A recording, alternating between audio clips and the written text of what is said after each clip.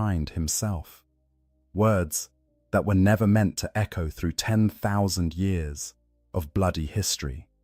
And now, entombed in walking sarcophagi of adamantium and ceramite, they keep those words locked behind layers of silence, as impenetrable as their armor. In the deep sepulchres of chapter fortresses across the Imperium, ancient dreadnoughts slumber in darkness. These venerable warriors, some dating back to the founding of their chapters, to the Horus heresy itself, or even to the glory days of the Great Crusade, are roused only when their wisdom or their fury is desperately needed. When they wake, younger Space Marines gather to hear tales of battles long forgotten, to receive counsel from those who fought beside legends. Yet for all the stories these ancients tell, for all the tactical wisdom they dispense, there remains a conspicuous void in their narratives. They speak of the Primarchs with reverence, describe the campaigns that forged the Imperium with vivid detail, recount the horror of brother turning against brother during the heresy. But when it comes to the Emperor himself, when the conversation turns to the master of mankind, and the things he said, the things he believed, the vision he held for humanity's future, the ancient ones grow careful with their words. They offer platitudes. They speak in generalities. They redirect the conversation. This is not an accident. This is not the simple fog of memory that comes with millennia of intermittent consciousness. This is a deliberate choice, made by warriors who have endured longer than any should have to endure, who carry knowledge that could shake the very foundations of the Imperium they have spent 10,000 years defending. The question is not whether these ancient dreadnoughts know things that the rest of the Imperium does not. The question is why they have chosen, across countless awakenings, through the rise of the Imperial cult and the transformation of everything the Emperor built, to keep those things to themselves. Why does Bjorn the Fell-Handed, who fought at the Emperor's side, who knew Lemon Russ as both man and Primarch, respond to the title God Emperor with what might be laughter or might be the sound of weapons systems reloading? Why do the handful of other dreadnoughts who remember those days deflect questions about the Emperor's true nature with practiced ease? The answer lies in understanding what these warriors are, what they have become through the centuries of their tortured half-life, and what they protect by their silence. It lies in recognizing that sometimes the greatest service a warrior can render is not to speak the truth, but to guard it like a fortress under siege. It lies in comprehending the terrible burden of being one of the last who remembers what the Emperor actually said, what he actually wanted, what he actually was, when the Imperium you have bled for across 10 millennia has been built on a foundation of carefully maintained misunderstanding. Understanding dreadnoughts, walking tombs of heroes. Before we can understand why ancient dreadnoughts keep their secrets, we must first understand what it means to be a dreadnought at all. The process of internment is not, as imperial propaganda suggests, a simple honor bestowed upon the greatest heroes. It is a nightmarish fusion of man and machine, a desperate measure taken when a Space Marine's body has been so catastrophically damaged that death is certain. Yet some spark of life remains that the chapter's apothecaries are unwilling to let slip away into the Emperor's embrace. When a Space Marine suffers wounds that even their superhuman physiology cannot overcome, when their torso is crushed, their spine shattered, their limbs torn away, when they lie on the battlefield with minutes or seconds left before their twin hearts finally cease their beating, a choice is made. Not by the dying warrior, not usually, but by those who stand over him, weighing the value of what this brother knows against the horror of what they are about to condemn him to. The chapter's most skilled tech marines and apothecaries work in concert, performing surgery that is as much arcane ritual as medical procedure. They harvest what remains of the warrior, cutting away everything that cannot be sustained, everything that is too damaged to preserve. What remains is almost unrecognizable as having once been human. The organic remnant that is finally sealed within the armored sarcophagus at the heart of a dreadnought is little more than a brain, perhaps some vital organs, floating in nutrient-rich amniotic fluid that is thick as oil and numbingly cold. Neural interface plugs stab into what remains of the brainstem, connecting the warrior's consciousness to the dreadnought's systems. When the process is complete, when the last seals are welded shut and the final prayers are spoken over the newborn machine warrior, the man who entered is gone. What emerges is something else, something that will never again feel the warmth of sunlight on skin, never again taste food or water, never again know the simple pleasure of moving through a world with a body of flesh and bone. The sensory experience of being a dreadnought is fundamentally alien to anything that could be called human. Vision comes through optical sensors that can see across spectrums no natural eye could perceive, but which can never again see the face of a battle brother with the clarity and depth that human vision provides. Sound is filtered through acoustic sensors that can detect the whisper of enemy movement kilometers away, but which translate all input into mechanical approximation. Touch becomes pressure readings on armor plating, the sensation of fingers replaced by the impact of power fists against enemy armor. Taste and smell, those most primal of senses, are simply gone, replaced by atmospheric analysis readouts and chemical composition data. But the true horror of the dreadnought's existence is not the loss of the body. Space Marines are already so far removed from baseline humanity, so conditioned to see their physical forms as merely tools in service of a greater purpose, that the loss of flesh alone might be bearable. The true horror is the isolation, the stasis, the slow dissolution of self that comes with the centuries. Between battles, dreadnoughts are returned to their chapter's sepulchre, a sacred space deep within the fortress monastery where these venerable warriors are maintained. Here, the tech marines disconnect the higher functions, placing the entombed warrior into a state of induced unconsciousness that is not quite sleep and not quite death. In this darkness, decades pass, sometimes centuries. The dreadnought's consciousness floats in a void, aware but not aware, existing but not experiencing. There are no dreams, no thoughts, no passage of time as a conscious being would measure it. There is only the absence, vast and cold and empty. When the dreadnought is finally awakened, when crisis demands that the chapter rouse one of its ancients, the transition is jarring beyond description. Systems that have lain dormant for decades roar to life. Neural connections that have carried no traffic suddenly flood with sensory input. The warrior's consciousness, which has existed in comfortable oblivion, is suddenly and violently returned to awareness. And with that awareness comes the recognition of how much time has passed, how much has changed, how many of the brothers they knew are now dead and dust. This cycle of awakening and sleep is what ultimately destroys the personality, the individuality, the essential humanness of the warrior within. Each time they wake, they find themselves more disconnected from the world around them. Faces they remember are attached to names they can no longer recall. Battles they fought begin to blur together, melding into a single endless campaign. The details of their former life, the things that made them who they were before their internment, fade like old parchment exposed to sunlight. What remains is the warrior, the tactical knowledge, the fighting skills honed across centuries. But the man, the person who once inhabited that warrior's frame, slowly erodes away. This is the fate that awaits all dreadnoughts, given enough time. Some go mad, their damaged psyches unable to cope with the endless cycle of battle, sleep, and isolation.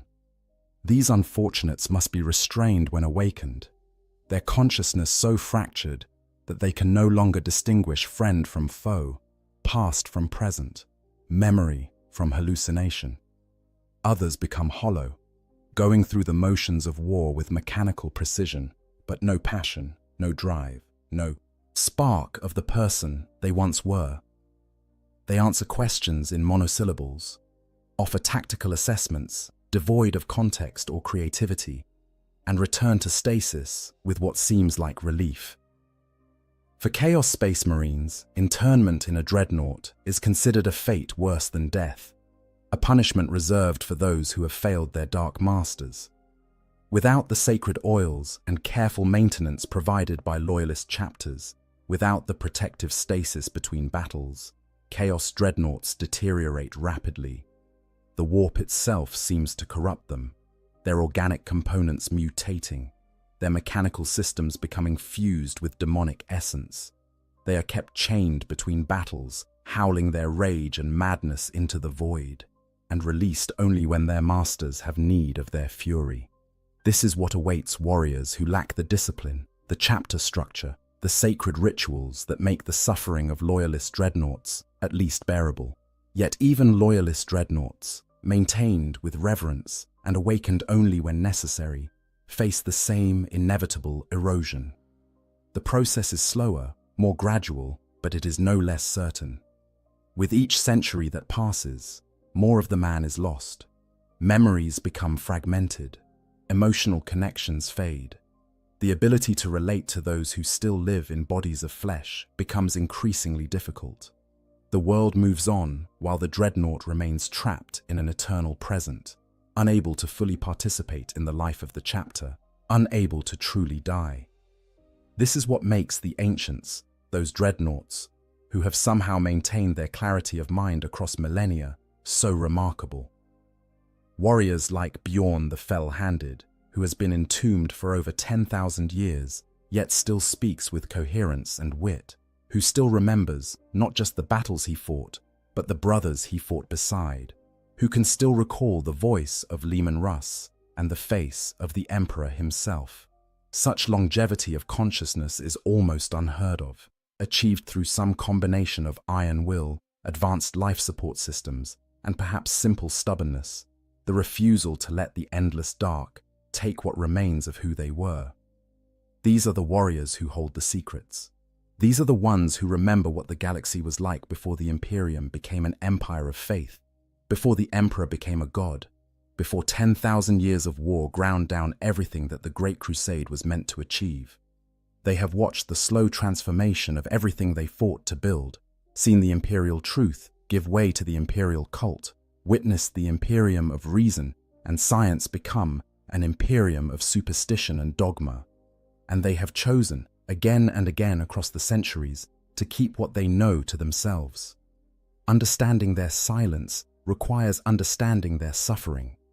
These are not simply old soldiers with long memories. They are beings who have endured torments that would break lesser minds, who have persisted through isolation that should have driven them mad, who have clung to their sanity and their identity through sheer force of will. When such warriors choose not to speak, when they deflect questions about the Emperor with practiced ease, it is not from forgetfulness or confusion. It is from a purpose so deeply held that even the erosion of centuries cannot shake it. Bjorn the Fell-Handed, the last who remembers. Among all the ancient dreadnoughts that still serve the Imperium, one stands apart as the undisputed eldest, the last living link to the age when the Emperor walked among his warriors and the Primarchs led their legions to conquest. Bjorn the Fell-Handed, ancient of the Space Wolves chapter, has been entombed for over 10,000 standard years. He fought in the Great Crusade. He stood beside Leman Russ during the burning of Prospero. He saw the Emperor with his own eyes, heard his voice with his own ears, before the Master of Mankind was interred within the Golden Throne. He is, by any measure, the oldest living loyalist space marine in the Imperium, and the weight of that longevity is both his honor and his burden. Bjorn's story begins not as a legend, but as a relatively unremarkable space wolf. He was a grey hunter in the Tra Great Company, one warrior among thousands in the 6th Legion, distinguished mainly by a mistake that nearly cost a remembrancer his life. When Bjorn, in his zeal to defend Fenris, shot down a shuttle carrying the archivist Caspar Hauser, he was assigned to guard the very man he had nearly killed. This inauspicious beginning would set in motion events that would shape Bjorn's legend. But in those early days, he was simply another young warrior learning the hard lessons of war. His moniker, the Fell-Handed, meaning he who lost his hand, came during the burning of Prospero, that terrible campaign when the Space Wolves descended upon their brother Legion at the Emperor's command. It was here, in the smouldering ruins of the Thousand Suns homeworld, that Bjorn confronted a demon wearing the face of Horus, the War Master who had not yet revealed his true allegiance. In that battle, Bjorn lost his arm, severed by demonic claws, and earned both his title and his first real glimpse into the horrors that the galaxy contained.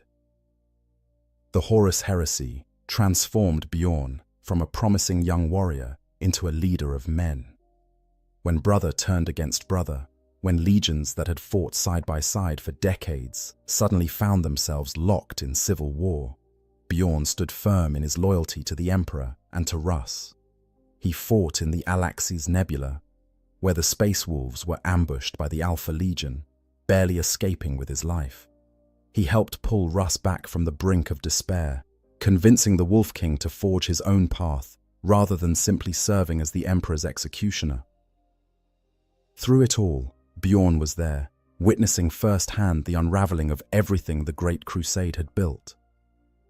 After the heresy, when Russ disappeared into the Eye of Terror, searching for answers, or perhaps for the Tree of Life that might heal the Emperor, Bjorn became the first Great Wolf, leading the Space Wolves through the treacherous years of the Great Scouring. He led his chapter for centuries, adding glory to his already considerable reputation, earning the respect even of Primarchs from other legions. But the wars of the 31st millennium were brutal beyond measure, and eventually, even Bjorn's luck ran out. During the Proxima Rebellion in 934 M31, Bjorn led a raid against a fortress that should have been just another victory in a career full of them. Instead, he was so catastrophically wounded that the chapter's apothecaries had no choice but to inter him in a dreadnought or watch him die. The process saved his life, after a fashion, but it also marked the end of Bjorn as he had been, and the beginning of Bjorn as he would be for the next 10 millennia. As a dreadnought, Bjorn's legend only grew. He remained active for 500 years after his interment, his kill count rivaling that of entire chapters. His advanced dreadnought chassis, incorporating technology that was rare even during the heresy, allowed him to move with a speed and precision that belied his massive form. He fought with the fury of a warrior who understood that each battle might be his last opportunity to serve, knowing that eventually the long sleep would claim him for good. And eventually, it did. The years took their toll, and Bjorn began spending longer and longer periods in stasis, awakened only when the chapter faced its gravest threats or needed the wisdom that only he could provide. By the 41st millennium, he wakes perhaps once every 1,000 years, or when the fate of Fenris itself hangs in the balance. Each awakening is a jarring transition from the comfortable void into a galaxy that has changed yet again, where faces that were young are now old or dead, where brothers he remembers as initiates are now great wolves themselves. It is in these rare awakenings that we catch glimpses of what Bjorn truly knows, and more importantly, what he chooses not to say. During the months of shame, that dark period after the First War for Armageddon, when the Space Wolves nearly went to war with the Inquisition and the Grey Knights, Bjorn was awakened to mediate the dispute. It was then, in conversation with Grey Knights who spoke of the God Emperor, that Bjorn offered perhaps his most famous response. When the Grey Knight referred to the Emperor as a god, Bjorn made a sound that his dreadnought systems translated either as laughter or as weapon systems reloading. The ambiguity itself is telling. He then spoke words that have been repeated across the Imperium by those few who heard them. Calling him a god was how all this mess started. These words, simple though they appear, contain multitudes. They acknowledge that the Emperor was not, in Bjorn's direct experience, a deity.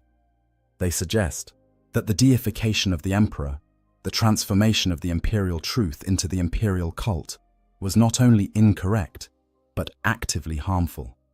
They imply that Bjorn understands, far better than most, how the Imperium went from the rational, atheistic empire the Emperor intended to build to the theocratic nightmare it has become. And they demonstrate that Bjorn remembers what the Emperor actually said, actually wanted, actually was. But notice what Bjorn does not do in this moment. He does not elaborate. He does not explain what the Emperor told him during the Great Crusade. He does not detail the conversations he heard between Russ and the Master of Mankind. He does not reveal the secrets that he must carry about the Emperor's true nature, his plans for humanity, his vision of what the Imperium was meant to become. He offers a single sardonic observation, wrapped in what might be laughter or might be threat, and then he moves on. This is not accident. This is not the rambling of a mind too old to maintain coherent thought. Bjorn's responses, when he speaks of the Emperor at all, are carefully calibrated to acknowledge that he knows more than he's saying, while offering nothing that could actually destabilize the faith that holds the Imperium together. He walks a razor's edge between truth and necessary deception, maintaining his integrity as a warrior who has never been known to lie, while refusing to volunteer information that would shatter the foundations of everything the Imperium has become. Consider another moment from the same incident. When Inquisitor Lord Kisneros expressed shock that Bjorn had walked when the Emperor still lived, Bjorn responded with characteristic bluntness. Walked, ran, pissed, and killed. I did it all. I met the Allfather, you know. Fought at his side more than once. I do believe he liked me.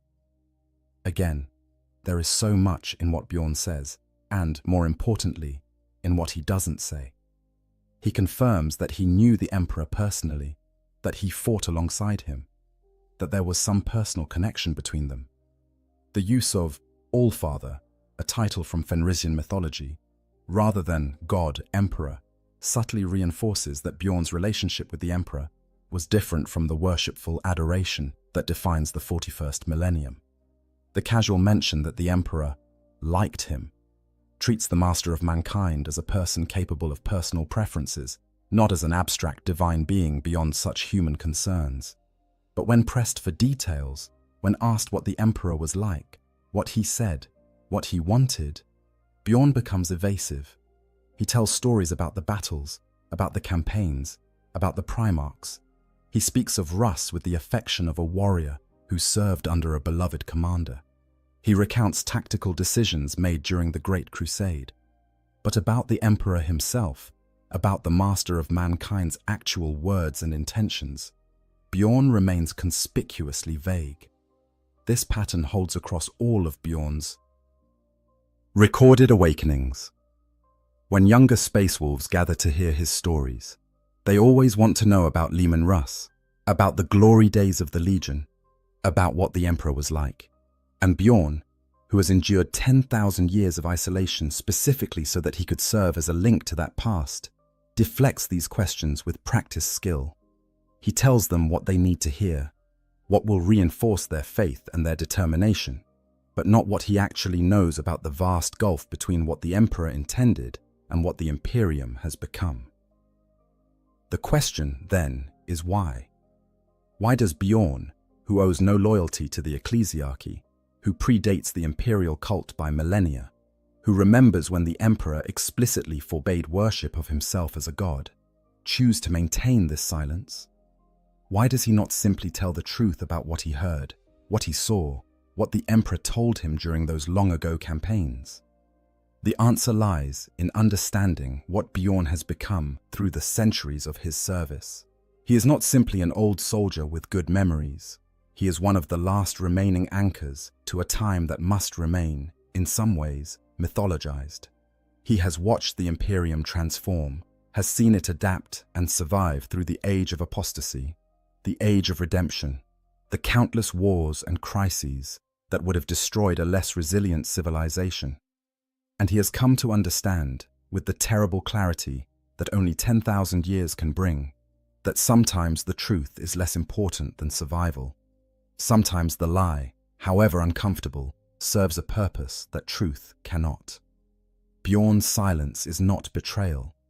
It is the ultimate loyalty, the willingness to bear the burden of uncomfortable knowledge so that others can maintain the faith that keeps them fighting. It is the recognition that the imperium the emperor wanted, the rational empire of science and reason, is no longer possible, that it died during the heresy, if not before. What remains is an imperium that runs on faith, on the belief that the God Emperor watches over his servants and guides them through the darkness. And Bjorn, who knows that this belief is built on foundations of misunderstanding, chooses to let it stand because the alternative would be chaos. The age of the Emperor, when giants walked among men. To understand why ancient dreadnoughts keep their secrets, we must first understand what they are keeping secret. We must go back to a time that exists now, only in fragmented records, and the fading memories of warriors who should have died millennia ago. We must reconstruct, as best we can, what it was like when the Emperor walked among his legions, when the Great Crusade blazed across the stars, when the future seemed bright with the promise of a unified humanity ruling a rational empire. The Emperor during the Great Crusade was not the silent, enthroned deity of the 41st millennium. He was a being of tremendous presence and power, yes, but he walked and talked, and commanded his forces directly. He stood on the bridges of warships, planning campaigns alongside his sons. He descended to conquered worlds and spoke with their leaders, offering them the choice to join the Imperium or be destroyed. He was real in a way that the distant figure on the golden throne can never be, present in a way that 10,000 years of separation have made impossible. Those who served during the Great Crusade describe encountering the Emperor in terms that emphasize his humanity as much as his power. He was tall, taller than even the Primarchs, radiating an aura that made lesser beings want to kneel in his presence. But he was also pragmatic, strategic, willing to engage in detailed discussions about tactics and logistics. He had preferences, made jokes, showed anger and approval. He was, in the most fundamental sense, a person, however far beyond normal human capacity that person might have been. The warriors who served him knew this. They saw him in the planning chambers, heard him give orders, watched him fight alongside them when the situation demanded it. They knew that whatever else the Emperor might be, he was not a god in the traditional sense. He claimed no divine parentage, performed no miracles in the religious sense, demanded no worship. Indeed, he explicitly forbade such worship, viewing it as one of the many superstitions that had held humanity back during the age of strife. This was the foundation of the imperial truth, the philosophical framework that the emperor intended to guide his empire. The imperial truth held that the universe operated according to natural laws, that the warp and its denizens were simply another aspect of physics rather than supernatural entities, that humanity's salvation lay in reason and science rather than faith and prayer. The emperor intended to drag humanity kicking and screaming into an age of rationality, to strip away the accumulated superstitions of old night and replace them with cold, hard fact. To this end, he explicitly banned all forms of religious worship throughout the Imperium. The Word-Bearers Legion, led by the Primarch Lorgar, learned this the hard way when they were censured for building temples to the Emperor and preaching his divinity. The Emperor himself descended upon the planet Monarchia, the greatest of the Word-Bearers' holy cities, and had it razed to the ground as an object lesson. He made Lorgar and his entire legion kneel in the ashes of their greatest achievement, while he explained, with terrible clarity, that he was not a god and would not be worshipped as one. This moment is crucial to understanding the tragedy of what the Imperium has become. The Emperor was so committed to his vision of a rational empire, so determined to prevent the deification that he knew would corrupt and distort his work, that he humiliated one of his own sons and destroyed the works of an entire legion to make his point clear. He did not want worship. He did not want faith. He wanted humanity to stand on its own guided by reason rather than superstition. The ancient dreadnoughts remember this. They remember serving in an imperium where the emperor explicitly forbade what the 41st millennium considers its highest virtue. They remember when calling the emperor a god was not an expression of devotion, but a failure to understand his vision, a regression to the kind of thinking he was trying to eliminate. They remember when the imperial truth was not a forgotten philosophy, but the governing principle of the entire imperium. They also remember what the emperor told them about his plans for humanity. During the Great Crusade, the emperor was relatively open about his ultimate goals. He intended to reunite all of humanity under one banner, to reclaim the lost colonies of Old Night and forge them into a single, unified civilization. Once this was accomplished, once the great enemies of mankind, the Xenos and the heretics, were defeated or driven to the edges of the galaxy, he intended to withdraw from direct rule. The Imperium would become a rationalist paradise, guided by the principles of science and reason, with humanity reaching heights of achievement that would make the dark age of technology look primitive by comparison. The Primarchs were central to this plan. Each was designed with specific roles in mind, skills and temperaments suited to different aspects of building and maintaining this new civilization. Guilliman would organize and administrate. Dawn would fortify and defend. Sanguinius would inspire and lead. Horus would conquer and bring compliance. Each had their place in the grand design, and once that design was complete, once their assigned tasks were finished, the Emperor intended to guide them toward new purposes suited to peacetime rather than war. The Space Marines themselves, those transhuman warriors who formed the backbone of the legions, were also supposed to be transitional. They were tools of conquest, designed to bring the galaxy to heel through superior combat capability. But once the Great Crusade was complete, once the Imperium stretched from one edge of the galaxy to the other, there would be no more need for such warriors. The Emperor's plans for what would happen to the legions Astartes after their purpose was fulfilled were never entirely clear, but those who served him knew that he did not envision endless war. The Space Marines were meant to be temporary, a necessary evil to achieve unification, not a permanent fixture of human civilization. This was the dream that the Emperor shared with those who served him most closely. This was the vision that motivated the warriors of the Great Crusade, that made them willing to spend decades or centuries away from terror, conquering world after world in his name. They believed that their sacrifices would lead to something better, that the endless war would eventually end, that humanity would finally be able to rest and prosper under the guidance of reason and science. The ancient dreadnoughts remember this dream. They remember believing in it, fighting for it, bleeding for it. They remember when the Imperium was not a theocratic nightmare sustained by faith and fear, but a rational empire guided by the best minds humanity could produce. They remember when the future seemed bright, when it seemed possible that humanity might actually achieve the Emperor's vision. And they remember when it all went wrong. The Horus heresy shattered the Emperor's dream beyond any possibility of repair. When Horus turned traitor, when fully half the legions followed him into damnation, when brother fought brother across 1,000 worlds, and the very fabric of the Imperium tore itself apart, all hope of the rational paradise died. The Emperor's injuries at Horus's hands, his internment within the Golden Throne, meant that he could never again guide his empire directly. The Primarchs were scattered, dead, or lost. The imperial truth was revealed as insufficient, unable to protect against the very real threats of chaos that the Emperor had tried to hide by denying their supernatural nature.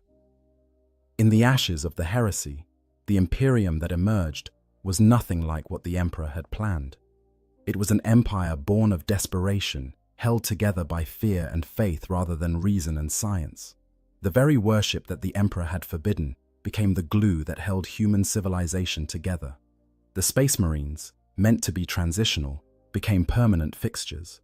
The chapters scattered across the galaxy as guardians of an empire that had lost its way. The rationalist dream died, replaced by the theocratic nightmare. The ancient dreadnoughts watched this transformation happen. They lived through it, fighting to hold together an imperium that was fundamentally changing from what they had believed they were building. They saw the rise of the imperial cult, the gradual deification of the emperor, the transformation of his vision into something he would not have recognized. And they realized, slowly or suddenly depending on the warrior, that they could not stop it. The imperium needed this new form to survive. Without the faith that the emperor was a god watching over his people, without the belief that service to him was service to divinity itself, the fragmented remnants of humanity would have torn themselves apart. This is the fundamental tragedy that ancient dreadnoughts carry with them through the centuries. They know what the emperor wanted. They remember his actual words, his actual plans, his actual vision for humanity's future, and they have watched that vision die, replaced by something he explicitly tried to prevent. They have become custodians of a truth that can never be spoken, guardians of knowledge that would destroy the very thing they have spent millennia protecting. When Bjorn says that calling the emperor a god is how all the mess started, he is expressing this tragedy in the only way he can, without betraying the imperium he serves. He knows that Lorgar's worship of the emperor, the very worship that led to the destruction of Monarchia, was ultimately proven more resilient than the emperor's rationalist philosophy. He knows that the faith the emperor rejected has become the foundation of the imperium's survival. And he knows that revealing this truth to those who have only ever known the god emperor would accomplish nothing except destruction. The burden of memory. What ancient warriors carry. The knowledge that ancient dreadnoughts carry is not abstract philosophy or academic debate about the nature of divinity. It is concrete, specific, personal. These warriors heard the emperor speak. They received orders from him directly. Some, like Bjorn, fought alongside him in battle. They know, with the certainty that only direct experience can bring, exactly what the emperor said about himself, about his plans, about his vision for humanity. And that knowledge is a burden that grows heavier with each passing century. Consider what these ancient warriors know about the emperor's true nature.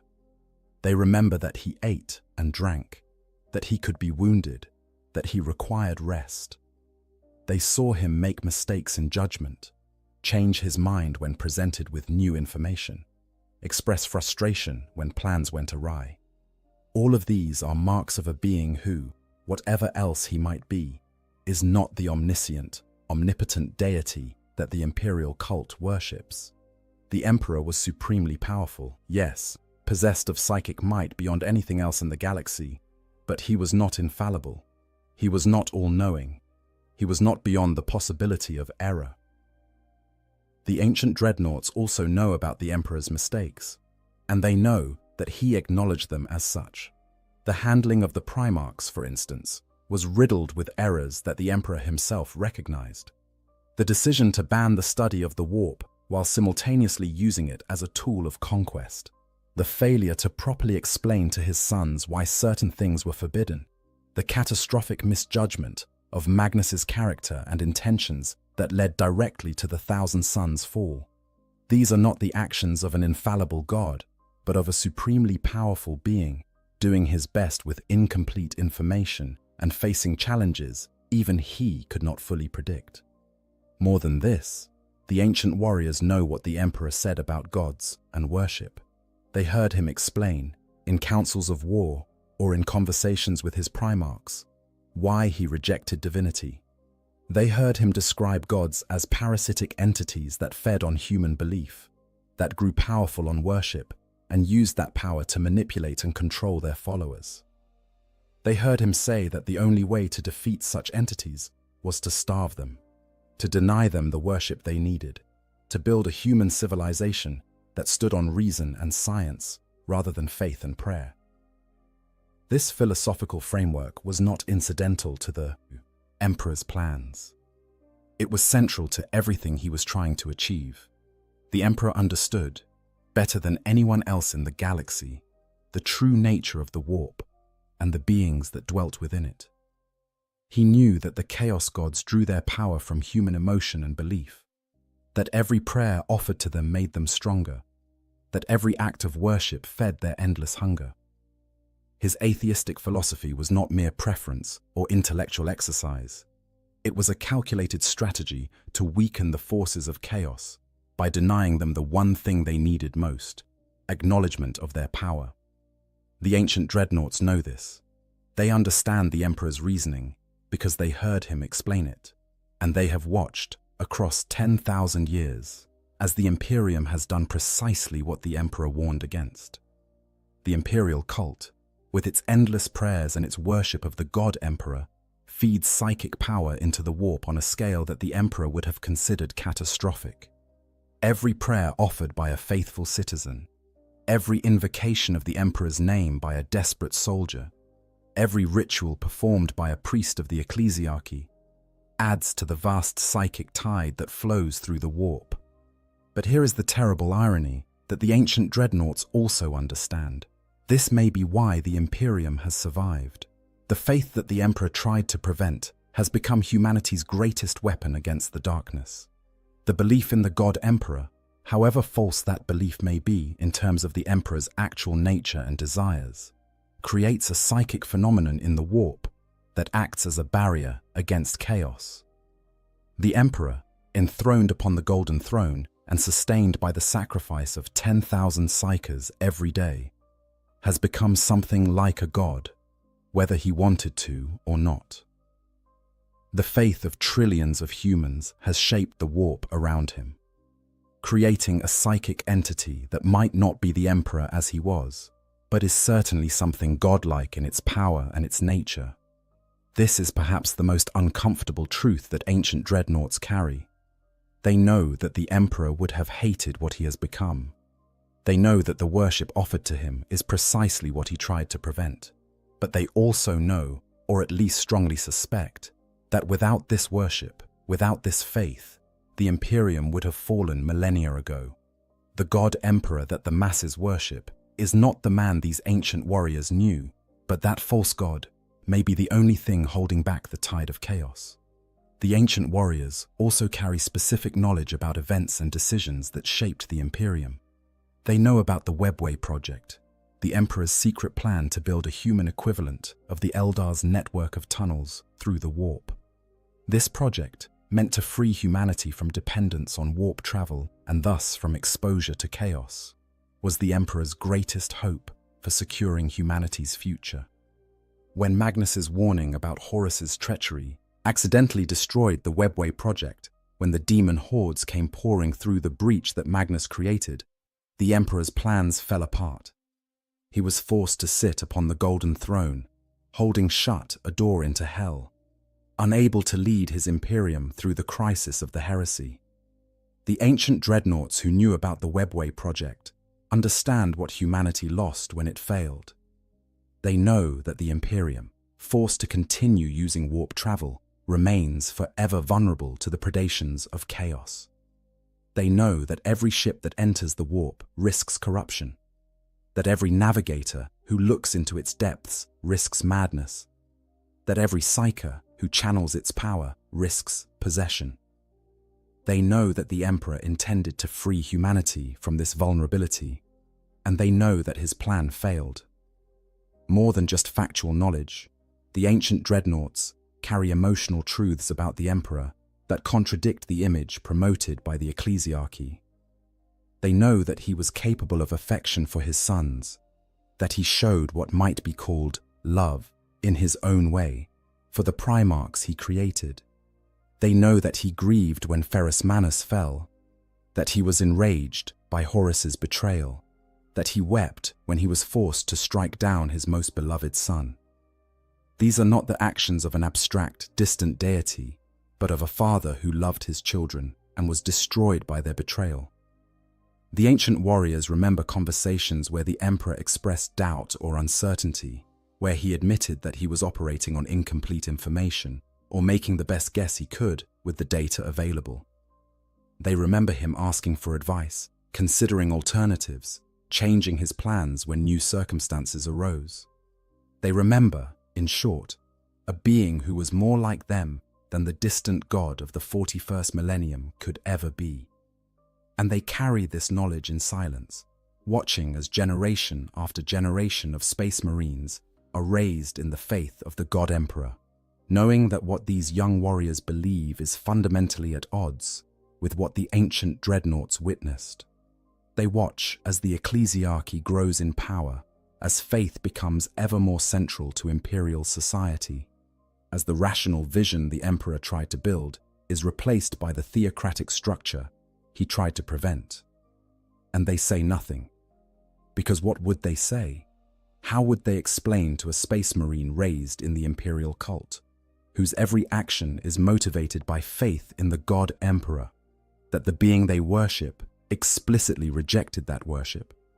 How would they convince a warrior whose chapter has been sustained for millennia by the belief that they serve a god, that their god wanted them to serve a man instead? How would they tear down the foundations of faith that hold the Imperium together without offering something to replace it? The ancient dreadnoughts understand that their knowledge is useless. It cannot change what has happened. It cannot restore the Emperor's vision. It cannot return the Imperium to what it might have been before the heresy shattered everything. All it can do is cause pain, confusion, and doubt. And so they keep it to themselves, bearing the burden of uncomfortable truth so that others can maintain the comfort of necessary faith. This is not moral cowardice. It is pragmatic acceptance of reality. The ancient dreadnoughts have lived long enough to understand that truth, however valuable it may be in the abstract, is not always useful. Sometimes lies, or at least carefully maintained misunderstandings, serve purposes that truth cannot. The lie that the emperor is a god has sustained the Imperium for 10,000 years. The truth that he was a man with a plan that failed would accomplish nothing except destroying what he spent 30,000 years building. Why silence is necessary? Protecting the Imperium. The decision by ancient dreadnoughts to maintain their silence is not merely a personal choice driven by fear or uncertainty. It is a strategic calculation made by warriors who understand the Imperium at a level that few others can match, about what revelations would accomplish and what they would destroy. To understand why these ancient warriors choose silence, we must understand what would happen if they chose to speak. Imagine, for a moment, that Bjorn the Fell-Handed decided to tell the complete truth about the Emperor to anyone who asked. Imagine that he shared, without reservation or careful editing, everything he knew about the Emperor's actual nature, his explicit rejection of divinity, his vision of a rationalist empire, his specific plans for humanity that bore no resemblance to the Imperium that exists in the 41st millennium. What would happen?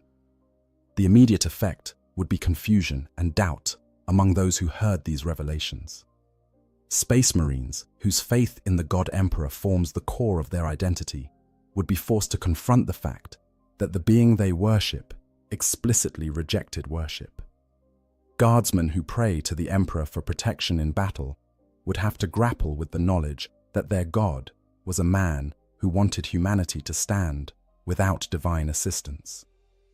The billions of imperial citizens who find meaning and purpose in service to a divine emperor would discover that their entire worldview is built on a foundation of misunderstanding. But the damage would not stop with mere confusion. The Imperium is not held together by rational self-interest or utilitarian calculation of what serves humanity best. It is held together by faith, by the belief that service to the God Emperor is the highest calling a human can answer, that death in his name guarantees a place at his side, that the suffering and sacrifice of imperial life have meaning because they serve divine purpose. Take away that faith, reveal that the emperor was a man with a plan that failed rather than a god with a grand design that is still unfolding, and the entire structure of imperial society begins to crumble. Consider what would happen on a world that learned the truth. The priests of the ecclesiarchy, whose authority derives from their claimed ability to interpret the will of the God Emperor, would be revealed as either liars or fools. The faith that keeps planetary populations obedient in the face of grinding poverty, endless war, and lives of desperate suffering would collapse. The mechanisms of control that the Imperium uses to maintain order across 1,000,000 worlds would suddenly seem arbitrary and cruel rather than necessary service to divine purpose. Rebellion would follow, not out of malice or corruption, but from simple loss of faith in the system that governs their lives. Multiply this across the Imperium, and the scale of the catastrophe becomes clear. The ecclesiarchy, one of the most powerful organizations in human space, would face an existential crisis as its fundamental claims were revealed as false. The Space Marine chapters, many of which have built their identity around worship of the Emperor, would fracture as some embraced the truth, while others rejected it as heresy.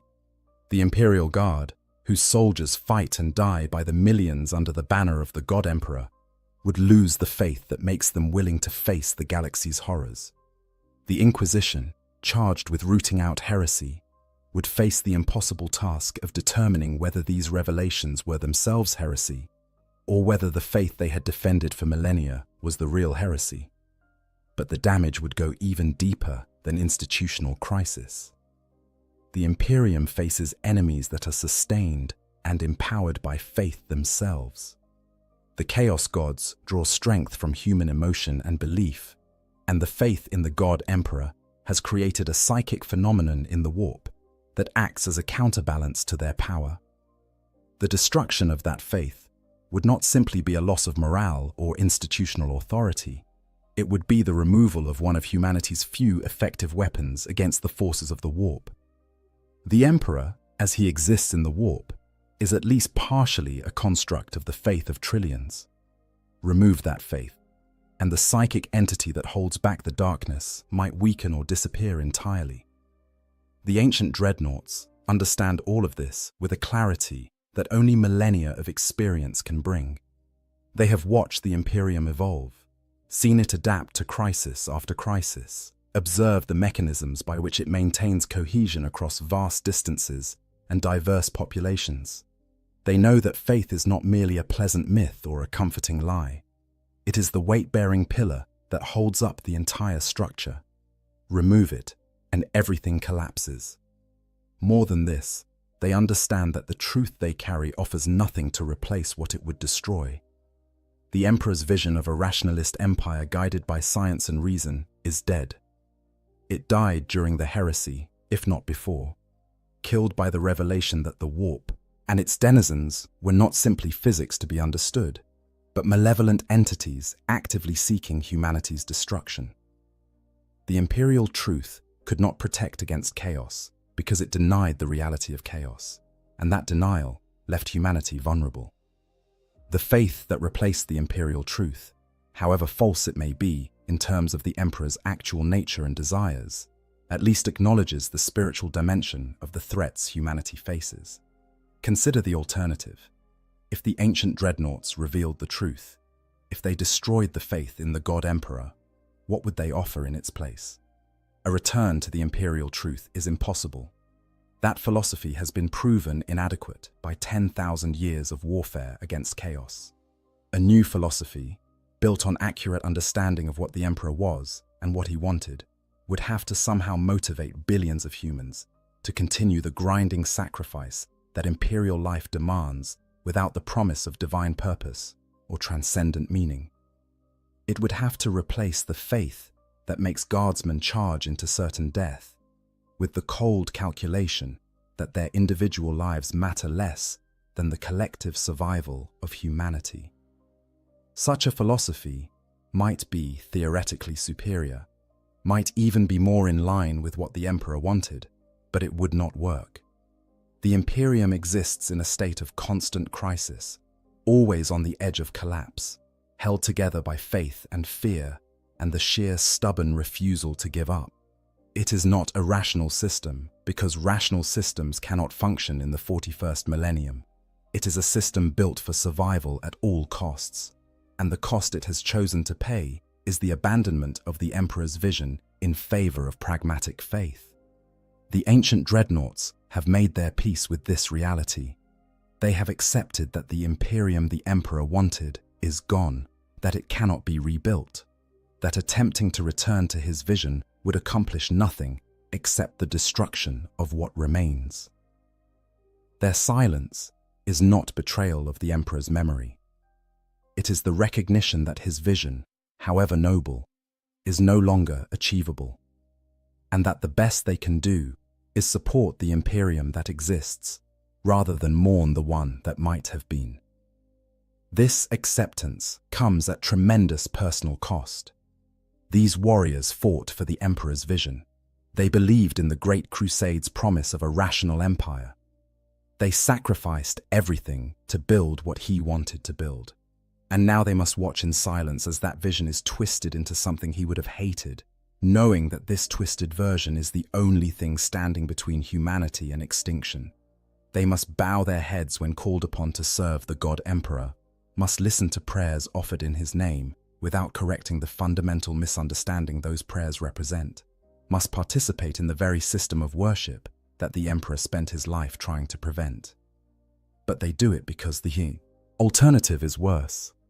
They have lived long enough to understand that purity of vision means nothing in the face of survival. The Emperor wanted a rationalist empire, but he got a theocratic nightmare instead, and that theocratic nightmare has kept humanity alive for 10,000 years. Perhaps that is victory enough. Perhaps the measure of the Emperor's success is not whether his specific vision was achieved, but whether humanity survived. And by that measure, however uncomfortable the methods, the Imperium has succeeded. The imperial cult versus imperial truth. The transformation of the Imperium from an atheistic empire of reason to a theocratic civilization of faith represents one of the most profound ideological shifts in human history. Understanding this transformation is essential to understanding why ancient dreadnoughts, who remember the imperial truth, choose to remain silent in the face of the imperial cult. The conflict between these two philosophies is not merely academic debate. It is the fundamental tension at the heart of what the Imperium is and what it was meant to be. The imperial truth, as promulgated by the Emperor during the Great Crusade, rested on several core principles. First and foremost was the rejection of all gods and all worship. The Emperor insisted that there were no gods, that the entities in the warp were not divine beings, but rather powerful psychic constructs that fed on human belief and emotion. By denying them worship, by refusing to acknowledge them as gods, humanity could weaken them and eventually reduce them to insignificance. Second was the elevation of reason and science as the proper guides for human civilization. The Emperor believed that humanity's salvation lay in understanding the universe through observation and experimentation, not through faith and prayer. Third was the vision of humanity as a self-sufficient species, capable of standing on its own without divine intervention or supernatural assistance. This philosophy was not merely idealism, it was strategic doctrine, carefully calculated to achieve specific goals. The Emperor understood that the Chaos Gods grew strong on worship and belief.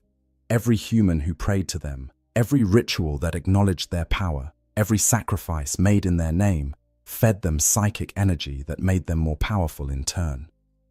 The only way to defeat entities that existed as constructs of belief was to stop believing in them, to deny them the worship that gave them strength. The imperial truth was designed to starve the Chaos Gods by cutting off their supply of psychic sustenance. The word-bearers, ironically, were the first to truly understand both the power of faith and the danger of abandoning the imperial truth. Before their fall to chaos, they were the most devout of all the legions, believing absolutely in the Emperor's divinity, even when he explicitly rejected such worship. Their primarch, Lorgar, wrote the Lectitio Divinitatis, a religious text proclaiming the emperor as the one true God of humanity. The emperor's response was brutal and unambiguous. He had the word-bearer's greatest achievement, the city of Monarchia, razed to the ground by the Ultramarines while forcing Lorgar and his entire legion to kneel in the ashes. The message was clear. Worship of the emperor was not merely discouraged. It was forbidden, punishable by the most extreme measures. But Lorgar's insight about the power of faith, however twisted it became after his fall, was fundamentally correct. Faith could move mountains. Belief could reshape reality, at least in the warp. The emperor's attempt to deny this, to insist that faith was merely superstition without real power, was undermined by the nature of the warp itself. The chaos gods were proof that belief had real, measurable effects. The emperor's attempt to build a rational empire was swimming against a fundamental current of the universe itself. The Horus heresy shattered the possibility of maintaining the imperial truth. The horrors of the warp, the existence of demons, the power of chaos, all became impossible to deny in the face of civil war that split the galaxy. The emperor's insistence that these were merely psychic phenomena to be understood through science seemed naive, even criminally negligent, when demons were pouring through warp rifts and primarchs were falling to corruption. The imperial truth had left humanity unprepared for spiritual warfare because it denied that such warfare was possible. In the wake of the heresy, as the emperor sat upon the golden throne and could no longer guide his imperium, the vacuum of spiritual authority was filled by those who had never accepted the imperial truth in the first place. The ecclesiarchy rose to power, building on the foundations laid by Lorgar's Lectitio Divinitatis. The worship of the god emperor became not merely accepted but mandatory, the defining characteristic of imperial culture. The rationalist vision was swept away, replaced by a faith that, whatever its falsehoods, at least acknowledged the reality of the spiritual threats humanity faced. The ancient dreadnoughts watched this transformation happen. They saw the imperial truth abandoned, saw faith in the god emperor become the new orthodoxy, saw the very worship the emperor had forbidden become the foundation of imperial society. And they understood, however uncomfortable the understanding might be, that this transformation was necessary for survival. The imperial cult, for all its deviation from the emperor's vision, solved problems that the imperial truth could not. It provided spiritual weapons against chaos by acknowledging that such weapons were needed. It gave meaning to the suffering of imperial life by framing it as service to divine purpose. It created unity across vast distances and diverse cultures by giving all humans a common object of worship. It motivated soldiers to fight and die by the billions by promising that their sacrifice had transcendent meaning. These are not small achievements. In a galaxy of endless war and horror, the faith that the imperial cult provides is perhaps humanity's most important weapon. But the cost of this transformation is the betrayal of everything the emperor said he wanted. The being who spent 30,000 years insisting that he was not a god has been transformed into the god emperor of mankind, the central figure in the largest religion human civilization has ever produced. His explicit rejection of worship has been forgotten or reinterpreted as testing the faith of his followers. His vision of a rationalist empire has been replaced by a theocratic nightmare where questioning the faith is heresy punishable by death.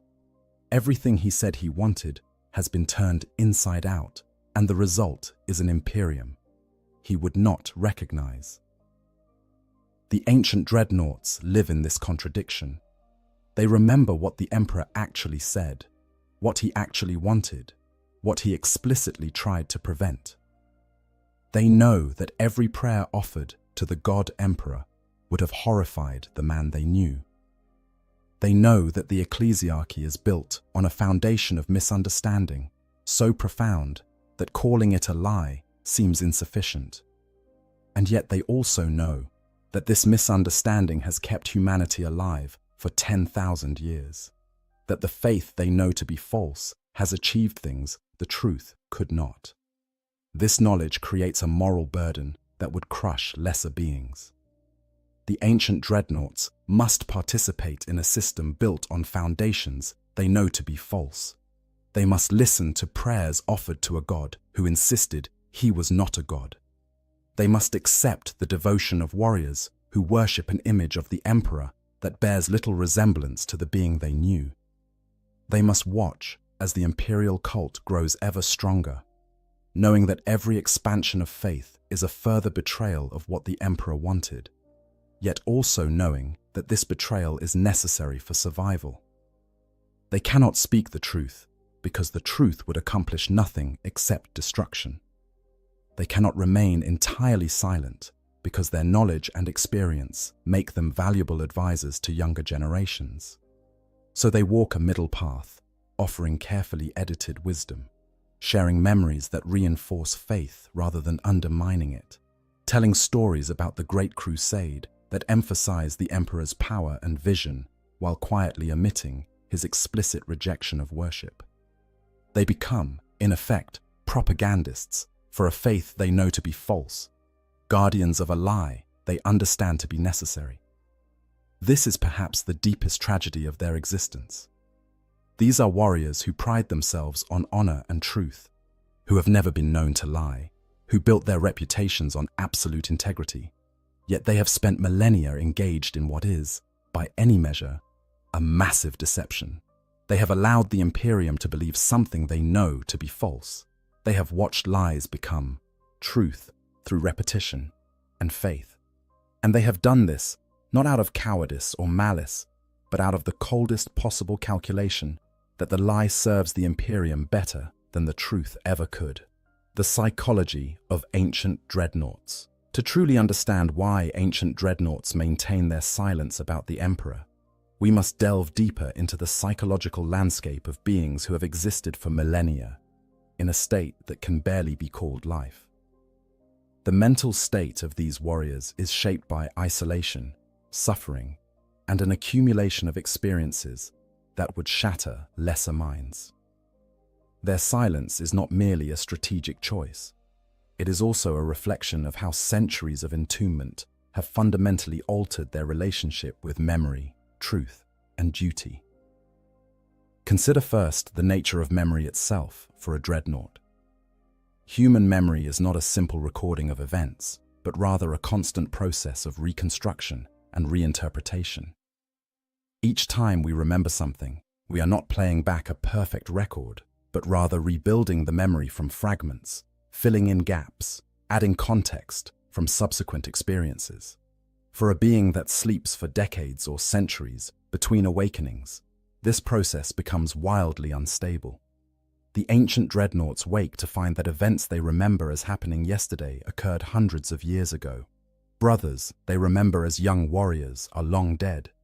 Enemies they fought against are extinct or transformed beyond recognition. The constant dissonance between memory and reality erodes the certainty with which they hold any recollection. This creates a profound uncertainty about the reliability of their own memories. When Bjorn recalls conversations with the Emperor that took place over 10,000 years ago, processed through centuries of sleep and thousands of awakenings, filtered through the degradation of organic tissue and the translation of cybernetic systems, how certain can he be that he remembers accurately the words he heard, the context in which they were spoken, the precise meaning the Emperor intended? All of these are subject to the same erosion that affects all memory, multiplied by timescales that no human is meant to endure. The ancient dreadnoughts may choose silence partly because they are no longer entirely certain that what they remember is true, or at least not certain enough to stake the stability of the Imperium on the accuracy of their recollection. There is also the psychological impact of isolation itself. Between battles, dreadnoughts exist in a void of unconsciousness that is not quite sleep and not quite death. In this state, they have no sensory input, no thoughts, no awareness of time passing. When they wake, the transition is jarring. a sudden violent return to consciousness that must be endured before they can function. Imagine experiencing this cycle thousands of times over thousands of years. Imagine waking again and again to a world that has changed, beyond recognition, where everyone you knew is dead, where the very purpose for which you fought has been transformed into something unrecognizable. This kind of chronic disconnection changes a being at a fundamental level. The ancient dreadnoughts become detached not just from the world around them, but from their own past, from their own identity. The person they were before internment fades, replaced by something else, something that is more memory than man, more function than personality.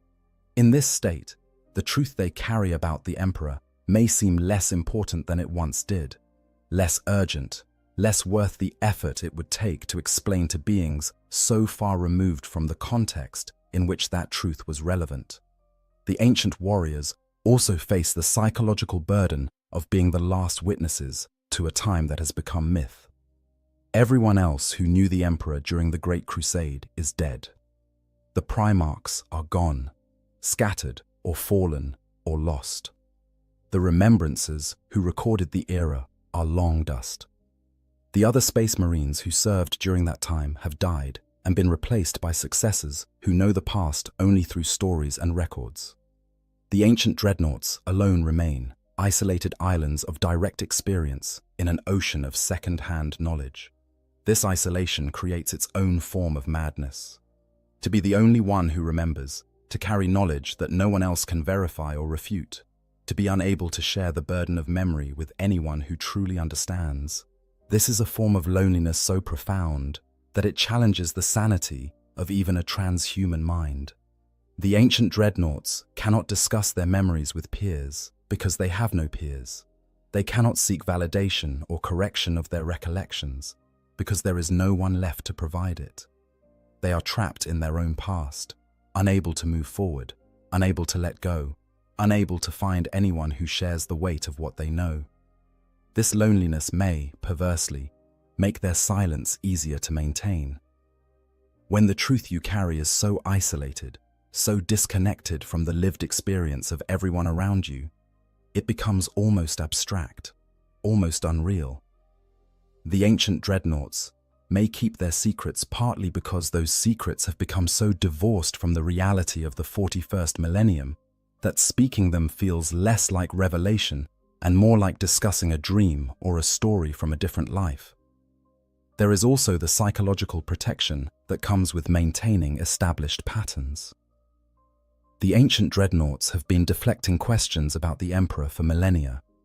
They have developed practiced responses, familiar ways of avoiding topics that might be uncomfortable, reflexive methods of steering conversations away from dangerous truths. These patterns become comfortable, become routine, become part of how they manage the cognitive load of their extended existence.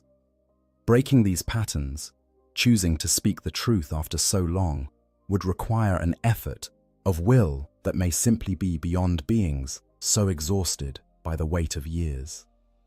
Consider, too, the impact of watching the Imperium slowly transform over centuries. The ancient dreadnoughts did not wake one day to find that the imperial truth had been replaced by the imperial cult. They watched it happen gradually, awakening every few decades or centuries to find that faith had grown a little stronger, that the ecclesiarchy had gained a little more power, that the emperor's divinity was being asserted a little more confidently. Each awakening presented a choice: speak out against this deviation from what the emperor wanted, or remain silent and let the transformation continue. Each time they chose silence, the next choice became easier. Each time they let the lie stand, the cost of revealing the truth grew higher. Eventually, the momentum of accumulated silence became so great that speaking out would require overcoming not just the immediate obstacles, but the weight of thousands of years of complicity. This is not moral weakness. It is the simple psychological reality of incremental change. When transformation happens slowly enough, it becomes possible to accommodate almost any deviation from the original vision. justifying each small step as necessary or unavoidable, while never confronting the totality of how far you have strayed. The ancient dreadnoughts may keep their silence partly because they have been keeping it for so long that breaking it would require them to confront their own role in allowing the Imperium to become what it is. Finally, there is the question of duty itself and how millennia of service reshape a warrior's understanding of what duty requires. The ancient dreadnoughts were created to serve the Emperor and the Imperium. That was their purpose, the meaning of their existence, the goal that justified all the suffering and sacrifice. But what does service mean when the Emperor is gone and the Imperium has changed beyond recognition? What does duty require when loyalty to the Emperor's vision conflicts with loyalty to the Imperium's survival? The ancient warriors have chosen to interpret their duty as service to the Imperium that exists, not the Imperium that the Emperor wanted to create. They have decided that their oath was to serve humanity's survival. And if humanity survives through faith in a lie rather than through dedication to truth, then serving that faith becomes their duty. This interpretation may be self-serving, a way of justifying their silence, but it is also psychologically necessary. Without it, the ancient dreadnoughts would face the unbearable conclusion that they have spent millennia serving a cause that betrayed everything they fought to build. Their silence, then, is not merely strategic calculation or political prudence. It is also psychological necessity, a way of maintaining sanity in a situation that should, by all rights, drive them mad. They cannot speak the truth without confronting their own complicity in its suppression. They cannot tear down the faith without acknowledging that they helped build it through their silence. They cannot restore the Emperor's vision without admitting that they failed to preserve it when they had the chance. Better to maintain the silence, to continue the patterns established over millennia, to let the burden of uncomfortable truth remain unshared rather than face the consequences of revelation. Specific secrets they might hold. While we have discussed the general nature of what ancient dreadnoughts know and why they keep it secret, it is worth considering the specific knowledge these warriors might carry, the concrete details that could shake the foundations of the Imperium if revealed. These are not abstract philosophical points, but precise, factual information about the Emperor, the Primarchs, and the nature of the Imperium that would fundamentally challenge everything the 41st millennium believes. First and most fundamentally, the ancient dreadnoughts know definitively that the Emperor was not a god in any traditional sense. They saw him eat and drink. They witnessed him sleep and rest. They watched him make decisions, change his mind, express frustration and satisfaction. More than this, they heard him explicitly reject divinity, not once, but repeatedly, in contexts that left no room for interpretation. The Emperor was not merely humble about his powers. He was actively hostile to any suggestion that he was anything more than an extraordinarily powerful and long-lived human being. The ancient warriors might know specific conversations where the Emperor explained his nature. Perhaps they heard him discuss his origins, whether he was a single perpetual human who had lived for 30,000 years, or a fusion of ancient shamans, as some texts suggest. They might know whether he was born with his powers, or acquired them through some process.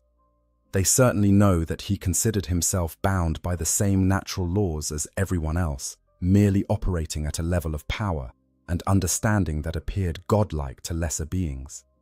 This knowledge directly contradicts the central claim of the imperial cult, that the Emperor is the divine creator and sustainer of humanity. They also know about the Emperor's plans for the Space Marines, and this knowledge is perhaps more dangerous than any revelation about his nature. The ancient dreadnoughts remember when the legions were tools of conquest, means to an end, not the end itself. They know that the Emperor intended to move beyond the need for Space Marines once the Great Crusade was complete. What exactly he planned to do with the legions Astartes after unification is unclear even to them, but they know he did not envision eternal war. The Space Marines were meant to be temporary, a necessary evil to bring compliance, not a permanent fixture of human civilization. This knowledge threatens the very identity of the Adeptus Astartes. Every Space Marine in the 41st Millennium believes that their chapter exists to serve the Emperor eternally, that their purpose is endless war in his name.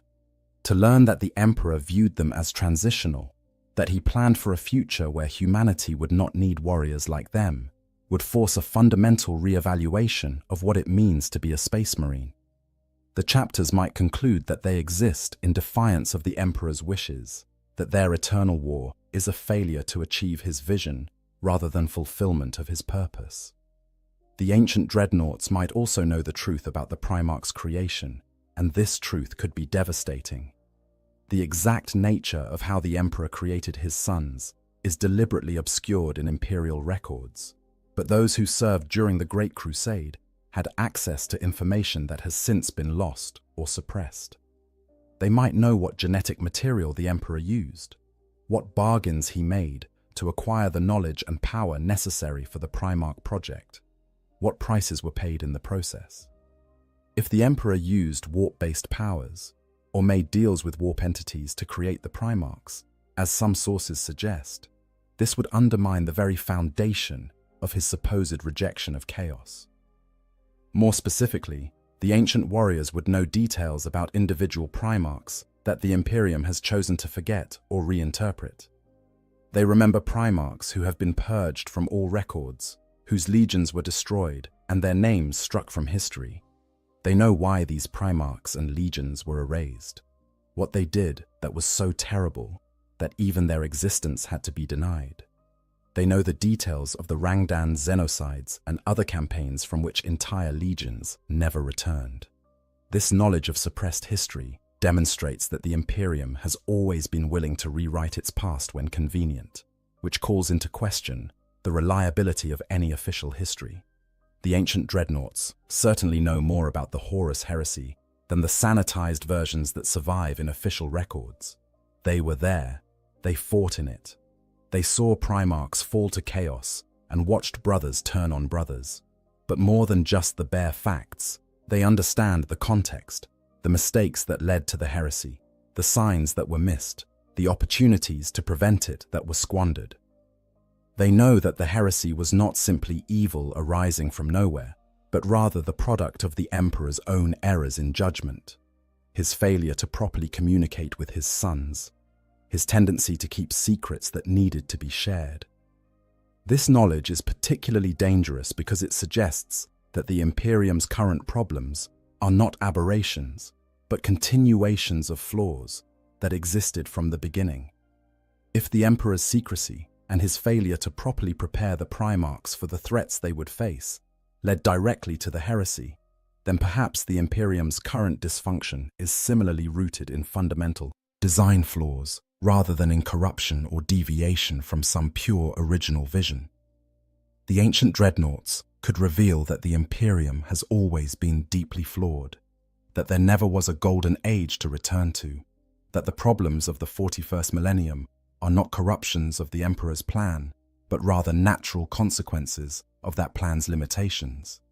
They would also know about the Webway project in detail, not just that it existed and failed, but how it was meant to work, what it would have achieved, why it was so important to the Emperor's vision. They might know the specific circumstances of Magnus's attempt to warn the Emperor about Horus, exactly what Magnus did wrong, and why the Emperor's wards were insufficient to prevent it.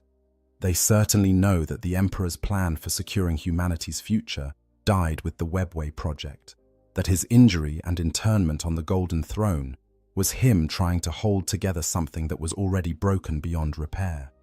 This knowledge would demonstrate just how close humanity came to achieving the Emperor's vision and how completely it failed. The Webway project was meant to be the key to everything, the solution that would allow humanity to travel the galaxy without depending on the warp, to develop its psychic potential without risking chaos corruption, to build the rational empire the Emperor envisioned. Its failure was not just a setback, but a fundamental shift in what was possible. The ancient dreadnoughts know that the Imperium of the 41st millennium is not a work in progress toward the Emperor's vision, but rather a completely different civilization built on the ruins of what he tried to achieve. Perhaps most dangerously, the ancient warriors might know the Emperor's true feelings about the faith that has grown up around him.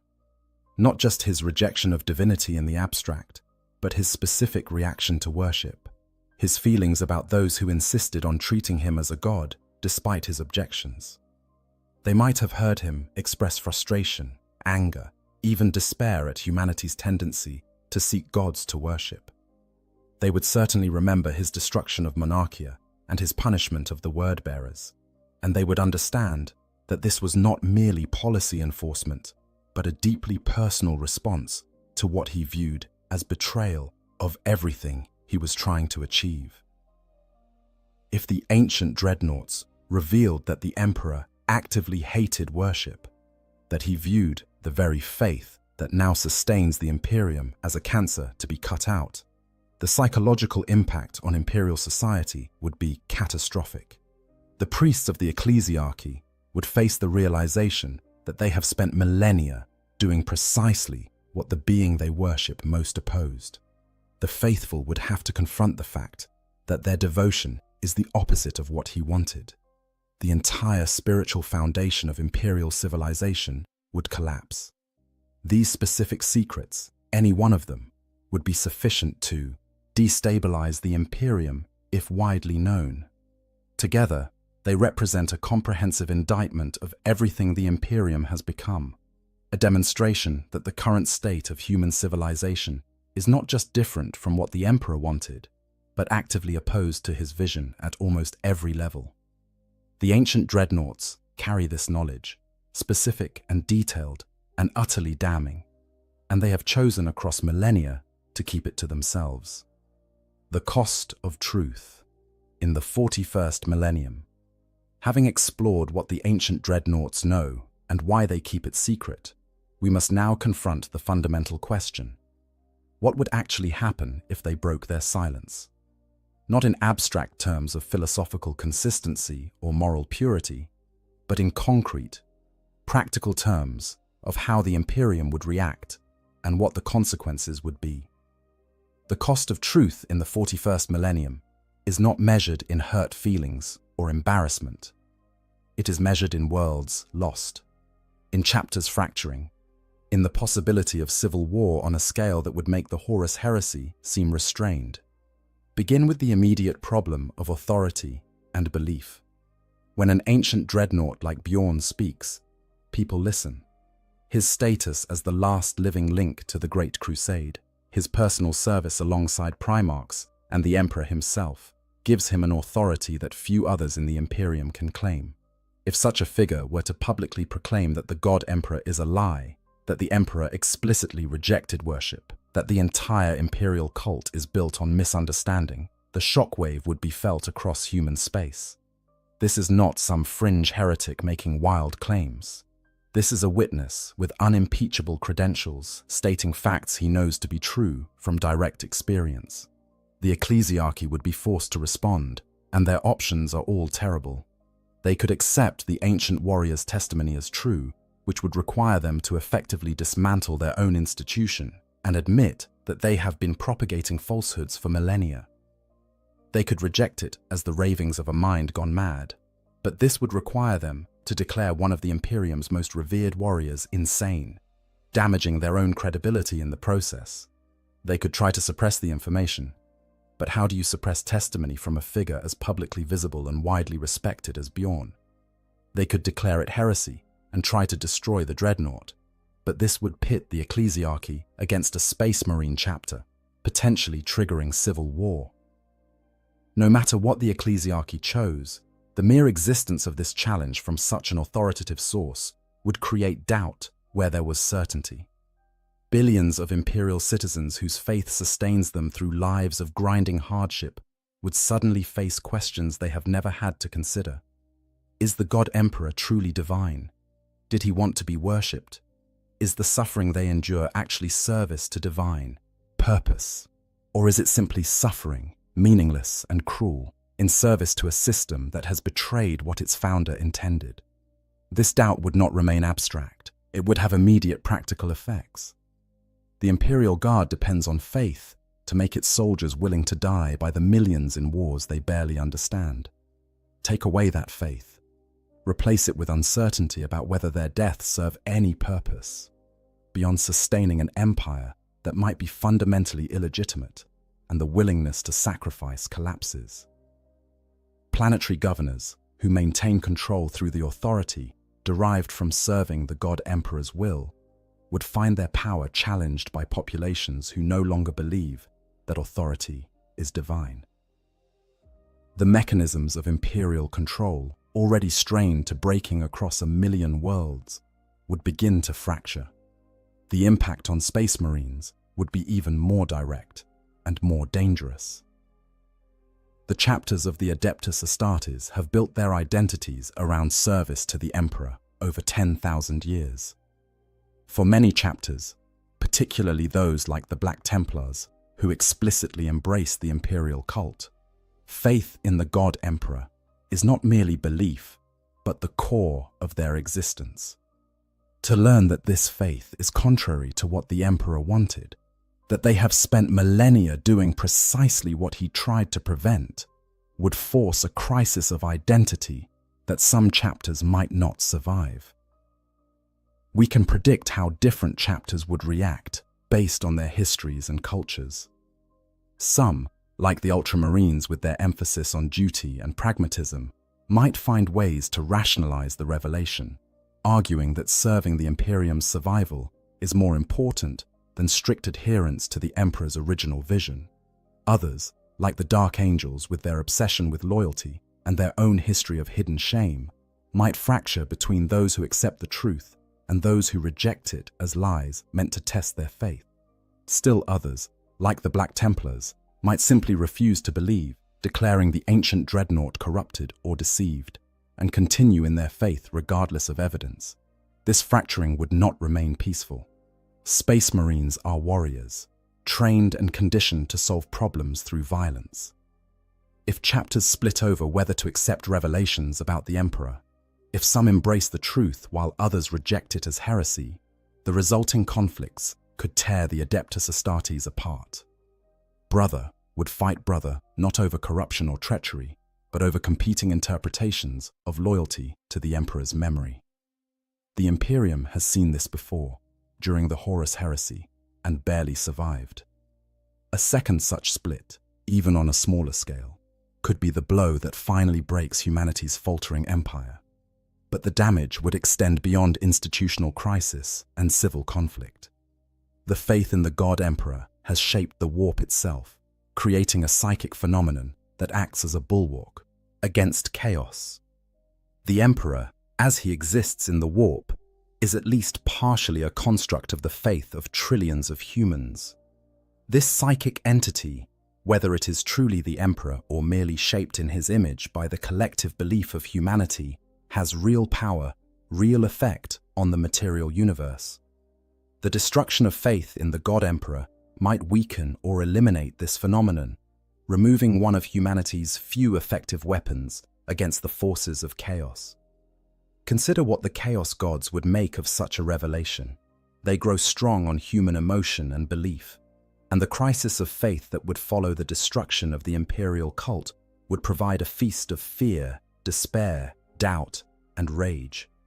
Worlds that have stood firm against chaos for millennia might suddenly find themselves vulnerable as the faith that protected them collapses. The Great Rift already splits the galaxy, and a spiritual crisis of the magnitude that truth about the Emperor would create might allow chaos to advance further than ever before. The ancient dreadnoughts understand all of this because they have watched the Imperium long enough to understand how it actually functions. They know that truth, however valuable in the abstract, is not always useful in practice. They know that the lies that sustain the Imperium are not merely convenient falsehoods, but necessary fictions required for the survival of human civilization in a galaxy that actively wants to destroy it. They know that their silence is not cowardice, but the coldest possible pragmatism. the recognition that some truths are too dangerous to speak. This does not make their burden lighter. If anything, understanding exactly what revelation would cost makes their silence more painful. They must live with the knowledge that they could, at any moment, speak truths that would shake the galaxy. They must choose, again and again across centuries of awakening, to protect a lie they know to be false because the truth would accomplish nothing except destruction. They must watch as the Imperium continues to build itself on foundations they know are rotten, unable to offer alternatives or corrections, consigned to the role of silent witnesses to a grand deception. The cost of truth in the 41st millennium is civil war, the collapse of faith, the fracturing of the Space Marines, the strengthening of chaos, and quite possibly the end of the Imperium itself. When weighed against this cost, the burden of silent complicity seems almost bearable. Almost. But the ancient dreadnoughts must live with this choice, must justify it to themselves across the centuries, must somehow maintain their sense of honor and integrity while participating in the greatest lie human civilization has ever told. Conclusion. The guardians of uncomfortable truths. In the deep sepulchres of the Imperium, in chambers where ancient machines sleep their centuries-long sleep, there are warriors who know the truth. They remember when the Emperor walked among his soldiers, when the Great Crusade promised a future of reason and science, when faith was forbidden and worship was heresy. They heard his words directly, received his commands, fought at his side. They know, with a certainty that only direct experience can provide, that everything the Imperium has become is a betrayal of what he wanted to build. And they choose silence. This silence is not simple cowardice, though it carries elements of all too human fear. It is not ignorance, though memory fades and certainty erodes across millennia. It is not betrayal, though it enables a lie to continue unchallenged. The silence of the ancient dreadnoughts is something more complex and more terrible than any of these simple explanations. It is pragmatic acceptance of reality, recognition that truth and survival sometimes pull in opposite directions, understanding that sometimes the greatest service a warrior can render is to guard knowledge too dangerous to share. Bjorn, the fell-handed, and the handful of other ancient warriors who remember the Emperor's time embody one of the Imperium's deepest contradictions. They are living history, direct links to a time that has become myth, guardians of truths that must remain hidden. They are honored as heroes, revered as wise elders, consulted when only the wisdom of ages will suffice. Yet they are also trapped, prisoners of knowledge they cannot share, witnesses to a transformation they cannot prevent, complicit in a deception they understand to be necessary. Their silence protects the Imperium, but at tremendous personal cost. These warriors, who have endured physical suffering beyond imagination in their entombment, who have persisted through isolation that should have driven them mad, carry an additional burden that might be heavier than all the rest. They must watch as everything the Emperor said he wanted is systematically destroyed or perverted. They must participate in rituals of worship that he explicitly forbade. They must listen to prayers offered to a god-emperor that the Emperor insisted he was not. And they must do all of this knowing that speaking the truth would accomplish nothing except destruction. The tragedy is not merely that the Emperor's vision failed. The tragedy is that its failure was so complete that even those who remember it cannot resurrect it, cannot restore it, cannot even properly mourn it without endangering the thing that rose in its place. The Imperium of the 41st millennium bears the Emperor's name and claims his authority, but it is not what he wanted to build. It is something else entirely, something he would likely have opposed if he could, yet something that has kept humanity alive through 10,000 years of war and horror. The ancient dreadnoughts have made their choice. They have decided that their duty is to the Imperium that exists, not to the Imperium that might have been. They have accepted that the Emperor's vision is dead, that attempting to resurrect it would kill what remains. That the best they can do is support the survival of humanity, even if humanity survives in ways the Emperor would have hated. This acceptance has come slowly, across centuries of gradual awakening to the reality of what the Imperium has become. But it has come. What makes their choice particularly poignant is that it is, fundamentally, the same choice the Emperor himself made. He wanted to build a rational empire, but he built it on lies and secrets.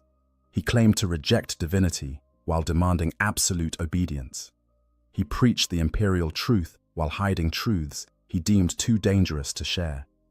The Emperor was, in his own way, the first guardian of uncomfortable knowledge, the first to recognize that sometimes truth must be sacrificed for pragmatic necessity. The ancient dreadnoughts, in their silence, honor his memory not by revealing what he said, but by following his example of protecting truth, when revelation would serve no useful purpose. In the end, the silence of the ancient dreadnoughts is an act of love. Love for the Imperium, flawed and terrible though it may be.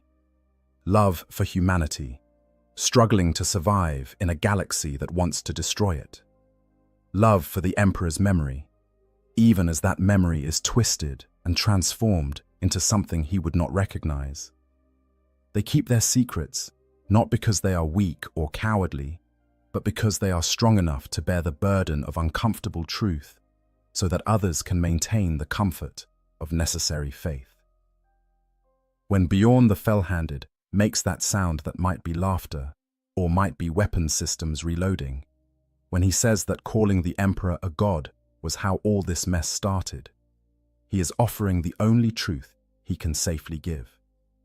An acknowledgement that he knows more than he's saying, a hint that the official story is incomplete at best, a suggestion that those who seek deeper truth should be careful what they wish for. It is a masterclass in saying everything while revealing nothing, in honoring both the truth he knows and the lie he must protect. The ancient warriors will continue their vigil, waking every few centuries to find the galaxy changed again, sleeping their long sleep between awakenings, carrying truths that grow heavier with each passing century. They will continue to deflect questions about the Emperor with practiced skill, to tell stories that reinforce faith rather than undermining it, to serve an Imperium that betrayed everything they fought to build. And they will do this until they finally achieve the true death that has been denied them for so long, taking their secrets to whatever lies beyond, leaving the Imperium to continue on foundations they know are false, but have chosen to support. This is their burden. This is their choice. This is their sacrifice. They are the guardians of uncomfortable truths, the protectors of dangerous knowledge, the witnesses to a vision that failed. And they bear this weight in silence, choosing duty over truth, survival over purity, pragmatism over principle. In a galaxy of endless war and horror, perhaps this is the greatest heroism of all, not to fight and die for noble causes, but to live and suffer in service of necessities that contradict everything you believe, to guard truths you know should be spoken, but understand must remain hidden, to be complicit in a lie you recognize as necessary for survival. The ancient dreadnoughts won't say what the Emperor told them because the price of revelation is too high, because truth serves no purpose when lies are all that hold civilization together, because sometimes the greatest loyalty is knowing when to stay silent. They are the last guardians of a dying truth, watching over knowledge that must die with them, ensuring that the Imperium's necessary fictions remain unchallenged by the uncomfortable facts they carry. In the darkness of their sepulchres, in the void of their long sleep, the ancient dreadnoughts keep their secrets, and the Imperium survives. If you enjoyed this deep dive into the silent guardians of the Imperium's darkest truths, please hit that like button and subscribe for more Warhammer 40k lore. The ancient warriors of the Adeptus Astartes have many more secrets, and we'll continue exploring the hidden corners of the 41st millennium together. Thanks for watching, and remember, in the grim darkness of the far future, Sometimes silence is the highest form of service. There is a particular kind of darkness that comes with being entombed in a dreadnought sarcophagus. It's not the simple absence of light that mortals experience when they close their eyes at night. It's not even the void of unconsciousness that claims them when they sleep. No, this darkness is something altogether more profound, more consuming, more absolute. It is the darkness of a consciousness suspended between existence and oblivion, a mind kept alive by machines, but denied the anchors of sensory experience that make existence real. When the systems shut down and the ancient warrior is returned to his long sleep, there is no gentle drift into dreams. There is only the sudden, complete cessation of being. Imagine, if you can, existing as nothing more than thought without sensation. No warmth, no cold, no pain, no pleasure. No sight, no sound, no taste, no smell, no touch. Nothing but the fading echo of your last conscious moment, reverberating through the empty halls of your mind, until even that fades into the black. Some dreadnoughts report experiencing visions during their sleep, fragments of memory playing out in endless loops, battles fought centuries ago, replaying with perfect clarity, even as the context around them dissolves into meaningless static.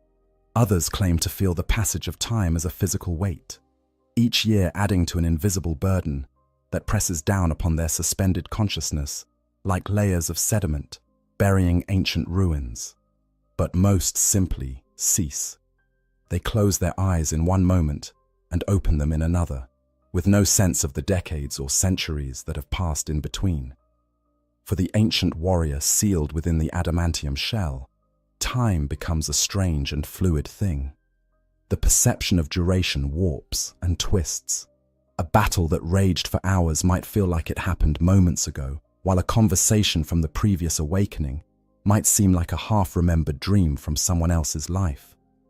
The human mind, even one enhanced by the gene seed of a primarch and hardened by centuries of warfare, was never meant to experience time in this fractured, discontinuous way.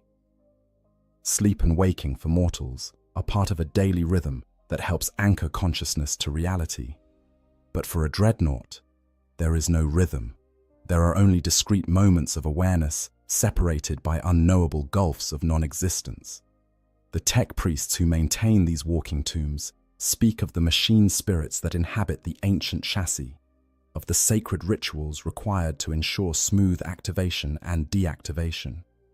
They chant their binary prayers and anoint the sacred mechanisms with blessed unguents, believing that proper reverence will ease the warrior's transition between states of being. And perhaps they are right in their way. Perhaps the rituals do help, providing a familiar framework that helps the entombed mind orient itself when consciousness returns. Or perhaps the rituals are more for the living than the dead, a way for those who remain to feel they are doing something meaningful for brothers who have sacrificed everything. The dreams, when they come, are strange and terrible things. Some dreadnoughts report seeing visions of battles yet to come, prophecies granted by whatever connection still exists between their organic brain and the Empyrean realm that lies beyond reality. Others find themselves reliving moments from their mortal life with painful clarity, remembering the sensation of skin against skin, the taste of food, the simple pleasure of breathing air into lungs they no longer possess. These memories can be a comfort or a torture, depending on the warrior's disposition. Some cling to them desperately, using them as anchors to remind themselves of who they once were. Others try to let them fade, believing that holding on to the past only makes the present more unbearable. But perhaps the most unsettling aspect of dreadnought sleep is the complete loss of agency. When a mortal goes to sleep, they do so by choice, lying down in a safe place and allowing their body's natural processes to take over.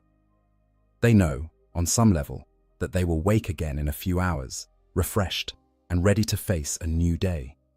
A dreadnought has no such certainty. When the tech priests initiate the shutdown sequence, the ancient warrior has no choice but to yield to it, feeling their consciousness slip away like water through grasping fingers. They do not know if they will ever wake again. They do not know if their chassis will fail during the long sleep, or if the chapter will simply decide that their service is no longer required. They do not know if the next battle will be in a month, a year, a decade, or a century.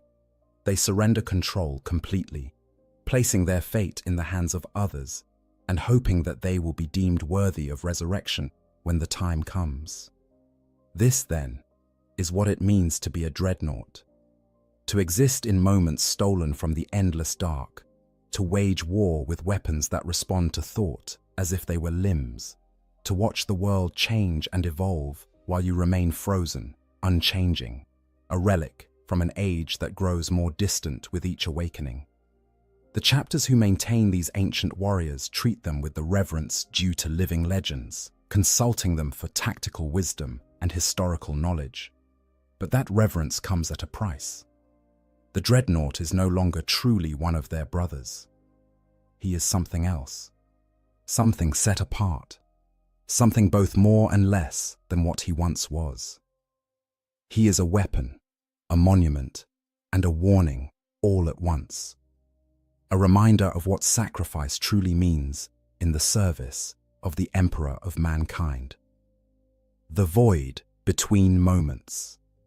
The last thing the ancient warrior remembers before the darkness claims him is the voice of the tech marine, speaking in soothing tones through the Vox link that connects directly to what remains of his biological brain. Words of gratitude, perhaps, or assurances that his service has been noted and valued. Sometimes there are promises that his rest will be peaceful, that he will be awakened only when truly needed. These words become more hollow with each repetition, as both speaker and listener know the truth. There is no peace in the depths of a sarcophagus, only absence, and the warrior will be awakened whenever the chapter deems it necessary, whether that is tomorrow or 1,000 years hence. The shutdown sequence begins with the external systems first. The targeting matrices fade. The weapon feeds cease their constant readiness reports. The sensory clusters that provide sight and sound and tactical awareness begin to dim one by one. For a moment, the consciousness within experiences a sensation not unlike drowning, as the connections that make him feel like part of the war machine are severed one after another.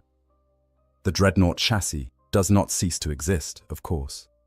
It remains standing in the sacred halls of the chapter's fortress monastery, a silent sentinel waiting for the call to war.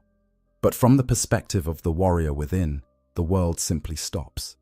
Some describe it as falling, an endless tumble through empty space, with no reference points and no hope of landing. Others compare it to being buried alive, aware of the weight of centuries pressing down from above, but unable to move or cry out.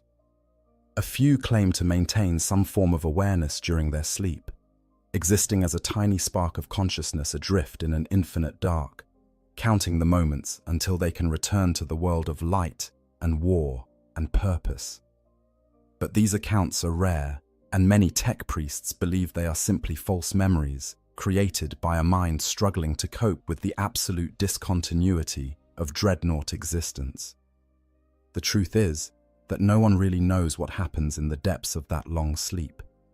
The organic components of a dreadnought's brain show minimal activity during stasis, barely enough to register on the most sensitive medical auspex. The life support systems maintain the bare minimum necessary to keep the tissues alive and prevent degradation, but there is no way to measure subjective experience, no scanner that can peer into the locked room of consciousness and report what it finds there. The warrior goes in, and the warrior comes out, and what happens in between remains a mystery even to those who experience it. But the sleep is not entirely devoid of content. Deep in the liminal spaces between full consciousness and complete oblivion, things can stir. Memories surface unbidden, fragments of experiences from centuries or millennia past, playing out in the darkness like half-remembered dreams. A face from the past, a brother whose name has been forgotten, but whose features remain somehow familiar. The sound of bolter fire echoing across a battlefield whose name no longer exists in any record. The sensation of standing on solid ground with legs of flesh and bone, feeling the weight of power armor pressing down on shoulders that no longer exist in any physical sense. These sense memories float through the dark like debris in a void, untethered from context or meaning, and the sleeping consciousness grasps at them desperately, trying to hold on to something, anything, that feels real. Sometimes the dreams take on a more coherent form.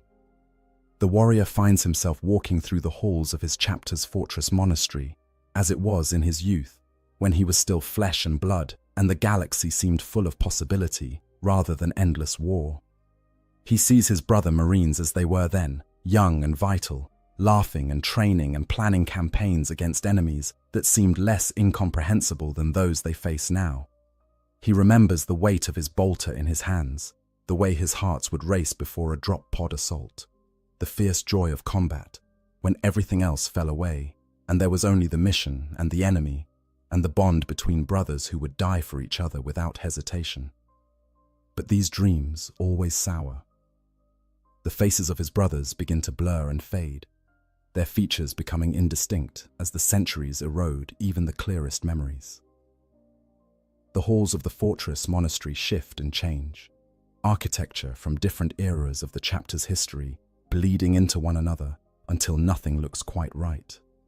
The warrior reaches out to touch something solid, something real, and his hand passes through it like smoke. And then he remembers. He is not flesh and blood anymore. He is not walking these halls with his own legs. He is dead, or as near to death as makes no difference, kept alive by machines and the determination of tech priests who refuse to let their most valuable weapons simply rest in peace. The worst dreams are those where the warrior forgets what he has become. He experiences himself as whole again, with a body that responds to his will without the intervention of mechanical systems. He feels the sun on his skin, tastes food and drink, engages in simple pleasures that he had taken for granted in his mortal life. And then something happens to remind him of the truth. A battle erupts and he reaches for weapons that should be in his hands, only to find that his hands themselves are weapons. Or he tries to speak and hears the mechanical rasp of vox speakers instead of his own voice. Or he simply catches his reflection in a polished surface and sees not the face he remembers but the cold, unyielding facade of a dreadnought's armor. The realization is always crushing, and in the dream he screams, but there is no sound because he has no lungs with which to scream. And then the dream collapses and he is falling again, tumbling through the dark, and the cycle begins anew. Time in these dreams has no meaning. A moment might stretch for what feels like years, or decades might pass in what seems like a heartbeat. There is no circadian rhythm to anchor perception, no external stimuli to mark the passage of days and nights. The consciousness drifts, untethered from any frame of reference. And if there are others sleeping nearby in their own sarcophagi, they might as well be universes away. Each dreadnought sleeps alone, locked in the private darkness of their own mind, and no communion between them is possible. They are islands of fading awareness, adrift in an endless sea, and the tide that carries them forward is beyond their control or comprehension. The first stirrings of return.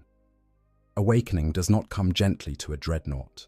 There is no gradual rise toward consciousness, no slow transition from sleep to wakefulness, like a mortal might experience upon waking in their bed. Instead, there is the absolute void of stasis, and then without warning, sensation floods back in a torrent. The first thing the warrior typically registers is pain. The neural connectors that link his organic brain to the machine's systems were never designed for comfort, and the reactivation sequence sends jolts of feedback through pathways that have been dormant for however long his sleep has lasted. It feels like being on fire and drowning and suffocating all at once, every nerve ending that still exists, screaming in protest at the sudden return of stimulus. The tech priests who designed these systems did their best to minimize this discomfort, of course. They are not deliberately cruel. and they understand that an anguished pilot is a less effective pilot. But there are limits to what can be achieved when you are wiring a human brain directly into a machine that was never meant to interface with organic tissue. The connection points were meant for servitors and mechanical systems, not for the preserved remains of a space marine.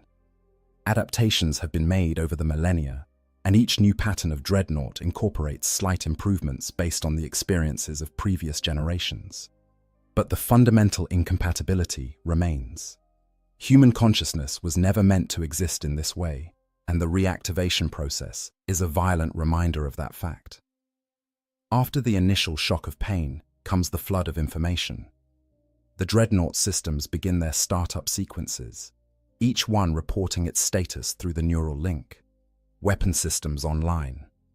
Motive systems functional. Power core operating within acceptable parameters. Armor integrity confirmed. Target acquisition systems calibrating. Life support systems maintaining viability. The reports come faster than conscious thought can process them. A cascade of data that would overwhelm an unaugmented human mind in an instant. But a Space Marine's enhanced brain, even one long removed from its original body and hardwired into a machine, can handle the influx. It takes what it needs and discards the rest, building a picture of the dreadnought's overall condition from thousands of minute status reports.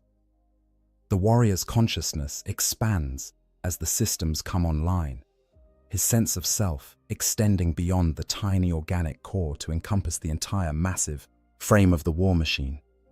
He can feel the weapons mounted on his arms as clearly as he once felt his fingers. The sensors scattered across his hull become his eyes and ears, feeding him information about his surroundings from multiple angles simultaneously. The gyroscopic balancers and stabilization systems become his sense of equilibrium, letting him know that he is upright and stable, even though he has no inner ear to process such information. In a very real sense, the dreadnought chassis becomes his body, and he inhabits it as naturally as he once inhabited flesh and bone.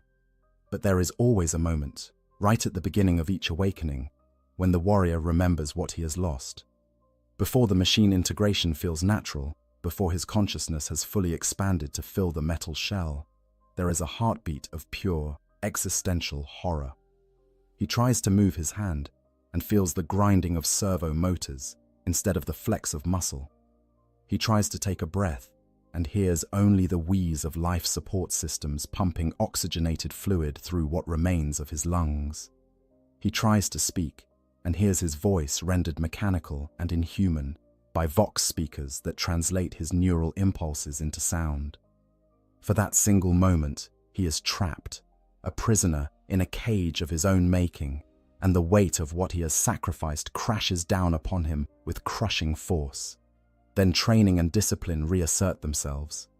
The warrior pushes down the panic, buries the horror, focuses on the mission.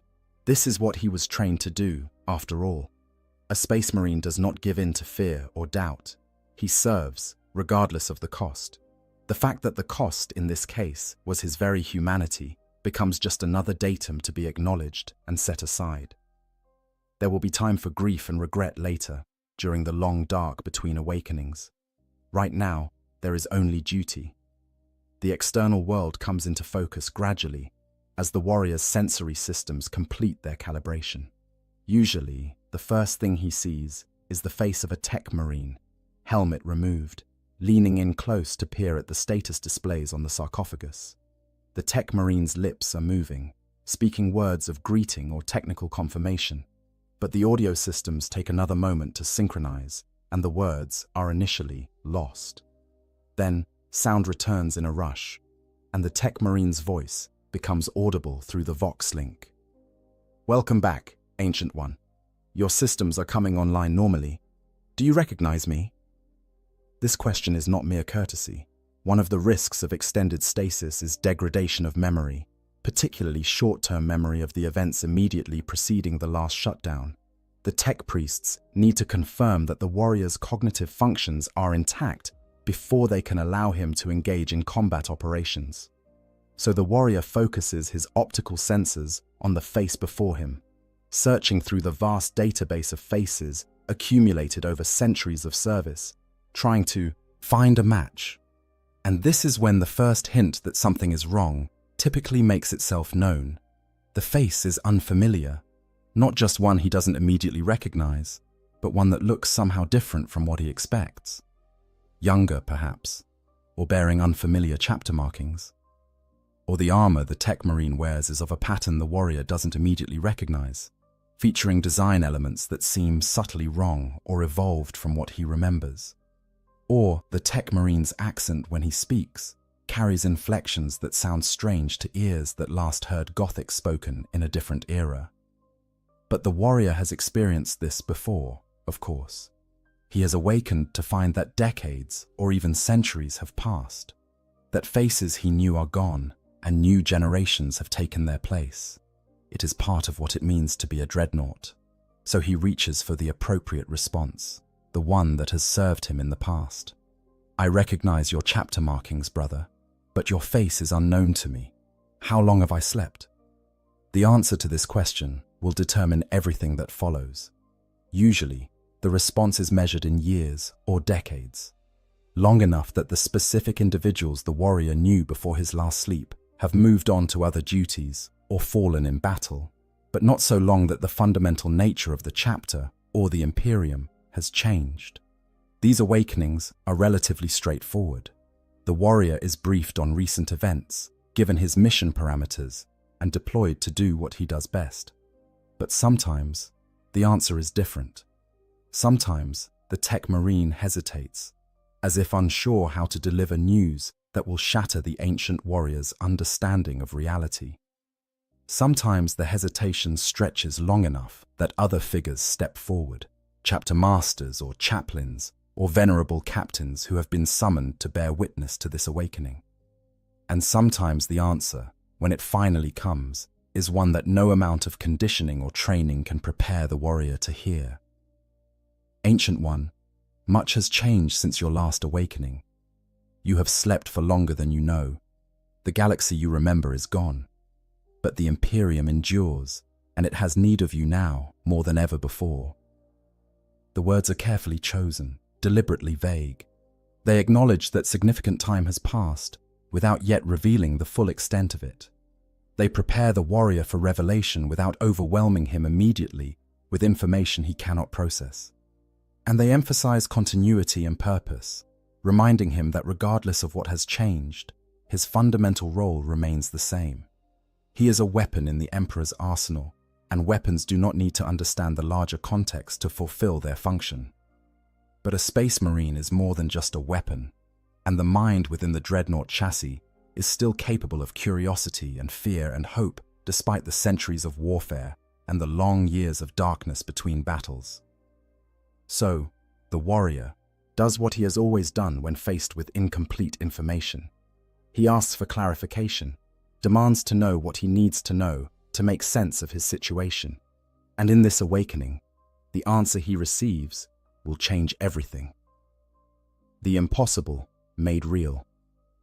The tech marine steps back, and another figure moves forward, one whose presence immediately commands attention, despite the warrior's sensory system still calibrating fully. This is no ordinary battle brother. The authority radiates from him in waves that even mechanical sensors can detect, a presence that speaks of supreme command and ancient right. The warrior's targeting systems automatically tag him as a high-priority asset, someone to be protected at all costs, even as his tactical database struggles to place exactly why this individual triggers such protocols. The figure is massive, even by the standards of space marines. Not quite the size of a dreadnought, but large enough that the warrior's optical sensors note the discrepancy, flagging it as anomalous data worth investigating. The armor this giant wears is of a pattern the ancient warrior recognizes from the deepest archives of his memory, from the time before the current age, from an era that should be nothing but history and legend. Artificer armor of the highest quality, decorated with honors that date back to when there were 18 legions rather than 1,000 chapters. And the face, when the helmet is removed. The face is wrong. No, not wrong. Impossible. The features are too perfect, too noble, too clearly not the product of any gene forging or enhancement that creates normal space marines. This is something else, something that the warrior's memories tell him cannot exist in the current age. This is the face of a being who should be dead, or lost, or worse, consigned to the histories as a figure of myth and legend, rather than standing here in the flesh. Recognition comes in a cascade of neural firing, connections sparking across preserved brain tissue that has not been called upon to process this particular information in thousands of years. The ancient warrior compares what his senses are telling him against memories so old they feel like they belong to someone else, to a different person who lived in a different age. The height matches, the bearing matches, the unmistakable aura of command and genetic superiority matches, and the face, allowing for the passage of millennia and the inherent impossibility of what the warrior is seeing, matches archival footage stored in the deepest banks of his recall. This cannot be. This must not be. The laws of reality as the warrior understands them do not permit this, and yet his senses are not malfunctioning. The chapter master and chaplain and tech priests gathered around are not engaging in some elaborate deception. The figure standing before him is exactly what every system and synapse is telling him it is. Against all logic, against all reason, against everything the warrior thought he knew about the state of the galaxy, a Primarch stands before him. Roboute Guilliman, the Avenging Sun, Lord of Ultramar and Master of the 13th Legion, has returned. The shock is profound enough that several of the Dreadnought's systems momentarily spike in alarm, threat assessment protocols activating as the chassis interprets the mental disturbance as a possible attack. Auto-stabilizers engage to keep the massive frame upright as the warrior's consciousness reels. For several seconds that feel like hours, the Ancient One simply cannot process what he is experiencing. The fundamental assumptions upon which he has based his understanding of reality for centuries are suddenly in question. The Primarchs were gone. This was known, accepted, a foundation of belief as solid as the fact that the Emperor sits upon the Golden Throne, or that there are exactly 20 original legions whose fate shaped the Imperium. Some were dead, slain during the heresy. Some were lost, disappeared into the warp or to Xenos threats, or simply vanishing without explanation. Some had fallen to chaos and become demon princes serving the dark gods. But none, not a single one of the loyal Primarchs, walked among the living warriors of the Imperium in the current age. This was a truth carved in stone, repeated in 10,000 sermons, mourned in countless battle hymns. The age of the Primarchs was over. Humanity fought on without them, mourning their loss but carrying forward their legacy. Except here stands proof that this fundamental truth is no truth at all. Here stands Roboute Guilliman, living and breathing and real, his presence undeniable despite the absolute impossibility of it. And if this truth can be overturned, what other assumptions might also be false? What other certainties might prove to be nothing more than comfortable lies, told to make the endless war seem bearable? The Primarch speaks, and his voice is exactly as the ancient warrior remembers it from briefings and proclamations heard thousands of years ago. Deep and resonant, carrying an authority that seems to bypass the conscious mind and speak directly to some deeper part of the self that knows and accepts this is a being worthy of absolute loyalty and obedience. Be at peace, Ancient One. I know that my presence is difficult to comprehend. I know that you have many questions, and they will be answered. But first, you must understand this. The galaxy has changed more than you can imagine since your last awakening. The Imperium faces threats that would have seemed impossible in the age you remember, but I have returned, and I bring with me renewed hope for mankind's survival. Your service is needed now more than ever. Will you fight beside me once more, as you did in ages past? The question is almost rhetorical. What answer could an ancient warrior possibly give except absolute affirmation? To serve beside a Primarch, to fight under the direct command of one of the Emperor's own sons, is an honor that surpasses anything a Space Marine could hope to achieve. For a Dreadnought, who has sacrificed even death itself in service to the chapter, to be given the chance to fulfill that service in the presence of his genetic father is a gift beyond measure. But beneath the immediate surge of loyalty and duty, questions roil. How? How is this possible? The Primarch was dead, or as good as dead, held in stasis with wounds that should have killed even his transhuman physiology. For 10,000 years he has lain in state on Macragge, an object of pilgrimage and worship, but not truly alive in any meaningful sense. What power could restore him? What force could heal wounds inflicted by a demon Primarch wielding weapons blessed by the dark gods themselves? And why now? Why, after 10 millennia of absence, does he return at this particular moment?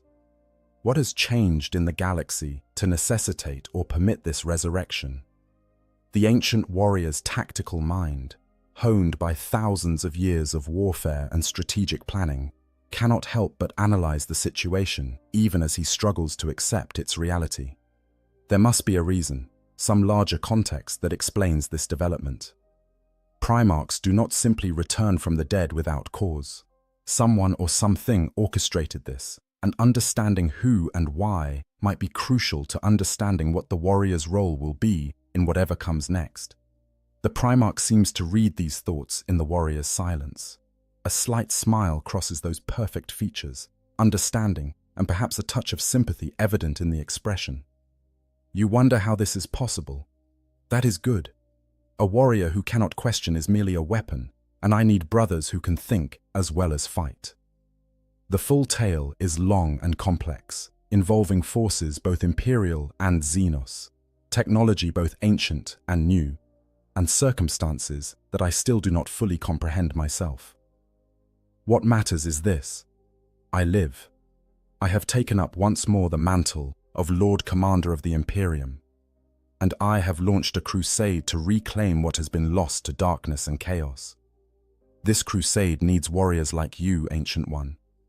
Those who remember what the Imperium was meant to be, who carry within them memories of a time before the age of blind faith and superstition. Will you march beside me? The answer forms before conscious thought can intervene. I will, my lord. Whatever you command, wherever you would deploy me, I am yours to direct. This I swear by the Emperor, and by the honor of the chapter. Good, the Primarch says, and something in his bearing relaxes slightly, as if he had genuinely been uncertain of the response.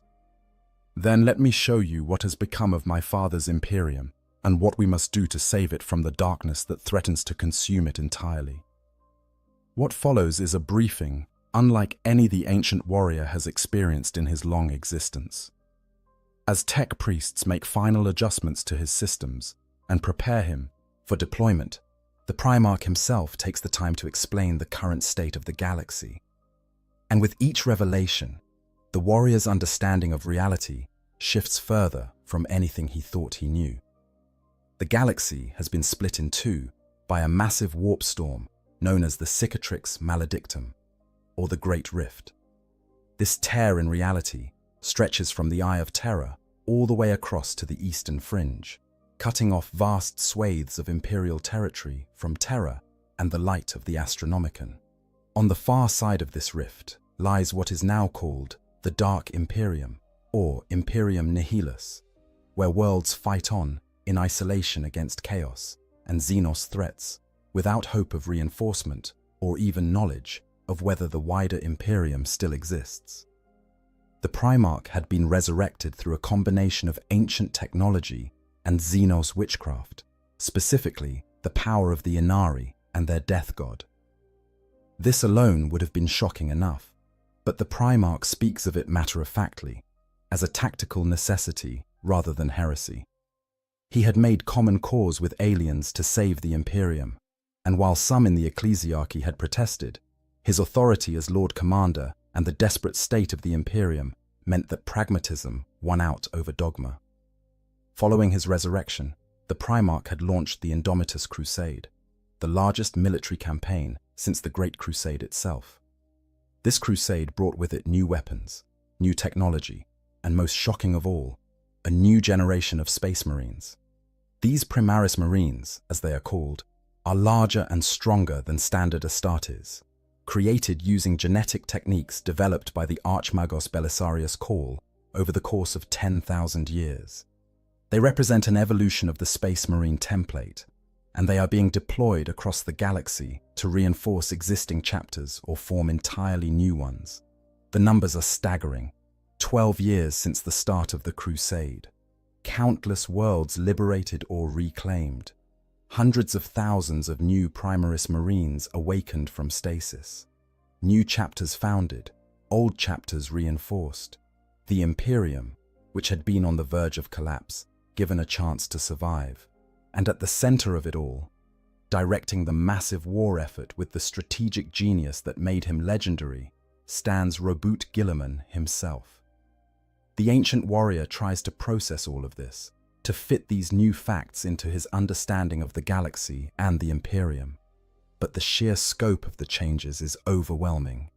He has slept through the most significant events in 10,000 years, missed the resurrection of a Primarch and the launch of a crusade that might determine the survival or extinction of humanity itself.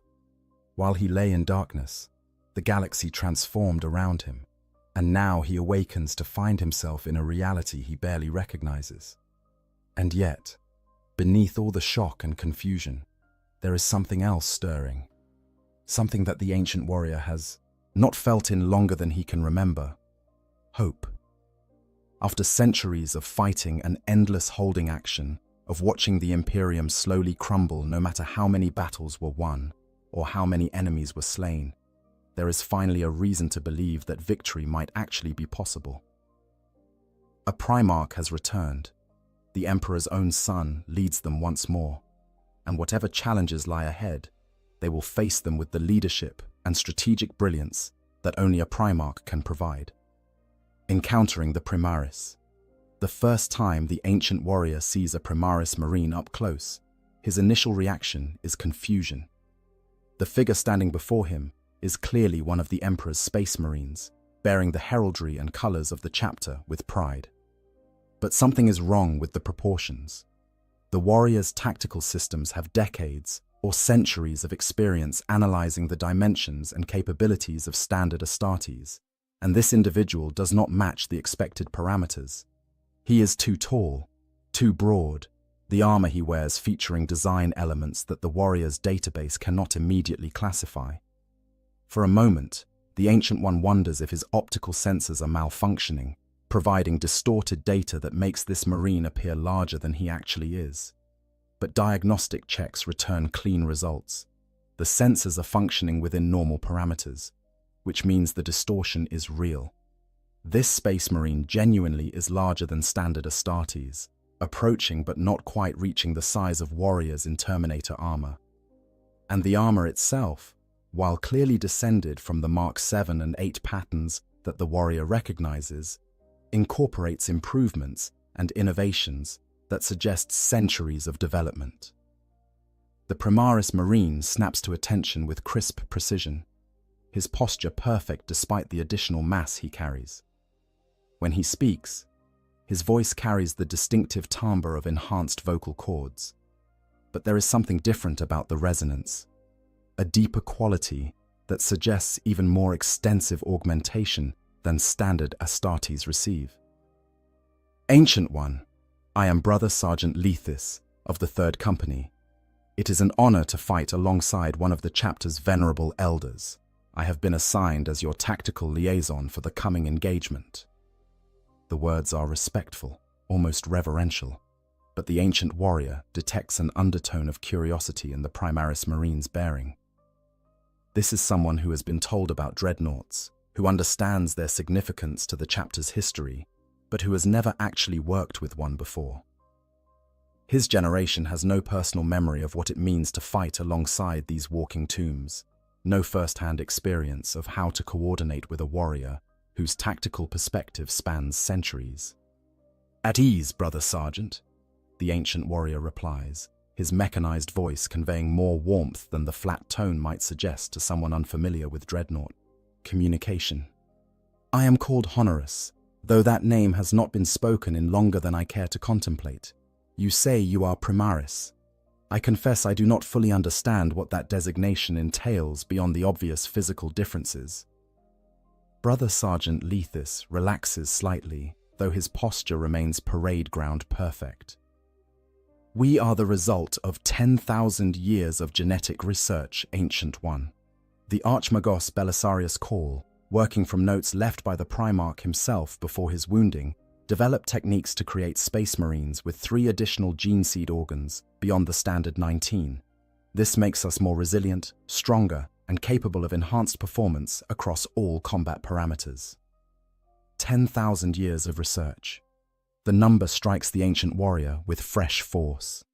He knew intellectually that significant time had passed, but hearing it stated so casually as simple background information drives home just how much of history he has missed. While he slept, an entire age of development and improvement happened without his knowledge or participation. The Space Marines of the current era are literally built differently than the ones he fought alongside in his mortal life. 3 additional organs, Honoris repeats, processing this information. That would make 22 total, a significant modification to the Emperor's original design. There must have been substantial risk in implementing such changes. The gene seed is sacred, not to be tampered with lightly. Indeed, Ancient One, but the Primarch himself endorsed these modifications, having planned for them since before the heresy. And the crisis facing the Imperium was dire enough that risks had to be taken. Many chapters were hesitant to accept Primaris reinforcements at first, questioning whether we were truly their brothers or something alien wearing their colors. But battle has proven our loyalty and capability. We are Space Marines, as our firstborn brothers are, and we serve the Emperor and the Imperium without reservation. The term, firstborn, catches Honoris's attention.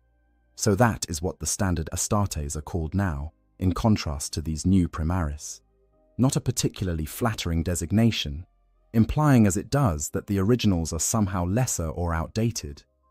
But then again, perhaps that implication is accurate.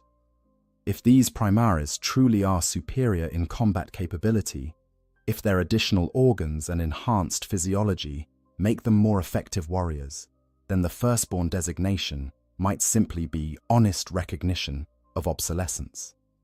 The ancient warrior considers his own situation in light of this revelation. If standard Astartes are now considered the lesser option, how does a dreadnought fit into the hierarchy? Is he even more obsolete than firstborn Marines, a relic of an older age whose only value lies in historical knowledge? Or does his experience and the massive firepower of his chassis compensate for being built on outdated genetic templates? These are not comfortable thoughts, but Honoris has never shied away from uncomfortable truths. I see, he says carefully. And how do your fellow Primaris regard dreadnoughts? Do they view us as honored ancestors, or as outdated weapon systems maintained out of tradition rather than practical necessity? The question is more pointed than Honoris intended, but Brother Sergeant Lethis takes no offense. If anything, he seems to appreciate the directness. With the deepest respect, Ancient One, we Primaris may be new to the chapter, but we were raised on the histories and traditions that make the chapter what it is. We know that every dreadnought represents not just a powerful weapon, but a living link to the past, a repository of wisdom and experience that cannot be replicated. You have fought battles we have only read about in historical records. You have seen the Imperium at different stages of its existence, witnessed how it has changed and evolved. That perspective is invaluable, regardless of whether your chassis matches current technical specifications. The words sound sincere, and Honoris's analytical systems detect no markers of deception in Lethis's tone or bearing. The Primaris genuinely seems to believe what he is saying. But belief and reality do not always align, especially when discussing the value of ancient relics in a modern war. The true test will come in combat, when Honoris can observe firsthand how these new Space Marines fight, how they coordinate with older equipment and warriors, whether they truly respect the dreadnought's tactical input, or simply humor the Ancient One while making their own decisions. Then let us fight together, Brother Sergeant Lethis, and judge each other by our actions rather than our origins. Whatever genetic differences exist between us, we both serve the same cause under the same Primarch. That is what matters in the end. Well said, Ancient One. I look forward to seeing you in battle. The briefings mentioned that your chassis is equipped with twin lascannons and a close combat fist with integrated heavy flamer, a versatile loadout for engaging both armored vehicles and infantry formations. The conversation shifts to tactical matters, discussing deployment zones and enemy force composition and coordination protocols. But even as Honoris engages with these practical concerns, part of his awareness remains focused on the larger implications of what he has learned. The Imperium has changed more than he initially realized, not just politically or territorially, but at a fundamental level. The very nature of what it means to be a space marine has evolved, with new types of warriors being introduced to supplement or replace the traditional firstborn. This raises questions that extend beyond simple tactical considerations. How will the chapters adapt to having two distinct types of Astartes in their ranks? Will tensions develop between firstborn and Primaris as they compete for glory and advancement? Or will they integrate seamlessly the superior capabilities of the Primaris, supplementing rather than replacing the experience of the firstborn? And what happens to chapter traditions and identity when warriors who were not originally part of the chapter start making up an increasing percentage of its forces? These are not questions Honoris can answer himself. They will unfold over time as the new normal establishes itself. But he makes a mental note to observe carefully, to pay attention to how firstborn and Primaris interact, to watch for signs of division or unity. Such observations might seem peripheral to his primary function as a weapon system, but the ancient warrior remembers the lessons of the Horus heresy. Division within the Imperium's military forces has led to catastrophe before, and any signs of such division emerging again need to be recognized and addressed before they can metastasize into something worse. But there is also room for optimism in these developments. If the Primaris truly are as capable as their specifications suggest, if they can be deployed in sufficient numbers across the Imperium, then perhaps there is genuine hope for turning the tide against the endless enemies pressing in from all sides. For the first time in longer than Honoris can remember, the Imperium is not just holding the line, but actually advancing, reclaiming lost worlds and pushing back against forces that had seemed unstoppable. That alone justifies whatever risks were taken in developing and deploying these new warriors. The briefing concludes, and Lethis moves off to attend to his other duties. Honoris is left alone for a moment, processing everything he has learned. The world has changed while he slept, but perhaps it has changed for the better. Perhaps this is what was needed all along: bold action rather than passive defense, innovation rather than stagnation, a willingness to adapt and evolve rather than clinging to the comfort of tradition. Or perhaps he is merely hoping for the best while ignoring warning signs of disaster to come. Time will tell. For now, there is a battle to fight and a Primarch to serve. Whatever else has changed, that core purpose remains constant, and Honoris will fulfill it as he has always done, with every ounce of capability his ancient chassis can muster. The weight of millennia. As preparations for deployment continue, Honoris finds himself with rare moments of inactivity. The tech priests have completed their maintenance rituals and pronounced his systems optimal. The tactical briefings have been delivered and absorbed.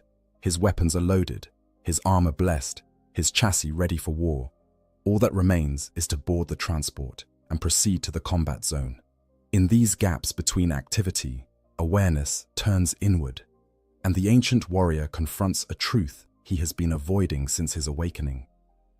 Everyone he knew is dead. It is not the first time Honoris has faced this reality. Every awakening brings fresh reminders that decades or centuries have passed, that faces once familiar are gone.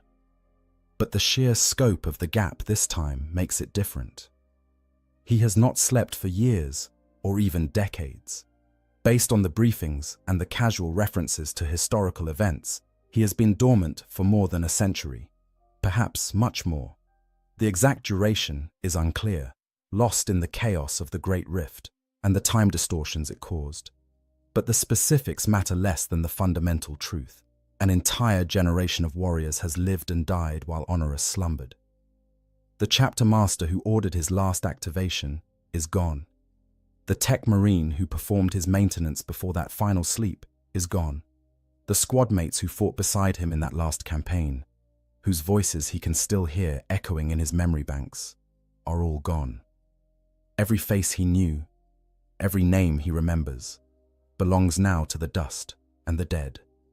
He alone remains, kept artificially alive within his armored tomb, while the living move on without him. This is not tragedy in the conventional sense.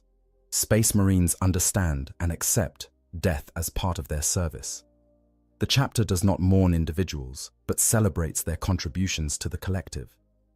Names are recorded in the rolls of honor, deeds memorialized in the chapter's histories, gene seed harvested and implanted in new warriors to carry on the legacy. Death is transition rather than ending, a warrior fulfilling his purpose so that others can take up the mantle he leaves behind. But for a dreadnought, the experience is fundamentally different. Honorus did not transition to anything. He simply stopped existing for a while, and when he resumed, the world had moved on without him. There is a peculiar loneliness in this, a disconnection from the continuous flow of chapter life that his battle brothers experience. They live in a community of shared experiences, forming bonds that carry them through the challenges of their service. Honorus exists outside that community, appearing and disappearing like a ghost, never fully part of the current generation while being unable to return to his own. He wonders, not for the first time, whether this is truly the honor the chapter claims it to be. To be preserved beyond death, yes, that has a certain appeal. To continue serving the Emperor long after mortal form would have failed, absolutely that is admirable.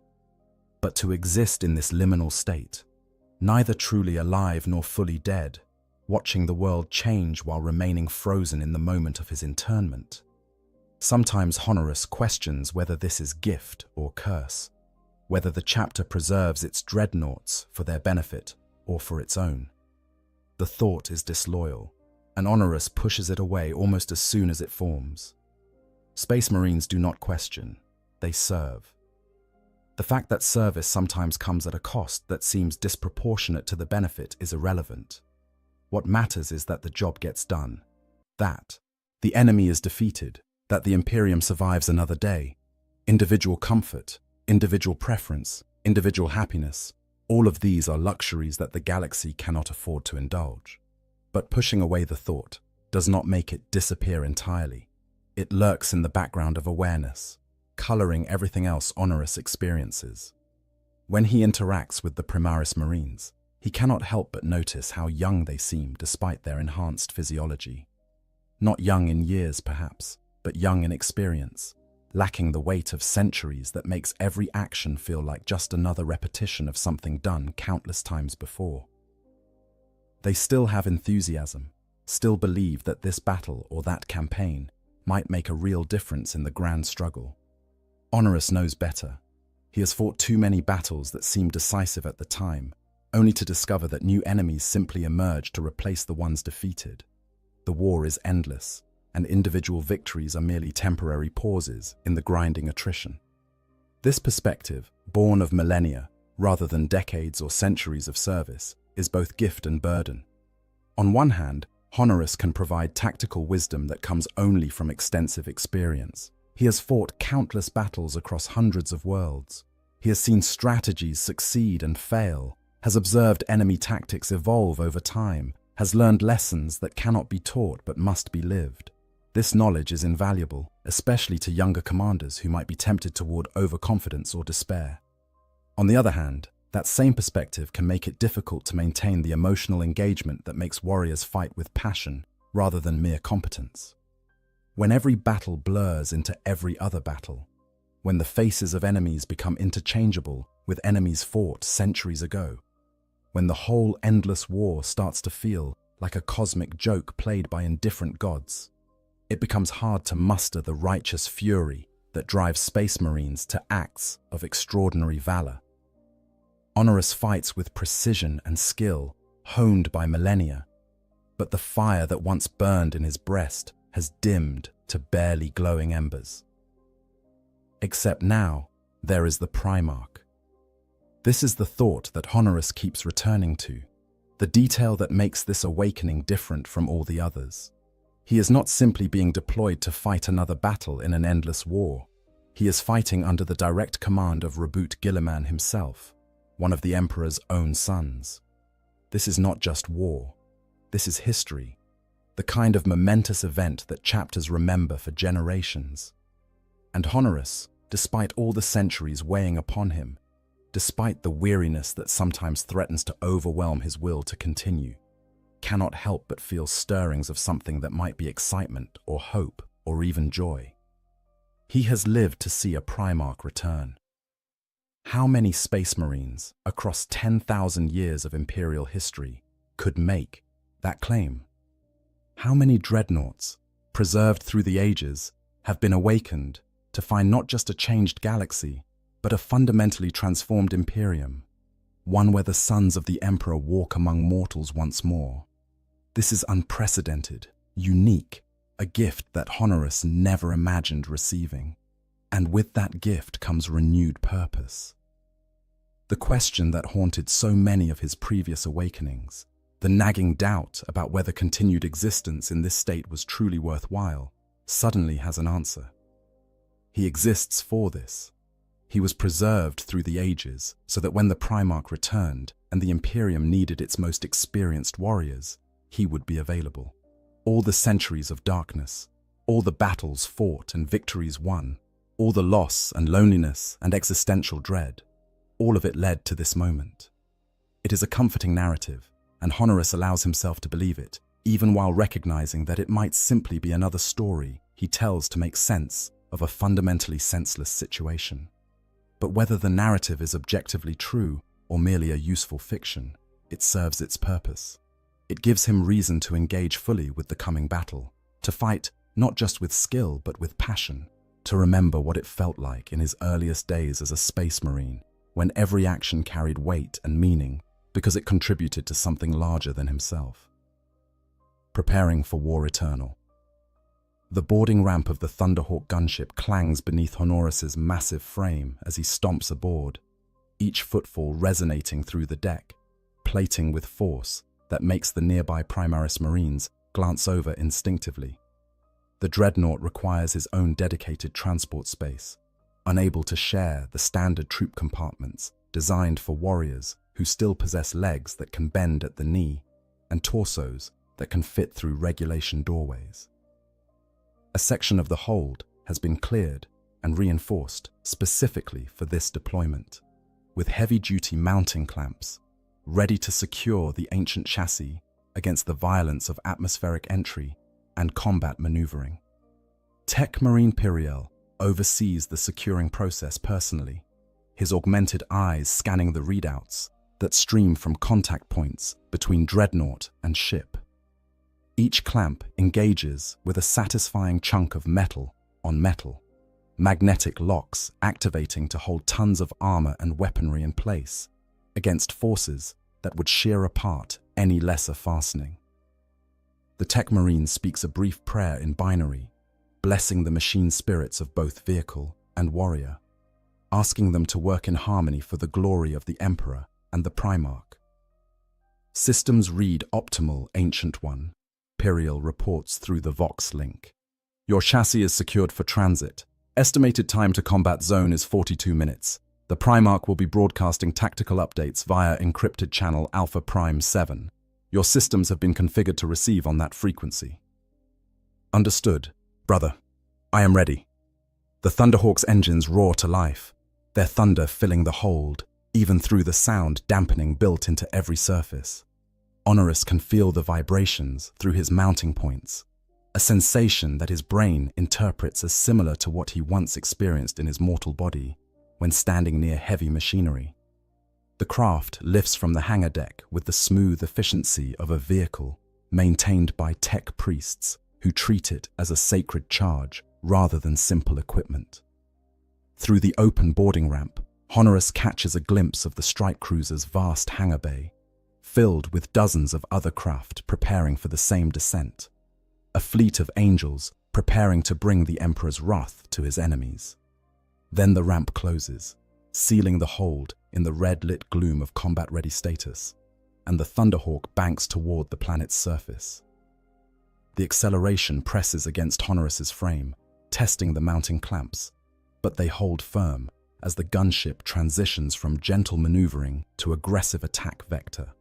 This is what Thunderhawks were built for, inserting Space Marines into the heart of enemy territory regardless of resistance, punching through hostile fire to deliver humanity's finest warriors exactly where they need to be.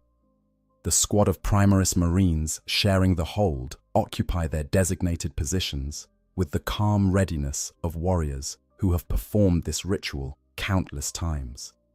They are intercessors by their equipment, the Mark X Tacticus armor and autobolt rifles marking them as line infantry rather than specialists. Their faces behind helmet visors remain invisible, but their body language speaks of confidence tempered by awareness of danger. These are veterans, experienced enough to know how quickly battle can turn from routine to catastrophic, but not so scarred by loss that they have lost the edge of aggression that makes Space Marines effective. One of them, bearing sergeant markings, glances over at Honoris and speaks through the squad-wide Vox channel. "Ancient One, we have not fought alongside one of the chapter's venerable dreadnoughts before. Our training covered basic coordination protocols, but if you have any specific tactical preferences for how we should support you, please advise." It is a reasonable question, professionally phrased. The sergeant understands that different dreadnoughts prefer different fighting styles, and coordination works better when everyone knows what to expect from their allies. Some dreadnoughts like to take point, using their massive armor to absorb fire that would obliterate standard Astartes, while their supporting squads flank around the distraction. Others prefer to hang back and provide covering fire while the infantry advances, using their heavy weapons to suppress enemy positions. Coordination between dreadnought and infantry can mean the difference between victory and catastrophic failure. "I will assess the tactical situation upon landing," Honoris replies. "But in general, I prefer to engage the hardest targets directly, while you brothers handle area denial and elimination of secondary threats. I have twin-linked lascannons that can crack open any armor the enemy might field, and a power fist for close work when the situation demands it. Your bolt rifles will be more effective than my weapons against distributed infantry, so we should divide responsibilities accordingly. I draw fire. You eliminate threats that would otherwise flank or overwhelm me." "Understood, Ancient One. We will coordinate as the situation demands." The Thunderhawk bucks suddenly, the smooth flight disrupted by atmospheric turbulence or enemy fire, or both. Honoris's mounting clamps adjust automatically, compensating for the shift to keep his chassis stable despite the violent motion. Through the hull, he can hear the rapid thump of the gunship's defensive weapons engaging targets, clearing a path through whatever opposition the enemy has mustered. The craft's machine spirit remains confident, its status indicators showing no significant damage despite the resistance. Then comes the voice that cuts through everything else, broadcast on the Primarch's command channel, deep and resonant even through Vox distortion. "All forces, this is Guilliman. We are beginning orbital descent. The enemy knows we are coming and has prepared defensive positions at all primary landing zones. This is expected and acceptable. We will strike hard, establish beachheads, and begin the liberation of this world from the traitors who have claimed it. Emperor, be with you all." The words are simple, almost perfunctory. Compared to the soaring rhetoric of other commanders Honoris has served under, the Primarch's battlefield communication style is almost businesslike. But there is something in the tone, an absolute confidence that carries its own power. This is not a commander hoping for victory or promising to do his best. This is a Primarch stating facts about how the next few hours will unfold, speaking from a position of such tactical and strategic superiority that doubt simply does not enter the equation. Honorus has heard battlefield speeches from chapter masters and company captains, rousing words meant to inspire warriors to feats of extraordinary valor. He has heard desperate calls for last stands when defeat seemed inevitable. He has heard calm, tactical assessments from commanders who treated war as a mathematical problem to be solved. But he has never before heard this particular combination of authority and certainty, the voice of someone who was literally designed by the emperor himself to command armies and win wars. It is, the ancient warrior realizes, profoundly motivating in a way that transcends simple inspiration. Honorus has been fighting for so long that the reasons why have sometimes grown dim, the original purpose subsumed under the mechanical repetition of endless combat. But hearing the Primarch speak reminds him of what he is fighting for, who he serves, why it matters. This is not just another battle. This is part of a campaign led by one of the Emperor's own sons, a campaign to save the Imperium from dissolution and restore something of what it was meant to be.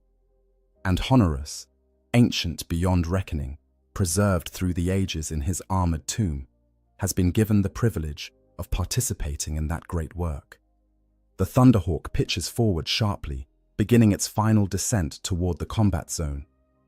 Through the hull, Honorus can hear the scream of atmosphere across the craft's armored skin, the roar of engines fighting gravity and air resistance to maintain controlled flight. This is the moment of greatest vulnerability during any insertion, the window where a well-placed anti-aircraft round can turn a gunship into a falling coffin filled with space marines who will never reach the battlefield. But the Thunderhawk's pilot is skilled and the Emperor is watching, and the craft punches through the defensive envelope without taking critical damage. 30 seconds to ground contact, the pilot announces. Recommend all passengers brace for hard landing. We're taking fire from the northeast. Might need to deploy under less than optimal conditions. Acknowledged, the Intercessor Sergeant replies. All units prepare for immediate combat action upon disembarkation. The last 30 seconds stretch like hours as the Thunderhawk makes its final approach. Honorus runs diagnostic checks on his weapon systems, confirming ammunition loads and power reserves, ensuring that everything will function when required. His optical sensors flick through different viewing modes, thermal and electromagnetic and standard light spectrum, testing that all options remain available. His targeting matrix runs through a final calibration, cross-referencing the tactical data downloaded during briefing with real-time environmental scans. Everything reads optimal. He is as ready as 10,000 years of warfare and technical refinement can make him. Then impact. Not quite a crash, but hard enough that Honorus's mounting clamps strain against the force. The boarding ramp drops with a hydraulic hiss, bringing blessed fresh air and natural light after the cramped confines of the hold. The mounting clamps release, magnetic locks disengaging with sharp clangs, and Honorus strides forward into the light and war and glory that await. The world outside the Thunderhawk is chaos. They have landed in what was once a plaza or parade ground, surrounded by shattered buildings and streets torn by bombardment and battle. Smoke drifts across the landscape, obscuring sightlines and making thermal imaging more valuable than normal optics. The crack of bolt weapons echoes from multiple directions as other squads engage with enemy forces that must have been waiting for exactly this insertion. And in the distance, visible as an enormous figure moving with impossible speed and grace through the combat zone, Honorus can see the Primarch himself, the Emperor's sword blazing with golden fire as he carves through enemy ranks like a farmer reaping wheat. This is it. This is what Honorus was preserved for.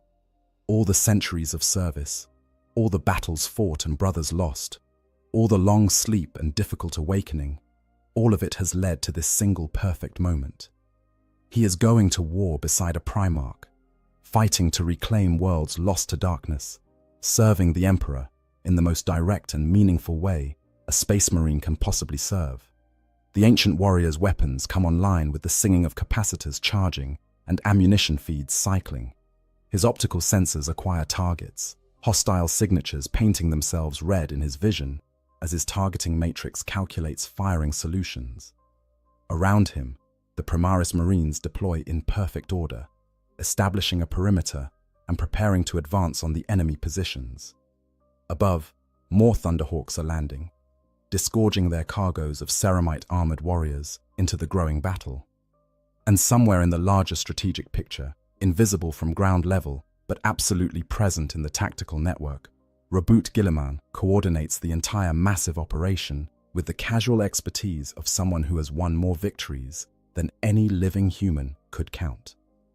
Honorus charges forward, his massive frame eating up distance with surprising speed for something so large.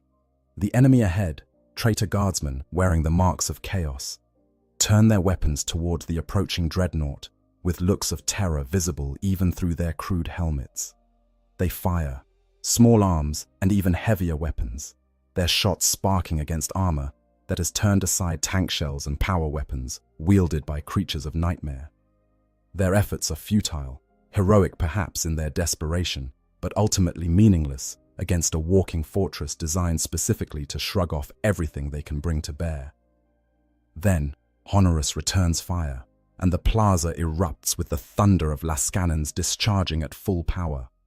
The beams of coherent light slice through enemy fortifications like cutting tools through paper, melting steel and stone and flesh with equal ease.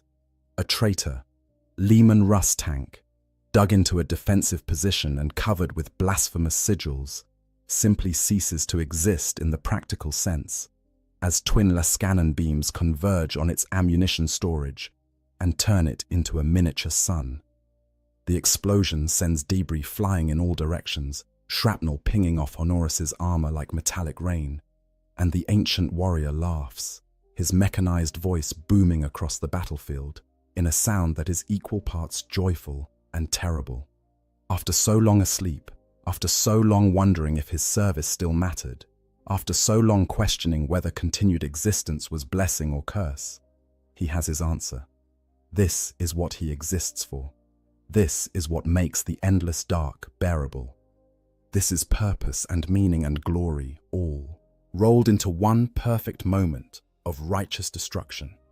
He is a dreadnought of the Adeptus Astartes, fighting beside a Primarch in service to the Emperor of mankind. And for this one perfect moment, all is right with the universe. A new age of crusade. The battle for the city rages for 3 days and 3 nights, a grinding campaign of urban warfare that sees entire districts reduced to rubble before the traitor forces are finally routed. Honorus fights throughout it all, his chassis taking hits that would have crippled lesser vehicles, but holding together through a combination of ancient engineering and constant field repairs by tech priests who work under fire to keep their most valuable asset operational. He loses count of how many enemies fall before his weapons, how many fortifications he reduces to ruin, how many times he places himself between the enemy and his battle brothers to absorb fire that would have killed them. But what he does remember, what his enhanced memory banks preserve with perfect clarity, are the moments when he fights in proximity to the Primarch himself. 3 separate occasions during the campaign find Honorus and Guilliman operating in the same tactical zone, close enough that the ancient warrior can observe firsthand what it means when a Primarch goes to war. The first time is on the second day, when traitor forces make a desperate counterattack aimed at retaking the primary landing zone. They come in waves, cultist mobs backed by corrupted tanks and twisted things that were once human, but have surrendered to the warp's mutations. It is a powerful assault, well coordinated despite the chaos markings adorning every surface, and for a moment, it seems like it might actually succeed in overwhelming the Imperial perimeter. Then, Robuta Guilliman appears at the breach point, and the entire character of the battle changes instantly. He moves with speed that seems impossible for something so large.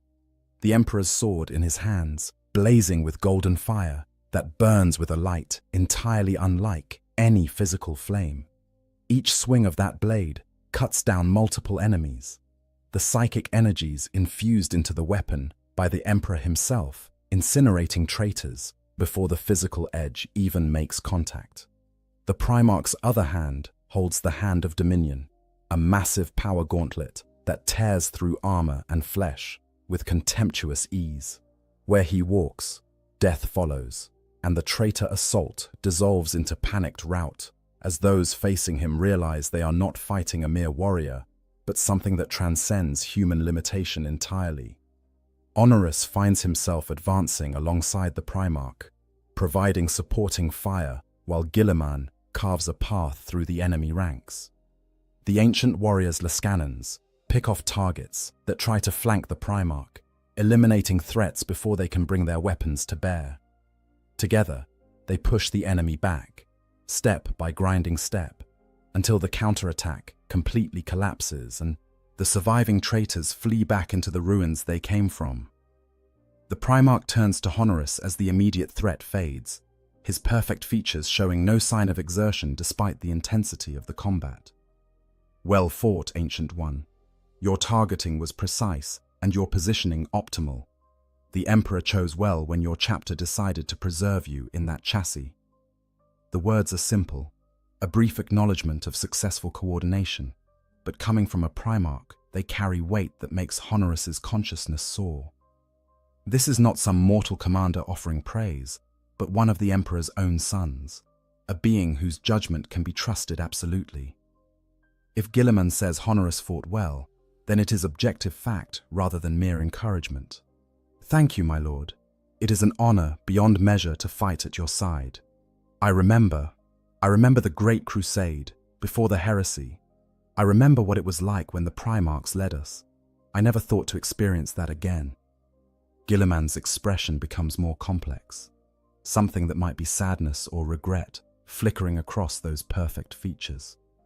The Great Crusade is long past, Ancient One. What we build now will be different, tempered by 10,000 years of hard lessons. But perhaps we can reclaim some of what was lost, some of the hope and purpose that drove us in those early days.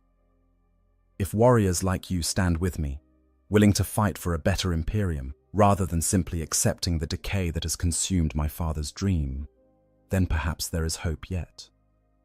Then the Primarch is moving again, advancing toward the next objective, and Honoris can only follow and wonder at what he has been told. The Primarch speaks of building something different, of not simply restoring what was, but creating something new and hopefully better. This is not the rhetoric Honoris has heard from other imperial leaders, who typically speak of preservation and restoration rather than transformation. Guilliman, it seems, understands that the Imperium has changed beyond recognition, and that simple restoration is impossible.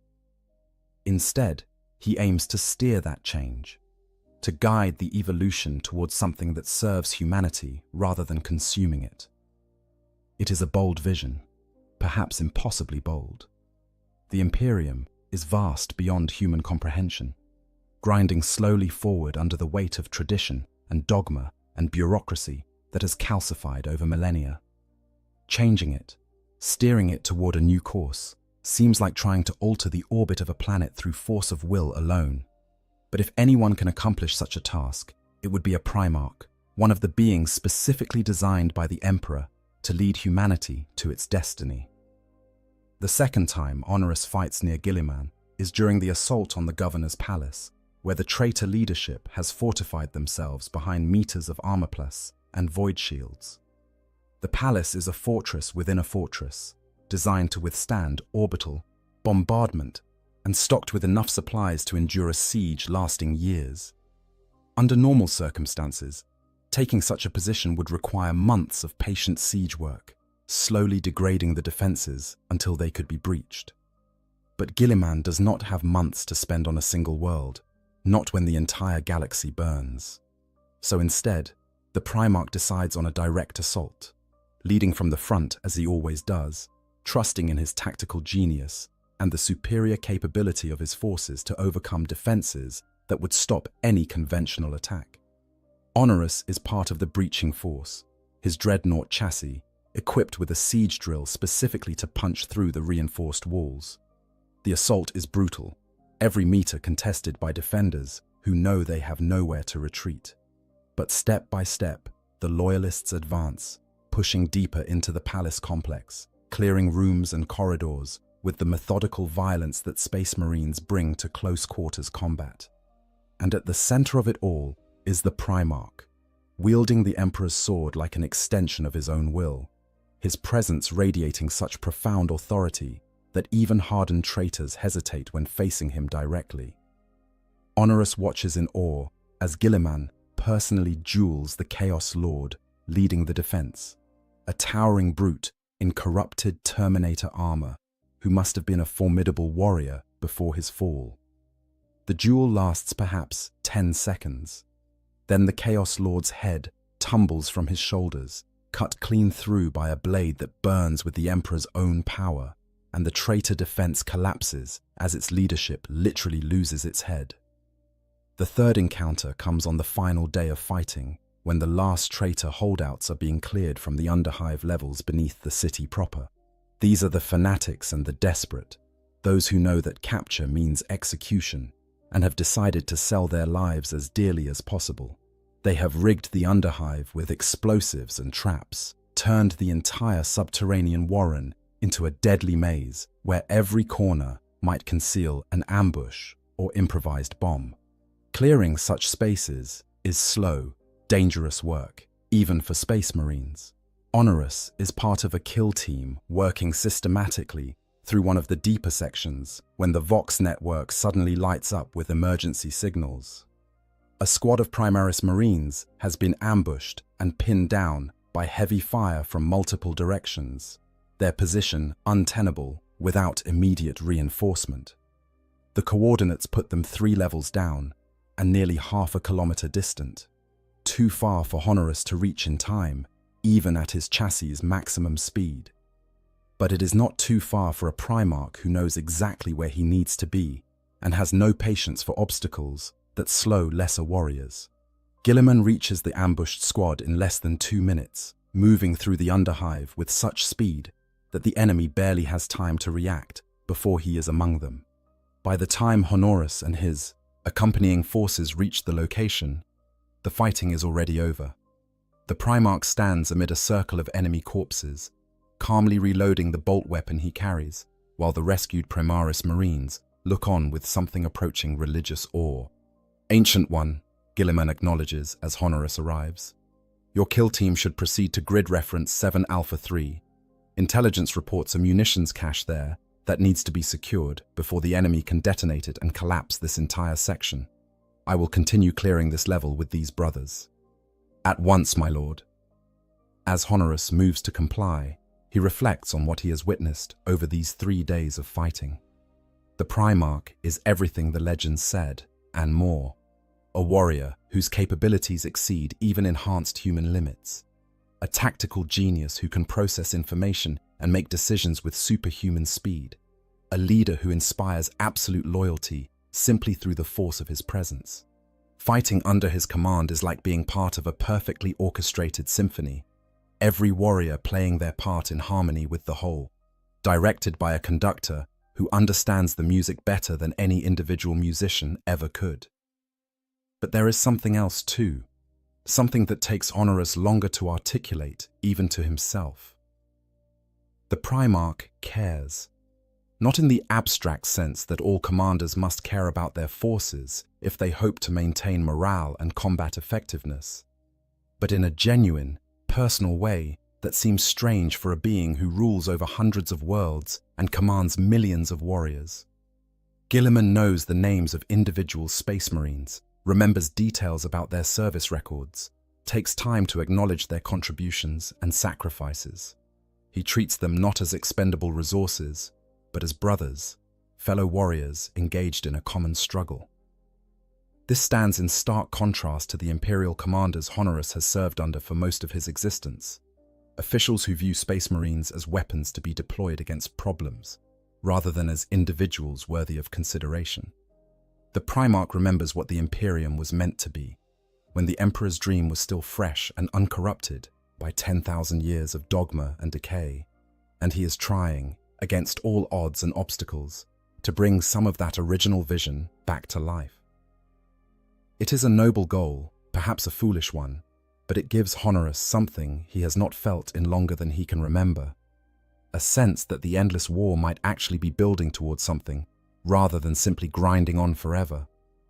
The Primarch's crusade is not just about reconquest, but about transformation. Not just about holding the line, but about pushing forward to create something better. And if a centuries-old dreadnought can contribute to that vision in some small way, then his preservation and all the sacrifices it entailed suddenly seem worthwhile. The Dark Imperium revealed.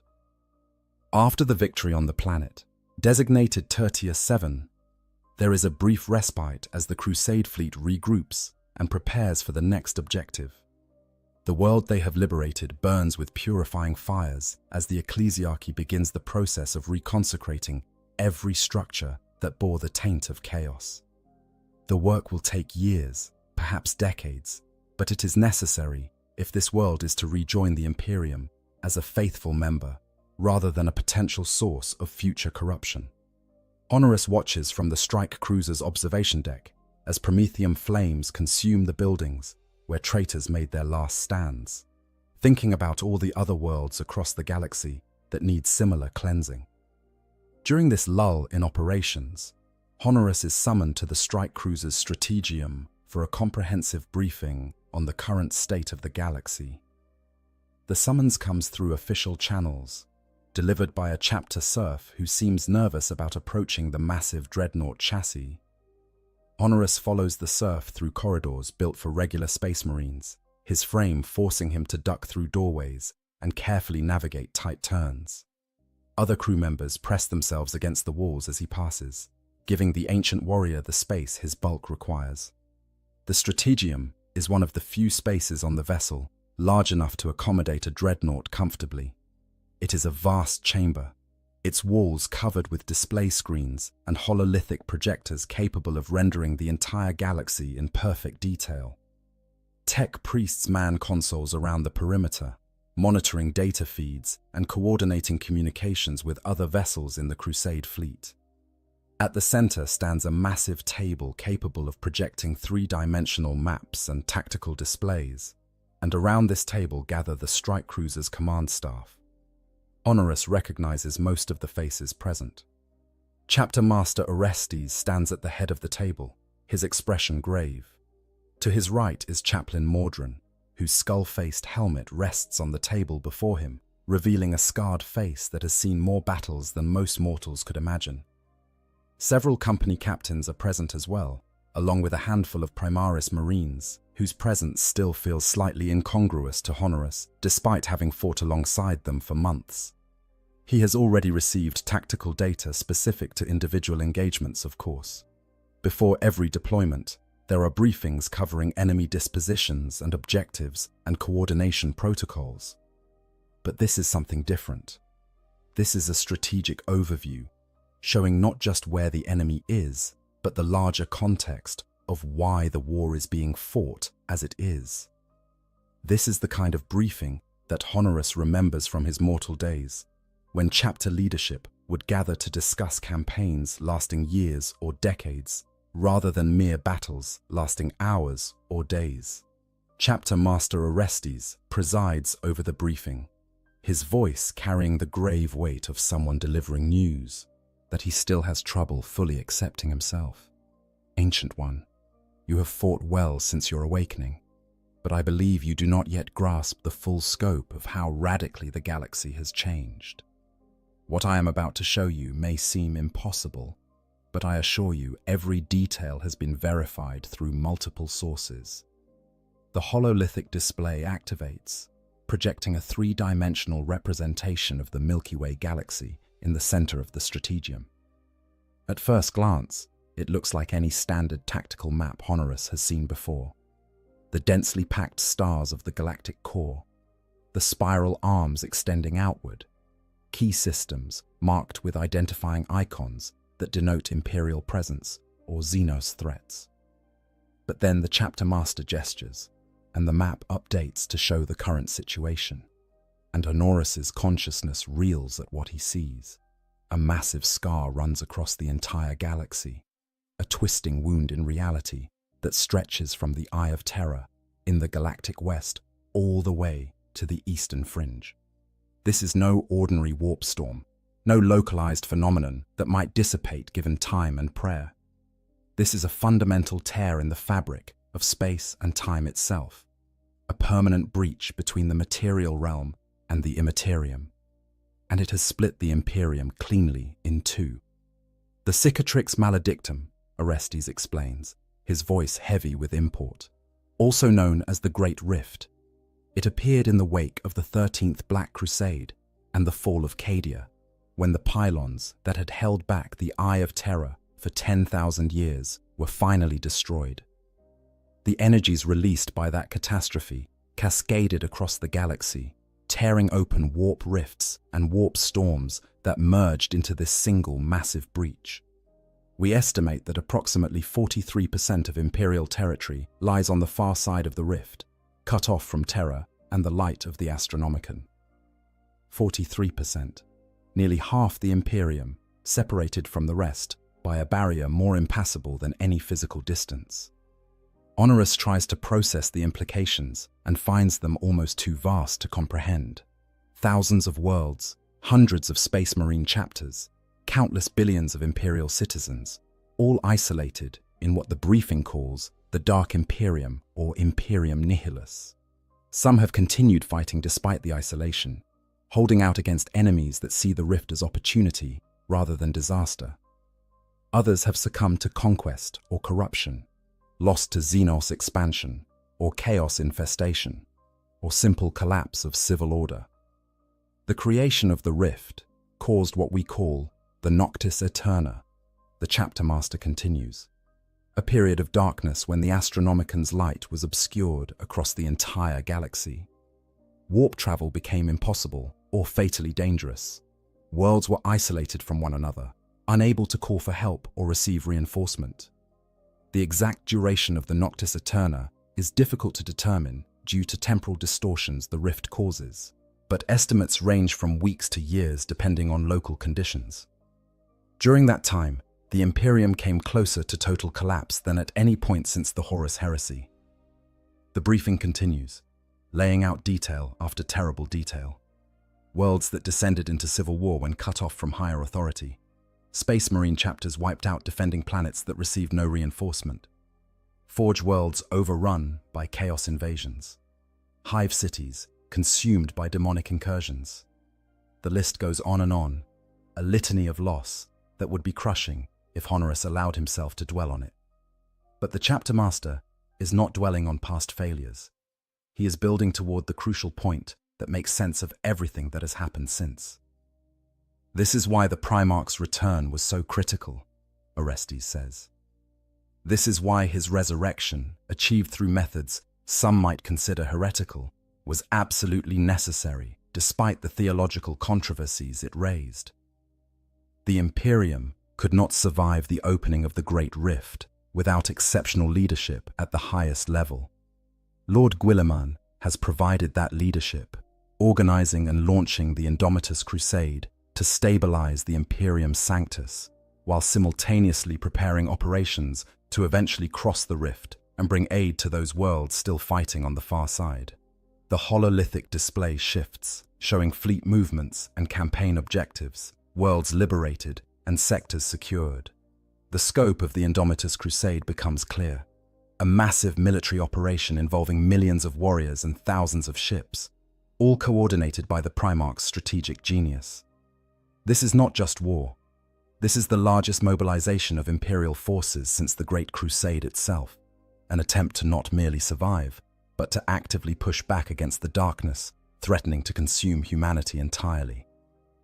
What of the worlds beyond the rift? Honoris asks. The Dark Imperium, are they simply lost, abandoned to their fate? Not abandoned, Orestes replies, but cut off. Lord Guilliman has made it clear that once the Imperium Sanctus is stabilized, crossing the rift and bringing reinforcement to those worlds is a top priority. He has already made one crossing himself, to Baal, where the Blood Angels and their successors were under siege by Hive Fleet Leviathan. That intervention saved the sons of Sanguinius from annihilation and appointed Commander Dante as regent of the entire Dark Imperium. But the crossing was costly and dangerous, and we cannot mount such operations regularly until we better understand how to navigate the rift without losing entire fleets to the warp's fury. So there are worlds still fighting, still loyal, still holding the line, despite isolation that would break lesser cultures. This knowledge gives Honoris a strange mixture of pride and sorrow. Pride that humans can endure such circumstances and continue to resist. Sorrow that they must do so alone, without the support that a unified Imperium could provide. The ancient warrior wonders how many heroes are being born in the Dark Imperium, space marines and guard regiments, and navy crews, fighting desperate battles that no one on the Terra side of the rift will ever know about. The briefing covers other developments as well, the Primaris Marines and how they are being deployed across the Imperium, the return of other threats like the Tyranids and the Necrons, the stirring of ancient enemies like the Aeldari, who seem to be pursuing their own agendas with increased desperation, the revelation that Chaos Primarchs like Magnus and Mortarion are actively leading forces in the material realm again, pursuing their own campaigns of destruction and corruption. Every piece of information adds to a picture of a galaxy in crisis, where the old certainties have shattered and new threats emerge constantly. But through all of it, one fact remains clear: the Imperium endures. Despite everything, despite the rift and the Noctis Eterna, and the innumerable enemies pressing in from all sides, humanity survives. The Space Marine chapters continue their eternal vigil. The Imperial Guard musters countless regiments to fight on endless battlefields. The Imperial Navy patrols the void between stars. And now, for the first time in 10,000 years, a Primarch leads them, providing the strategic vision and tactical excellence that only one of the Emperor's own sons can offer. Honoris absorbs all of this, integrating the new information into his understanding of the galaxy and his place in it. He has awakened to find himself in an age of catastrophe, yes, but also an age of opportunity. The Great Rift has shattered the old order, forced the Imperium to adapt or die. And in that forced adaptation, perhaps there is space for something better to emerge. The Primarch certainly seems to believe so, speaking as he does of reform and rebuilding rather than mere restoration.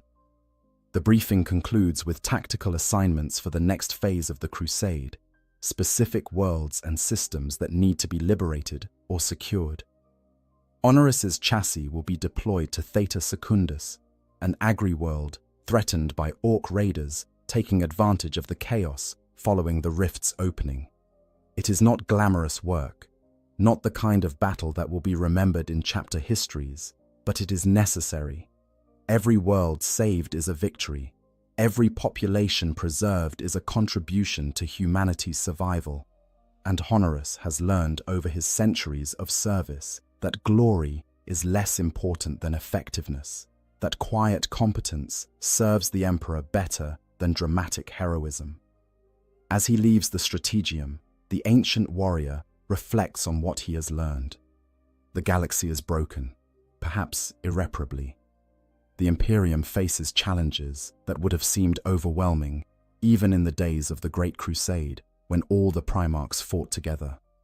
But there is hope too, embodied in the return of Raboot Guilliman and the launching of the Indomitus Crusade. The war is far from won, but for the first time in longer than Honoris can remember, it seems like it might actually be winnable, and that makes all the difference. The honor of ancient days. Sleep comes for Honoris again eventually, as it must for all dreadnoughts. After months of continuous deployment, after dozens of battles fought across multiple worlds, the tech priests finally declare that his chassis requires maintenance too extensive to perform in the field. The wear and tear of sustained combat has stressed systems that were already ancient before the current generation of Space Marines was born.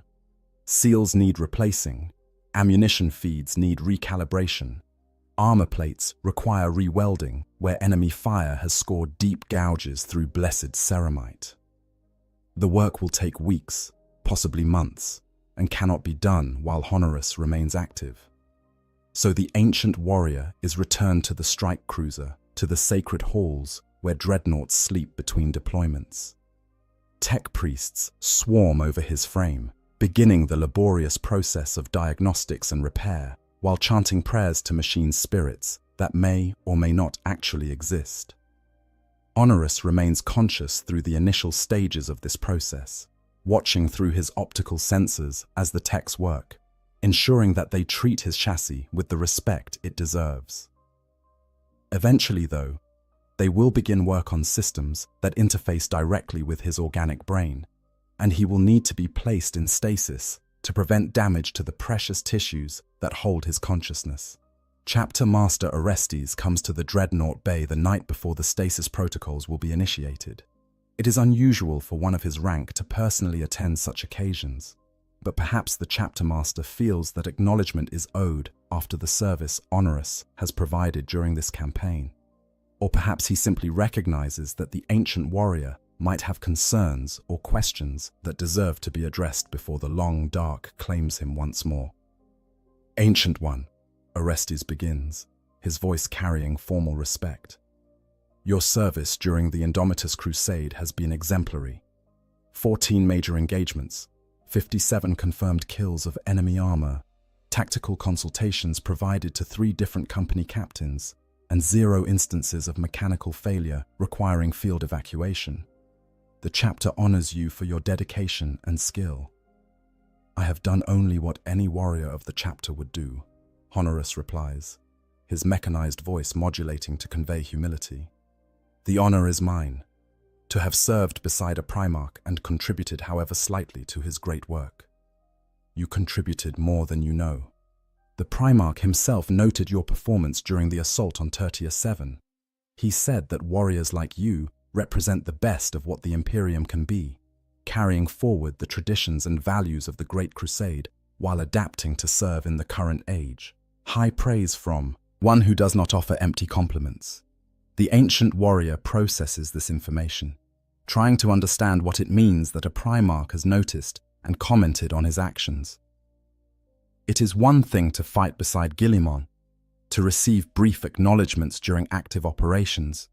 It is quite another to learn that the Lord Commander of the Imperium has specifically noted a single dreadnought's performance and deemed it worthy of comment. I am humbled, Honoris says, and means it. I never imagined when I was interred in this chassis that I would live to serve directly under a Primarch. That alone would have made the sacrifice worthwhile.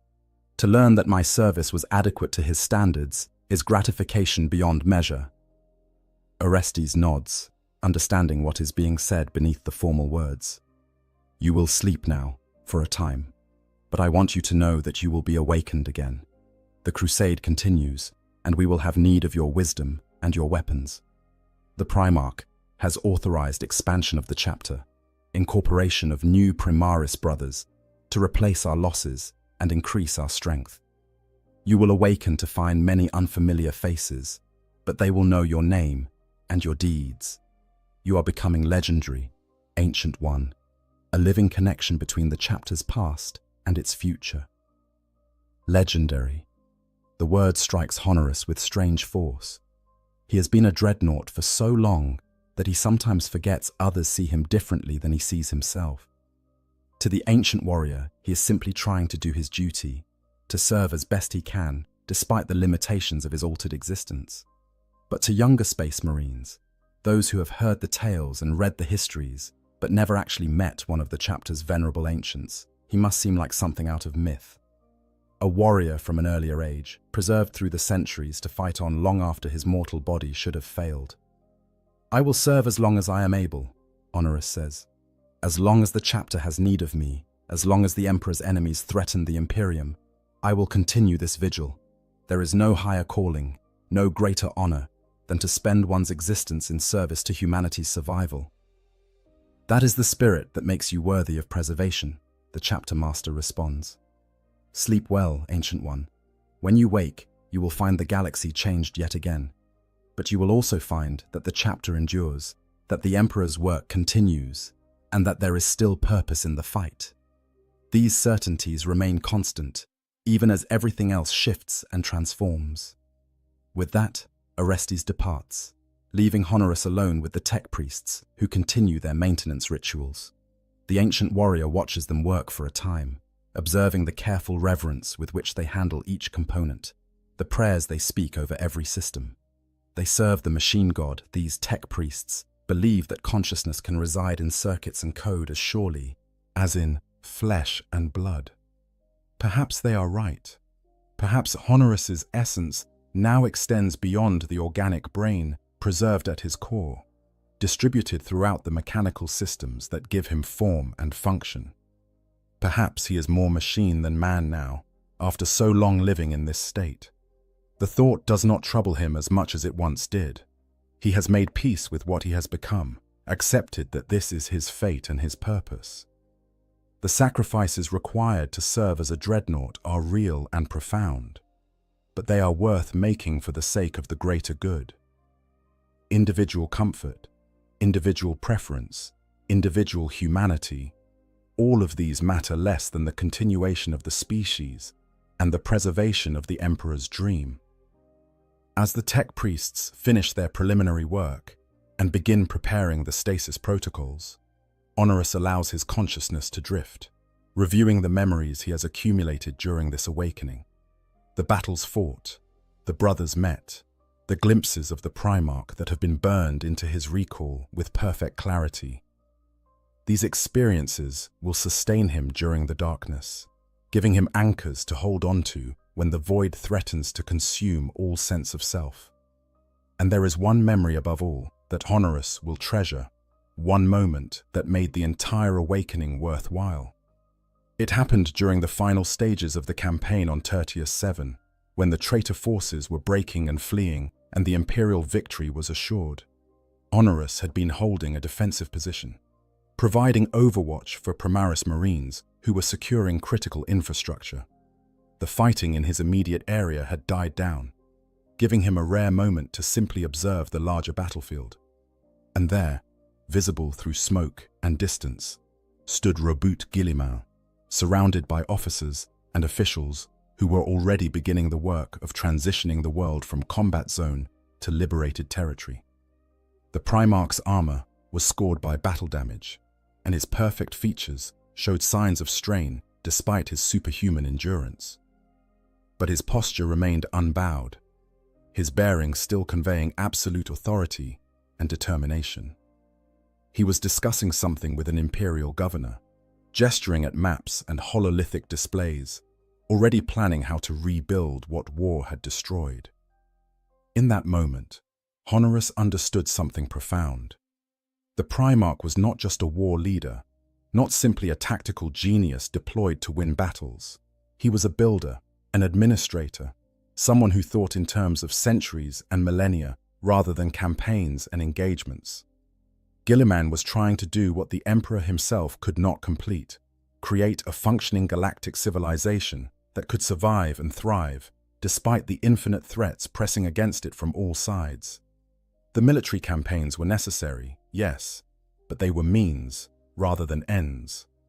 The true goal was to give humanity a future worth fighting for. This understanding gave Honoris's service new context. He was not just fighting to kill enemies or reconquer worlds. He was contributing, however minutely, to the greatest work of civilization building in human history. Every battle won, every world secured, every year that humanity survived another turn of the galactic cycle, all of it mattered, because all of it gave the Primarch more time and space to build something better than what had existed before. The tech priests activate the shutdown sequence, and Honoris feels the familiar cascade of systems going offline, awareness dimming as connections sever, and consciousness begins its retreat toward the void.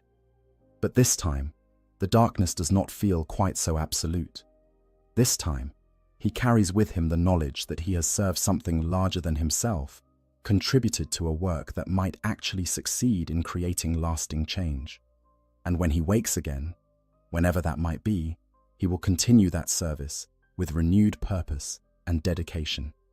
The last thing Honoris experiences before consciousness completely fades is the voice of a tech priest speaking a final benediction over the stasis pod.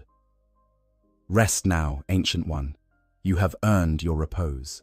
When the chapter calls, you will rise again to serve. Until that day, may the Emperor watch over you. May the machine god preserve your systems, and may you dream of victory eternal. Then the darkness comes, and the ancient warrior sleeps, and the galaxy turns on without him, for the glory of the Imperium. If you've been captivated by this journey through the awakening of an ancient warrior, if you've felt the weight of millennia and the sudden surge of hope that comes with a Primarch's return, then I invite you to become part of our growing community. Subscribe to Stories of Hammer for more deep dives into the rich lore of Warhammer 40,000, exploring the characters, events, and themes that make this universe so compelling. Hit that like button if this story resonated with you, and share it with fellow fans who appreciate the darker corners of the 41st millennium. The Imperium endures, and so do we, one story at a time. Thank you for listening, and remember, even in death, there is still duty. In the silent darkness of a forgotten tomb complex, two forms of immortality meet. One is ancient beyond human comprehension, a consciousness transferred into living metal 60 million years ago, awake after an eternity of dreamless sleep. The other is a more recent tragedy, a warrior hero sealed into a walking sarcophagus, counting the centuries in moments of violence, separated by voids of unconsciousness. When Necron's scout units encounter a hibernating Imperial dreadnought, they stand face to face with something that mirrors their own cursed existence in ways that would be almost poetic, if the Necrons retained the capacity for such reflection. This is not simply a story about two war machines meeting in the dark. This is a confrontation between two philosophies of preservation, two methods of cheating death, two species that have chosen eternal service over the final piece of mortality. The Necrons, who shed their organic forms in a desperate bargain with star gods, now encounter humanity's own answer to preserving their greatest heroes past the point of death. Both races have created methods to extend the service of their warriors indefinitely, and both have discovered that immortality comes with costs that cannot be calculated in advance. The encounter begins quietly, as most profound moments do in the endless wars of the 41st millennium. Beneath the surface of a contested world, where human colonists have unknowingly built their settlements atop a slumbering Necron tomb complex, the awakening of the ancient race proceeds according to protocols established millions of years before humanity's ancestors first looked up at the stars. Tomb spiders click and whir as they restore stasis chambers to function. Scarab swarms flow through corridors, repairing damage accumulated over eons of hibernation. And Necron warriors begin their slow transition from dormancy to wakefulness, their consciousness flickering back into awareness like lights igniting in a vast, darkened hall. The Imperial presence on this world is substantial, but not overwhelming. A Space Marine strike force had been dispatched here months ago, responding to reports of strange technological artifacts emerging from beneath the planet's crust. The Marines conducted their operations with characteristic efficiency, establishing forward bases and launching reconnaissance missions deep into the underground structures. But when the true scale of what lay beneath became apparent, when the first Necron warriors phased into reality with their Gauss weapons already tracking targets, the situation transformed from archaeological investigation to desperate combat. Among the Imperial forces was a venerable dreadnought, a warrior who had served his chapter for over 7 centuries, witnessing conflicts that had passed into legend for most of his battle brothers. He had fought in the depths of these alien structures, his assault cannon roaring defiance at the rising tide of living metal warriors, his power fist crushing enemy constructs with the fury of the Emperor's wrath. But the battle had not gone as planned. Overwhelming numbers, combined with the reality-bending technologies of the awakening tomb complex, had forced the Imperials into a fighting retreat. In the chaos of withdrawal, the ancient warrior had fallen, not destroyed, but damaged. His systems forced into emergency hibernation as his battle brothers struggled to evacuate what forces they could. Now he lies in the darkness, his sarcophagus sealed and his consciousness suspended in the dreamless void that is the mercy granted to those interred within dreadnought chassis. His massive form rests against the wall of an ancient chamber, surrounded by Xeno's architecture that predates human civilization by millions of years. The markers that would identify his chapter are obscured by combat damage and the accumulated dust of the underground.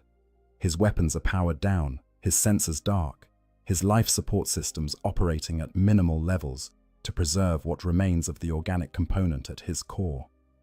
To any casual observer, he appears as nothing more than another piece of wreckage in a contested war zone. But to the Necrons, now slowly filling these chambers with their inexorable advance, he is something far more interesting. The first to encounter the dormant dreadnought are a pair of immortals, elite warriors, whose bodies are crafted from more sophisticated materials than the basic Necron warriors. They move through the chamber with purposeful efficiency, their Gauss blasters held ready, their sensors constantly scanning for threats. The chamber itself is ancient, its walls bearing the geometric patterns that the Necron tier favored in their architecture millions of years ago, designs that hurt human eyes to look at too long because they incorporate mathematical principles that organic brains are not optimized to process. The Immortals navigate this space with perfect precision, their targeting systems identifying potential threats and dismissing them in fractions of a second, their behavioral protocols driving them forward with the inexorable purpose that characterizes all Necron military operations. When their targeting systems identify the massive form in the corner, they pause. The readings are strange, contradictory, defying easy categorization. Metal, yes, but not the crude iron and steel of most human constructions. The sensor returns identify ceramite, adamantium, plasteel, alloys that represent the pinnacle of imperial metallurgical science, materials that require sophisticated manufacturing processes and quality control far beyond what most human forge worlds can reliably achieve. These are not the casual metals of civilian construction or even standard military equipment. This is armor designed to withstand punishment that would vaporize lesser materials, protection intended to keep its wearer functional in conditions that would destroy ordinary vehicles, and beneath those armored shells, something else, something that registers as organic, yet not quite alive in any conventional sense. The Immortals' sensors detect heat signatures consistent with functioning biological systems, electromagnetic patterns that suggest neural activity, chemical signatures that indicate the presence of organic compounds. But the configuration is all wrong for a living being. The organic components are too small, too fragmented, too intimately integrated with mechanical systems to represent a conventional life form. It is as if someone has taken a living creature and reduced it to its absolute minimum functional components, then wired those components directly into a machine designed to house them. One of the Immortals approaches, its footsteps clicking against the ancient stone floor with a rhythm that has remained precisely consistent for the 60 million years since biotransference first transformed it from organic being into mechanical construct. The Immortal is programmed to be cautious around unknown technologies, to gather data before engaging, to prioritize intelligence collection over immediate destruction unless directly threatened. These behavioral protocols, encoded into its necrodermis, along with the basic patterns that define its identity, guide its movements as it circles the dormant construct, sensors working constantly to build a complete picture of what it has discovered. Up close, the dreadnought is massive, even by the standards of the Necron's own war constructs. It stands perhaps 4 meters tall, even in its dormant, slightly hunched posture, its bulk speaking to the power contained within that armored frame. The proportions are oddly anthropomorphic, suggesting that humans designed their war machines to echo the shape of their own bodies, despite the inefficiencies that such design choices introduce. A Necron construct of similar mass would be configured differently, optimized for function rather than form, shaped according to mathematical principles rather than aesthetic preferences. But humans, the Immortals' tactical database reminds it, are a young species, still attached to the symbolism and imagery that older races have long since abandoned as inefficient. The Immortals' sensors play across the machine's surface, cataloging damage patterns, analyzing alloy compositions, attempting to understand the purpose of this strange hybrid of organic and mechanical components. Impact craters from Gauss weapons mark the ceramite, the distinctive pattern of molecular disassembly, clearly visible where the flare beam struck armor that was strong enough to resist complete destruction. Burns from Tesla arcs trace across one shoulder, the electrical discharge having briefly superheated the metal before the construct's thermal management systems could compensate. A scoring mark from a particle whip cuts across the torso, deep enough to have compromised the outer armor layer, but not deep enough to reach the vital systems beneath. These damage patterns tell a story that the Immortals' tactical analysis subroutines begin to reconstruct.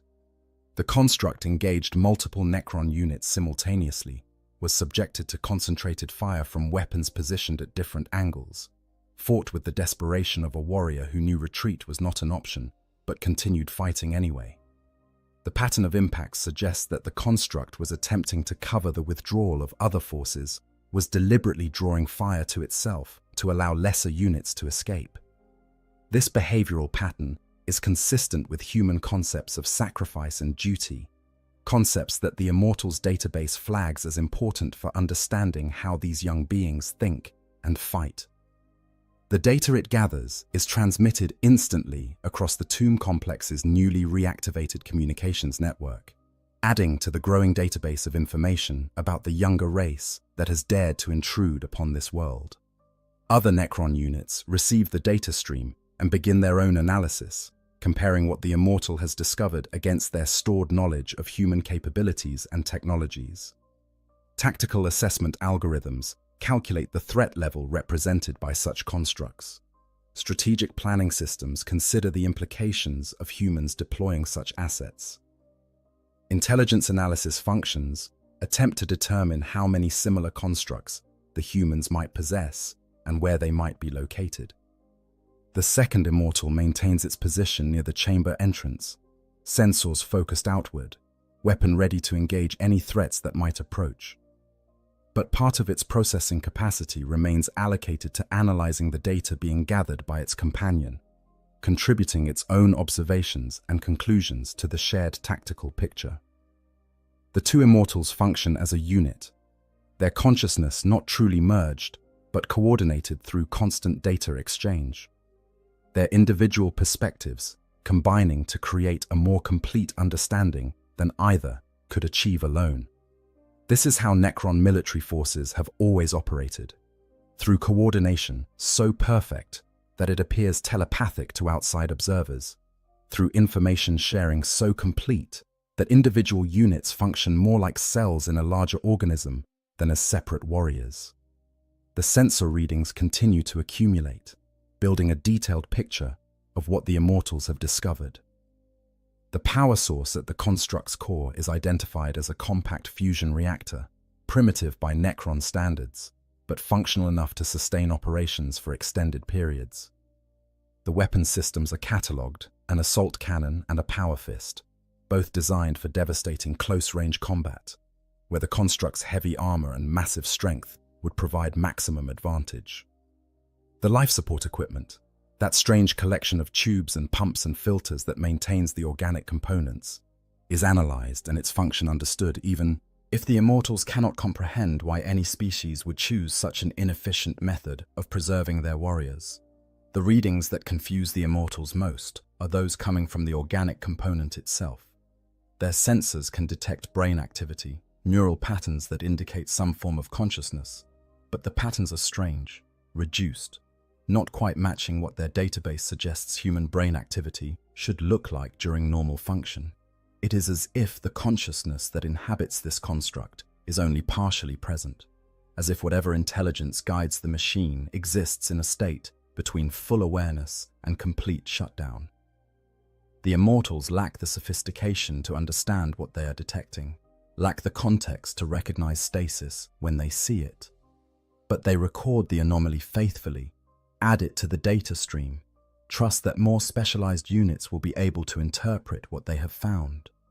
In the deeper chambers of the tomb complex, where the true masters of this dynasty are completing their awakening, this data stream attracts attention. A cryptech, one of the technological masters whose knowledge spans millions of years, directs its consciousness toward this anomaly. The cryptech has spent eons studying the physical laws of the universe, manipulating matter and energy in ways that would appear as sorcery to lesser minds, bending reality itself to serve purposes that most beings cannot even conceive. It has witnessed the rise and fall of civilizations, has observed the birth of stars and the death of galaxies, has accumulated knowledge that would take organic minds lifetimes merely to catalogue, let alone to understand. Yet here is something that defies easy categorization, a construct that seems to blend the organic and the mechanical in ways that the cryptech's vast database does not fully explain. The readings are fascinating in their complexity, perplexing in their implications, worthy of deeper investigation in ways that few discoveries manage to be, for a being who has seen essentially everything the material universe has to offer. The combination of advanced metalworking and primitive biotechnology, the marriage of sophisticated armor systems with crude life support equipment, the apparent decision to preserve organic consciousness through mechanical means rather than pursuing true consciousness transfer, all of these choices speak to a philosophy and capability set that the cryptech finds genuinely interesting. The cryptech's interest is not merely academic, though the scientific curiosity that drove its mortal ancestors still flickers somewhere in its mechanical consciousness, a ghost of what it once felt when confronted with unknown phenomena. There are strategic considerations as well, practical reasons why understanding this construct could prove valuable to the dynasty's larger goals. Understanding the capabilities and limitations of this technology could provide valuable intelligence about the foe they now face, could inform tactical decisions about how to engage such constructs in future battles, could reveal weaknesses that might be exploited to achieve victory with minimal expenditure of resources. The Necrons may possess overwhelming technological superiority, but they did not survive for 60 million years by being careless or dismissive of potential threats. The presence of such advanced technology, left behind in what appears to be a defensive position, suggests that the humans who built it considered it valuable, and anything valuable to an enemy is worth investigating. A command ripples through the tomb complex's communication network. The immortals are to remain at their positions, maintaining a perimeter around the strange construct. More specialized units are being dispatched. Canoptech spiders, maintenance constructs, whose understanding of technology rivals even that of the cryptechs themselves, are directed toward the chamber, and the cryptech itself begins to make its way through the awakening tomb, drawn by the puzzle that this discovery represents. The Canoptech spiders arrive first, their spider-like forms skittering across the walls and ceiling with unnatural grace. They are not sentient in the way that the Necron lords and warriors are, but their programming is sophisticated beyond anything the Imperium has ever created. They begin their own analysis of the dreadnought, their multiple limbs extending delicate sensor probes that can detect and manipulate matter at the molecular level. One of them approaches the sarcophagus at the dreadnought's core, that armored tomb within a tomb that houses what remains of the Space Marine pilot. Its sensors detect the presence of organic matter sustained in some kind of artificial fluid, kept alive by systems that are crude by Necron standards, yet undeniably functional. The spider's analysis reveals something that would be surprising to anyone familiar with both races' technologies. The life support systems maintaining the Dreadnought's pilot are failing. Not catastrophically, not yet, but the damage sustained in the recent battle has compromised several redundant systems. Power reserves are depleting more rapidly than they should. The amniotic fluid that sustains the pilot's organic remains is slowly degrading, its chemical balance shifting in ways that will eventually prove fatal. Given time, measured in months, or perhaps a year at most, the systems will fail completely, and the warrior entombed within will finally find the peace of death that was denied to him when he was first interred in this walking tomb. This information presents an interesting dilemma, one that a more emotional species might find ironic. The Necrons, who long ago shed their organic forms in pursuit of immortality, have discovered a member of a younger race who clings to organic life through technological means that are simultaneously impressive and pathetically inadequate. The human within this machine is dying, slowly, locked in a sleep from which he cannot wake himself, dependent on systems that are themselves failing. It is a situation that parallels, in its own crude way, the awakening of the Necrons themselves. They too sleep in tombs, sustained by technologies designed to preserve them through eternity. They too wake only when called to war. They too exist in a state that is neither truly alive nor fully dead. When the Cryptek arrives, gliding into the chamber on its Canoptek cloak, the analysis of the Dreadnought has been ongoing for nearly an hour by imperial time measurement. The Cryptek dismisses the immortals with a gesture, sending them to secure other sections of the tomb complex. The Canoptek spiders remain, their continuing scans feeding data directly into the Cryptek's consciousness. The Cryptek itself approaches the dormant war machine, its sensory apparatus far more sophisticated than anything the lesser constructs possess, capable of perceiving reality in ways that organic minds cannot fully comprehend. What the Cryptek sees is a marvel of primitive engineering, a solution to the problem of preserving a warrior past the point of physical death that is both ingenious and horrifying in its limitations. The human who built this never possessed the kind of understanding that would allow them to truly transfer consciousness into an artificial substrate. They lacked the Citan's knowledge of the fundamental nature of the soul, lacked the Necron's own hard-won understanding of how to encode sentience into necrodermis. Instead, they simply kept the organic components alive, wiring them into a mechanical shell through neural interfaces that are crude but functional.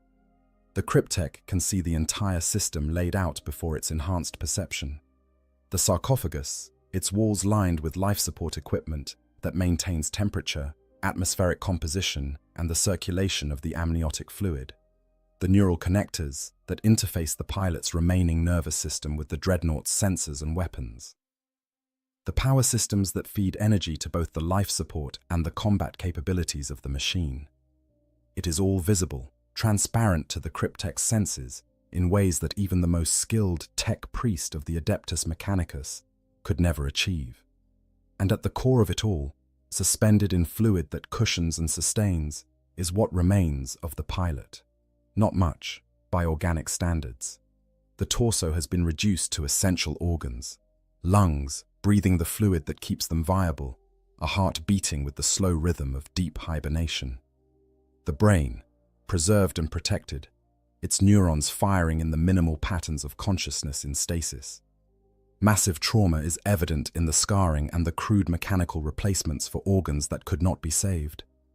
This warrior did not enter his metal tomb gently. He was destroyed in battle, his body so catastrophically damaged that only the most desperate measures could preserve any fragment of life.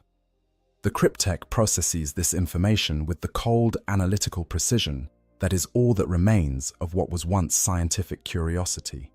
There is no empathy here, no emotional response to the tragedy of a warrior sealed forever in a tomb of his own body's remains. The Necrons lost such capacity for emotion when they underwent biotransference. trading the warmth of organic existence for the cold immortality of living metal. But there is interest, a kind of intellectual engagement with a problem that presents unexpected complexities. The technology itself is primitive, barely worthy of notice by the standards of a species that achieved mastery over dimensional engineering millions of years ago. The Cryptek could design superior systems in moments, could craft a consciousness transfer matrix that would allow the trapped warrior to exist in a body of necrodermis that would be superior in every measurable way to both his original flesh and his current mechanical prison. But the crude nature of the technology is not what holds the Cryptek's attention. Rather, it is the philosophical question that this discovery presents. The humans have created, in their own limited way, a mirror of what the Necrons themselves became.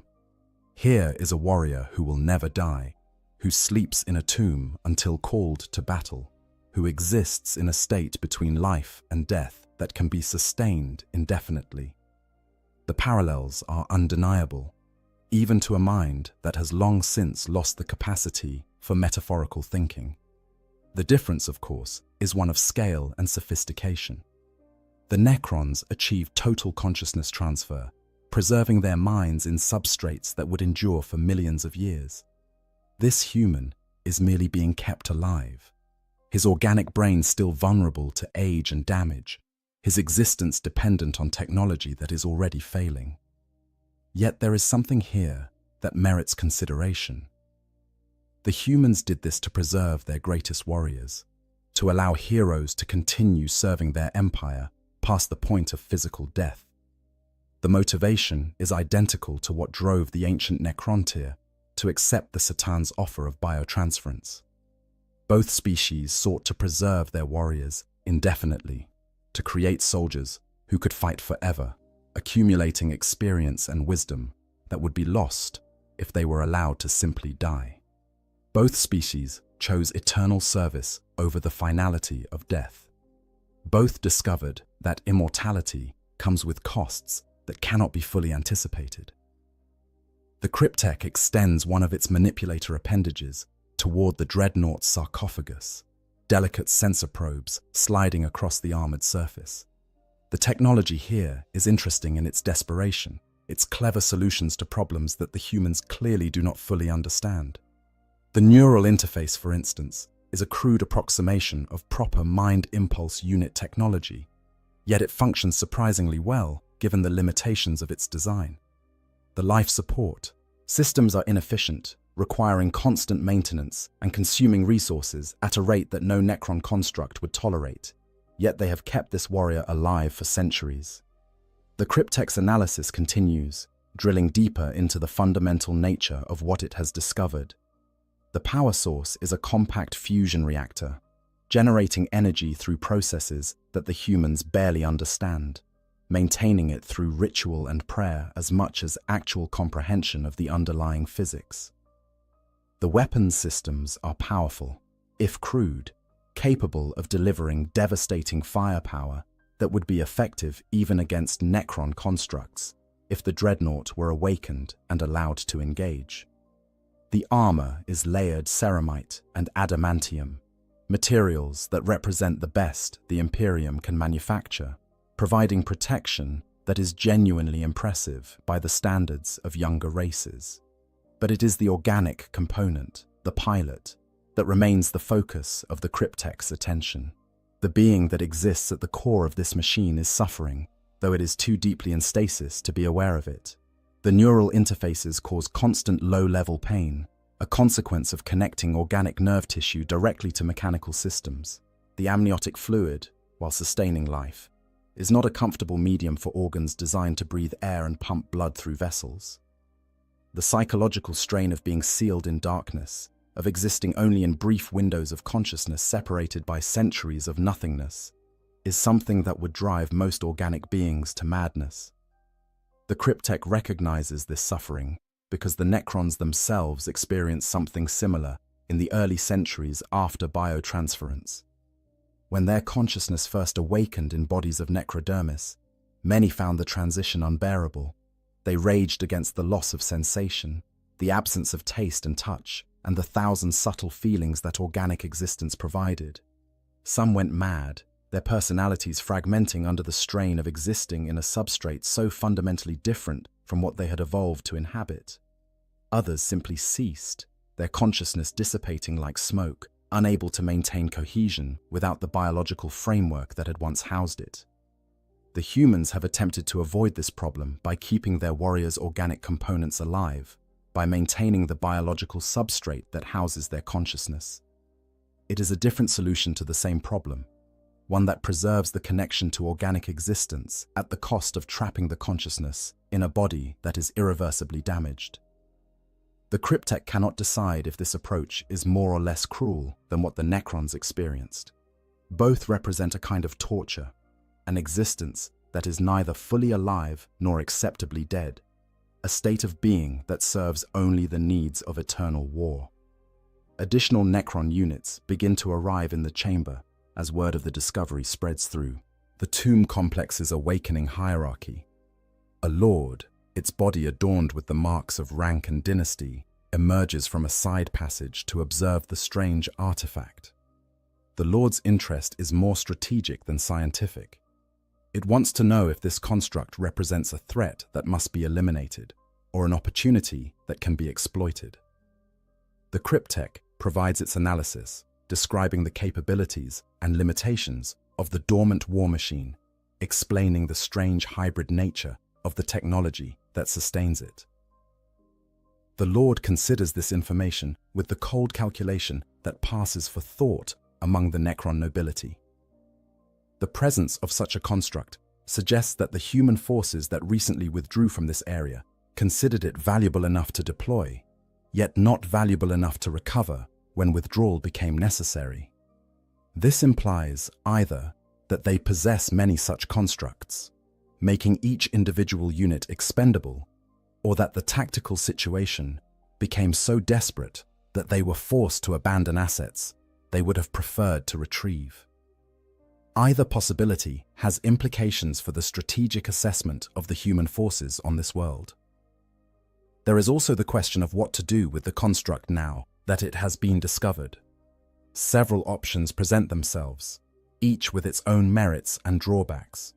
The simplest solution would be to destroy it, to eliminate a potential threat before it can be reactivated. The Necrons possess weapons that could reduce the dreadnought to its component atoms in moments. Gauss flayers that would strip away armor and flesh with equal efficiency. Particle whips that could shred the sarcophagus and everything it contains. Destruction would be clean, efficient, and tactically sound. It would eliminate any possibility of the construct being used against them, would prevent the humans from recovering a valuable asset, and would send a clear message about the fate of those who dare to intrude upon a Necron tomb world. But destruction has disadvantages as well. It would eliminate the opportunity to study the technology in greater depth, to fully understand the capabilities and limitations of the humans' approach to preserving their warriors. It would waste what could potentially be valuable intelligence about human military doctrine, tactical thinking, and technological capabilities. The Crypteks value knowledge above almost everything else, their scientific curiosity one of the few remnants of personality that survived biotransference. Destroying this construct before it has been fully analyzed would be wasteful in ways that offend the Cryptek's fundamental nature. There is also a more subtle consideration, one that the Lord weighs carefully in its mechanical approximation of thought. The humans trapped on this world are already aware that they face Necron opposition. The loss of this construct will not change that fundamental reality, but the manner of the construct's loss could provide intelligence about Necron capabilities that the humans do not yet possess. If the dreadnought is simply destroyed, the humans will learn only that the Necrons possess weapons capable of eliminating their heavy war machines. If the dreadnought simply disappears, never to be found, the humans will be left with questions that they cannot answer, will waste time and resources searching for an asset that no longer exists where they expect to find it. The Cryptek makes a suggestion. its voice synthesized through systems that were designed to approximate the sounds of organic speech. The dormant construct could be transported deeper into the tomb complex, moved to one of the analytical chambers where it could be studied in greater detail. The process would not harm the warrior within, would not even disturb his slumber. The life support systems could be stabilized, the failing components repaired or replaced with Necron equivalents that would function with far greater efficiency. The construct could be preserved indefinitely, maintained in perfect stasis, while Cryptex examined every aspect of its design and function. The Lord considers this proposal. There is appeal in the idea of preserving the construct for study, of adding it to the growing collection of artifacts and specimens that the Awakening dynasty is accumulating as it encounters the various younger races now infesting what was once Necron space. Collections of such specimens serve multiple purposes.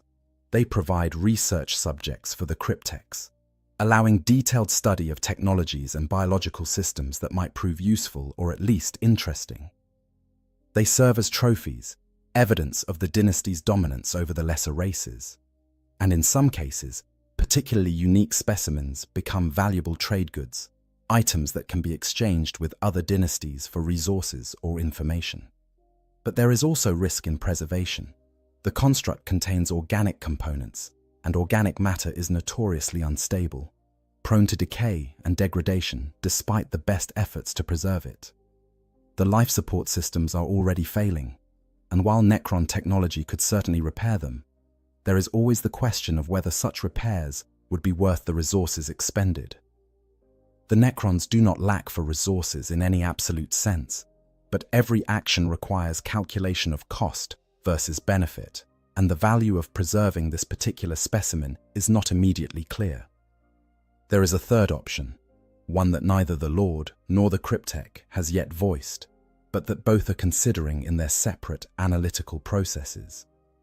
The construct could be awakened, roused from its hibernation to face its captors. This option carries obvious risks. The Dreadnought is designed for war, equipped with weapons that could inflict genuine damage on Necron forces before being overwhelmed. Its pilot, when conscious, would represent a genuine threat, a warrior with centuries of combat experience and the kind of desperate courage that makes organic beings dangerous even when facing superior forces. Awakening the construct would transform it from an inert object of study into an active combatant. Yet, there is appeal in this option as well, particularly for the more militant members of the Awakening dynasty. The Necrons may have lost much in biotransference, but the warrior ethos of their ancestors remains encoded in their behavioral protocols. There is something approaching respect for the construct and the warrior it contains. Recognition of a being who chose continued service over the peace of death, who exists in a state of eternal readiness to protect his people. The Necron warriors might be mindless automatons, their personalities erased by biotransference until only the most basic patterns of behavior remain, but the Lords and the Cryptex still retain echoes of what they once were, and what they once were, before even the transformation into mechanical bodies, was a warrior culture that valued strength and courage above almost all other virtues. The decision, when it comes, reflects both pragmatism and a kind of cold curiosity that is all that remains of what the Necrons once called scientific interest. The construct will be preserved, transported to deeper chambers where it can be studied in detail, but it will not be immediately awakened, not yet. The Cryptech wants time to analyze the technology, to understand every aspect of how the humans have attempted to preserve their warrior past the point of death. There may come a time when awakening the construct serves some purpose, when the intelligence that could be gathered from the pilot justifies the risk of rousing him to consciousness. But that time is not now. The Canoptech spiders receive their instructions and begin the process of preparing the Dreadnought for transport. Their manipulator appendages, capable of lifting objects many times their own mass through the application of gravitic technologies that humanity has yet to fully understand. Grasp the dormant war machine gently. The spiders are programmed to avoid causing damage when it is not necessary, to preserve specimens in their original condition whenever possible. They lift the massive construct as if it weighs nothing, carefully maneuvering it through the chamber's entrance and into the corridors beyond. As the dreadnought is carried deeper into the tomb complex, past awakening warriors and reactivating weapons systems, past chambers that have not seen activity in 60 million years, the full reality of its situation would be apparent to any observer capable of understanding it. The space marine sealed within that sarcophagus went into stasis expecting to wake to the sounds of battle, to be roused by his chapter's tech marines when his service was once again required. Instead, he will wake, if he wakes at all, to find himself in the possession of an alien species that predates humanity by millions of years, studied by minds that would appear as gods to lesser beings. A specimen in a collection of curiosities gathered by a race that has forgotten how to feel curiosity in any meaningful sense. The journey through the tomb complex reveals the scale of what lies beneath this world's surface. The chambers extend for kilometers in every direction, vast halls that could hold armies, repositories of technology that represents the pinnacle of achievement from a civilization that ruled the galaxy when Earth was still cooling from its formation. Necron warriors stand in perfect ranks, recently awakened and awaiting orders that will send them forth to reclaim what their ancestors once possessed. Immortals patrol key junctions, their enhanced forms and superior weapons, marking them as the elite of the dynasty's forces. Lich guards stand motionless at the entrances to the innermost chambers, sworn protectors of the nobility, warriors whose loyalty survived even the horror of biotransference. The analytical chamber to which the dreadnought is brought is a space designed for the examination of artifacts and specimens deemed worthy of detailed study. The room is circular, its walls lined with systems that can analyze matter at every scale from the quantum to the macro, that can subject samples to conditions ranging from absolute zero to the heart of a star, that can manipulate time itself within contained fields to observe how materials and systems respond to the passage of millennia compressed into moments. At the center of the chamber is a raised platform where the object of study is placed, surrounded by the analytical apparatus that will tease out every secret it contains.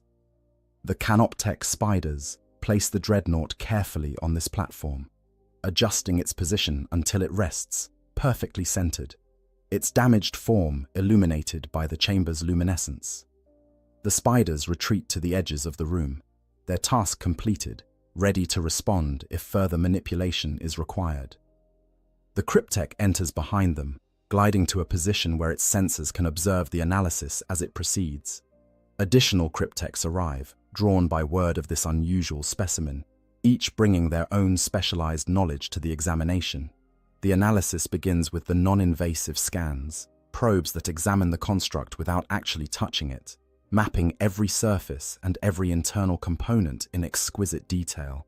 The armor is measured, its composition and structure recorded down to the molecular level. The weapons systems are analyzed, their firing chambers and ammunition feeds examined to understand how they function. The power core is studied, its fusion reactions observed through sensors that can perceive processes occurring at scales beyond human comprehension. Every bolt, every wire, every component of the machine is catalogued and understood. Then the analysis moves deeper, to the sarcophagus itself and the systems it contains. Here the cryptechs must be more careful, must ensure that their examination does not disturb the delicate balance that keeps the pilot alive.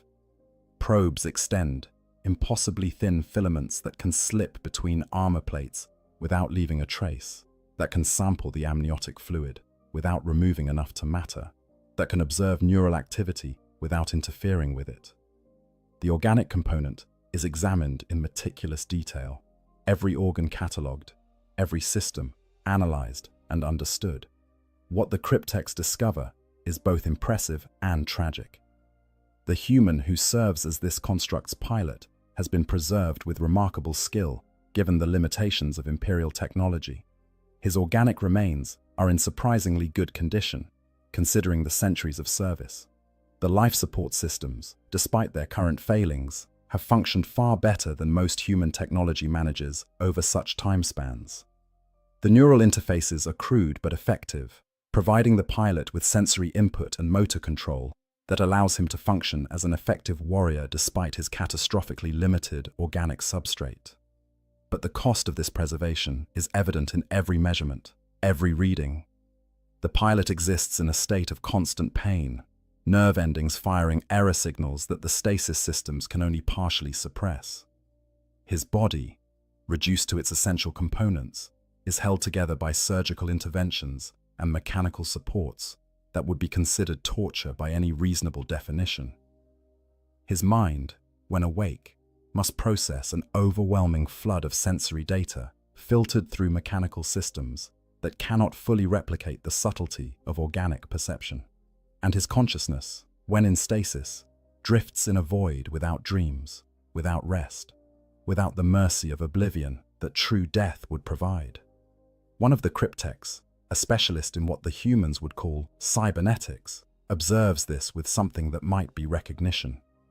The cryptech itself underwent biotransference, experienced the transition from organic existence to mechanical immortality. It remembers, in whatever way memory functions for a being whose consciousness exists as patterns in necrodermis, the horror of awakening in a body that felt nothing, that experienced the universe only through sensors that reduced reality to data streams. It remembers the sense of loss, the desperate yearning for sensations that could never be recovered, the slow adjustment to existing as something fundamentally different from what it had been. The human in this sarcophagus is experiencing something similar, though in reverse. He clings to organic existence, his brain still flesh and blood, still capable of pain and suffering in ways that necrons can no longer experience. Yet he is separated from his body by the very systems that keep him alive, experiencing the world through sensors and interfaces that can never fully replace the rich sensory input of organic existence. He is trapped between two states of being, neither fully organic nor properly mechanical, a hybrid creature that combines the worst limitations of both forms. The analysis continues for hours by human time measurement, though the cryptechs do not measure duration in such limited terms. They examine every aspect of the construct and its pilot, building a comprehensive understanding of the technology and the biological systems it sustains. They discover the redundancies built into the life support, the backup systems that activate when primary systems fail, the clever solutions to problems that the human engineers clearly did not fully understand. They find evidence of past repairs, places where components have been replaced or modified, suggesting that this particular construct has survived multiple periods of service separated by intervals of stasis. And they discover something else, something that gives even the emotionless cryptechs pause in their analysis. Deep in the neural interfaces, in the systems that connect the pilot's organic brain to the dreadnought's sensors and controls, they find patterns that suggest active mental processes even in stasis. The pilot is not fully unconscious, not completely dormant. Some part of his consciousness remains active, processing information at levels too subtle for the construct's own monitoring systems to detect. He is dreaming, in whatever way a being in his condition can dream, his mind attempting to make sense of existence that consists primarily of darkness and silence, punctuated by brief intervals of extreme violence. This discovery fascinates the cryptechs because it suggests that the pilot's subjective experience of time does not match the objective passage of centuries. For him, the intervals of stasis may feel shorter or longer than they actually are. His perception of duration distorted by the nature of his half-conscious state. He may experience each awakening as if moments have passed since his last period of activity, or he may feel the full weight of centuries pressing down on his consciousness. The cryptex cannot determine which is the case without waking him and conducting direct analysis. But the possibility raises questions about the nature of consciousness and time perception that are interesting even by the standards of beings who have existed for 60 million years. The failing life support systems present both a problem and an opportunity. The cryptex could easily repair them, could replace the damaged components with Necron equivalents that would function perfectly for millennia. The technology required is trivial by their standards, well within the capabilities of even basic canoptech constructs. But such repair raises questions about purpose and intent. Are they preserving this specimen because it has genuine value, or simply because they can? Is there utility in maintaining this human warrior in his half-life state, or would resources be better spent elsewhere? One cryptex suggests an alternative approach. Rather than simply repairing the existing systems, they could improve them, enhance the life support to levels far beyond anything Imperial technology could achieve. They could strengthen the neural interfaces, provide the pilot with sensory input, far superior to what the crude human systems allow. They could even begin the process of biotransference, gradually replacing organic components with necrodermis equivalents, transforming the pilot into something closer to what the Necrons themselves have become. It would be an interesting experiment, a test of whether consciousness transfer could be achieved gradually rather than all at once, whether the trauma of complete biotransference could be avoided through incremental transformation. But this suggestion is rejected by the presiding lord, who has been observing the analysis with the cold patience of a being who measures time in millennia. The construct is to be preserved in its current state, as closely as possible to its original condition. Repairs are authorized to stabilize the failing systems, but enhancements are forbidden. This specimen is valuable precisely because it represents human technology and philosophy, because it provides insight into how these younger beings approach the problem of preserving their warriors. Transforming it into something else would eliminate that value, would turn the specimen into merely another example of Necron capabilities. The decision is implemented immediately. Canoptech spiders begin the delicate work of repairing the life support systems, replacing human components with Necron equivalents that have been carefully designed to maintain the exact same functionality. The power core is supplemented with a stable energy source that will function for centuries without maintenance. The amniotic fluid is replenished and its chemical balance corrected. The neural interfaces are cleaned and repaired, ensuring that when the pilot wakes, his connection to the construct will be as strong as it was when he first entered stasis. The work is completed with a precision that no Imperial tech priest could hope to match. Every system is tested, every component verified to be functioning within acceptable parameters. The life support that was failing, degrading toward inevitable failure, is now stable and will remain so for longer than the Imperium has existed. The pilot, still locked in his dreamless half-sleep, is unaware that he has been preserved by the very beings his chapter would consider the gravest threat to humanity's existence. He sleeps on, suspended between life and death, maintained now by technology that predates his species by millions of years. With the immediate work completed, the cryptex turn their attention to the broader questions raised by this discovery. What does the existence of constructs like this tell them about human military doctrine? How many such warriors do the humans possess? What role do they play in the strategic thinking of the Space Marine chapters? These questions have implications beyond mere curiosity. The Necrons are awakening on hundreds of worlds across the galaxy, encountering the younger races that now infest the territories that were once theirs. Understanding how these species think, how they organize their forces, what technologies they consider valuable, all of this information contributes to the strategic calculations that will determine how the Necrons prosecute their war of reconquest.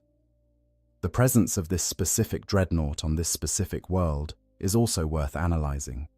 The human forces that deployed here clearly expected serious resistance, serious enough to warrant bringing one of their ancient warriors.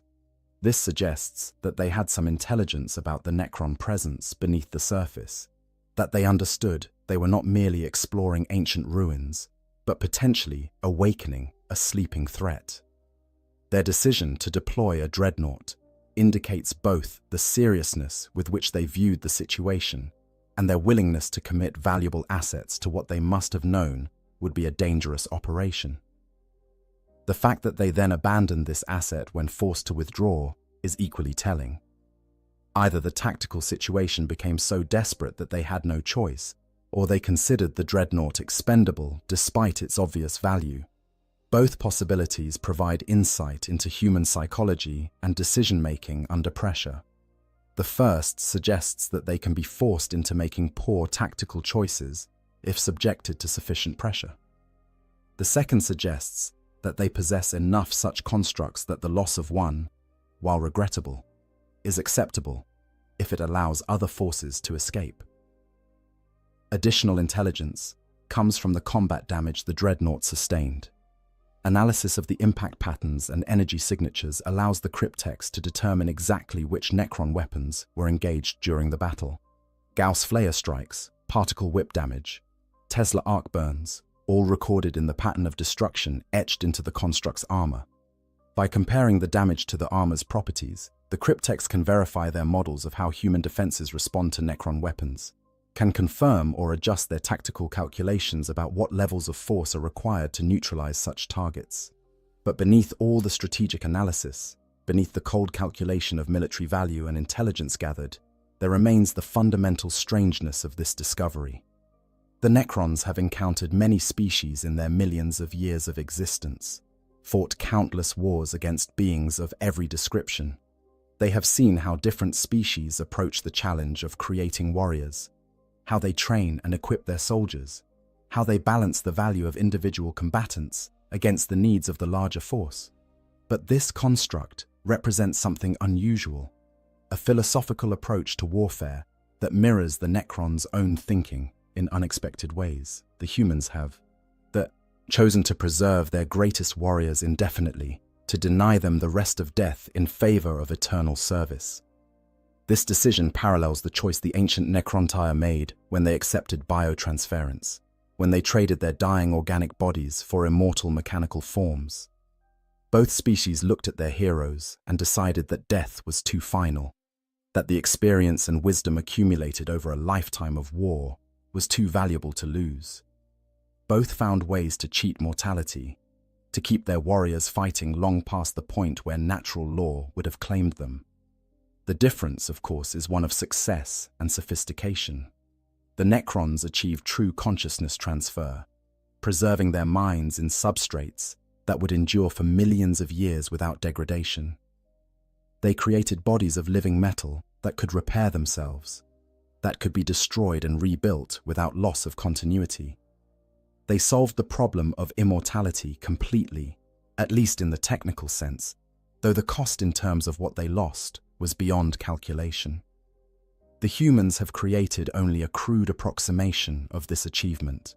Their dreadnoughts preserve life, but not truly consciousness. The pilot remains organic, remains vulnerable to all the limitations and degradations of flesh. He sleeps between battles not because it is efficient, but because remaining awake would drive him mad with isolation and pain. He serves not out of any programming or encoded behavior pattern, but because he still possesses will, choice, the capacity to decide that service matters more than comfort or peace. In many ways, his sacrifice is greater than what the Necrons experienced, precisely because he retains enough humanity to understand what he has lost. The cryptech that first discovered the dreadnought returns to the analytical chamber after attending to other duties elsewhere in the tomb complex. The repairs are complete, the specimen stabilized and preserved. The construct rests on its platform, silent and still, its systems operating at minimal levels to conserve power and reduce stress on the pilot's organic components. To an observer unfamiliar with the technology, it would appear unchanged from when it was first brought here. But the cryptech's sensors can detect the subtle differences, can see that the life support now functions with the smooth efficiency of Necron engineering rather than the barely controlled chaos of human systems. The cryptech considers the future of this specimen. It will remain here in the analytical chamber for now, subject to periodic examination as the dynasty's scholars accumulate more data about human technology and capabilities. But eventually, a decision will need to be made about its final disposition. It could be kept indefinitely, maintained as part of the dynasty's collection of interesting artifacts. It could be destroyed once sufficient information has been extracted, eliminating any possibility that it might somehow escape or be recovered by human forces. Or it could be awakened, roused from stasis to face a situation that he could never have anticipated in his darkest imaginings. Each option has appeal. Preservation allows continued study, the possibility of learning more as the cryptech's understanding of human technology deepens. Destruction is clean and certain, eliminates any risks associated with maintaining an organic specimen. Awakening provides the opportunity to gather intelligence directly from the pilot, to observe how he responds to his captivity, to test whether beings in his condition can be induced to provide useful information. But the decision is not the cryptech's to make. That choice belongs to the Lord who commands this awakening tomb, and ultimately to the Pharaoh who rules this entire dynasty. The cryptech is merely the custodian of this specimen, responsible for its preservation and study, but not empowered to determine its ultimate fate.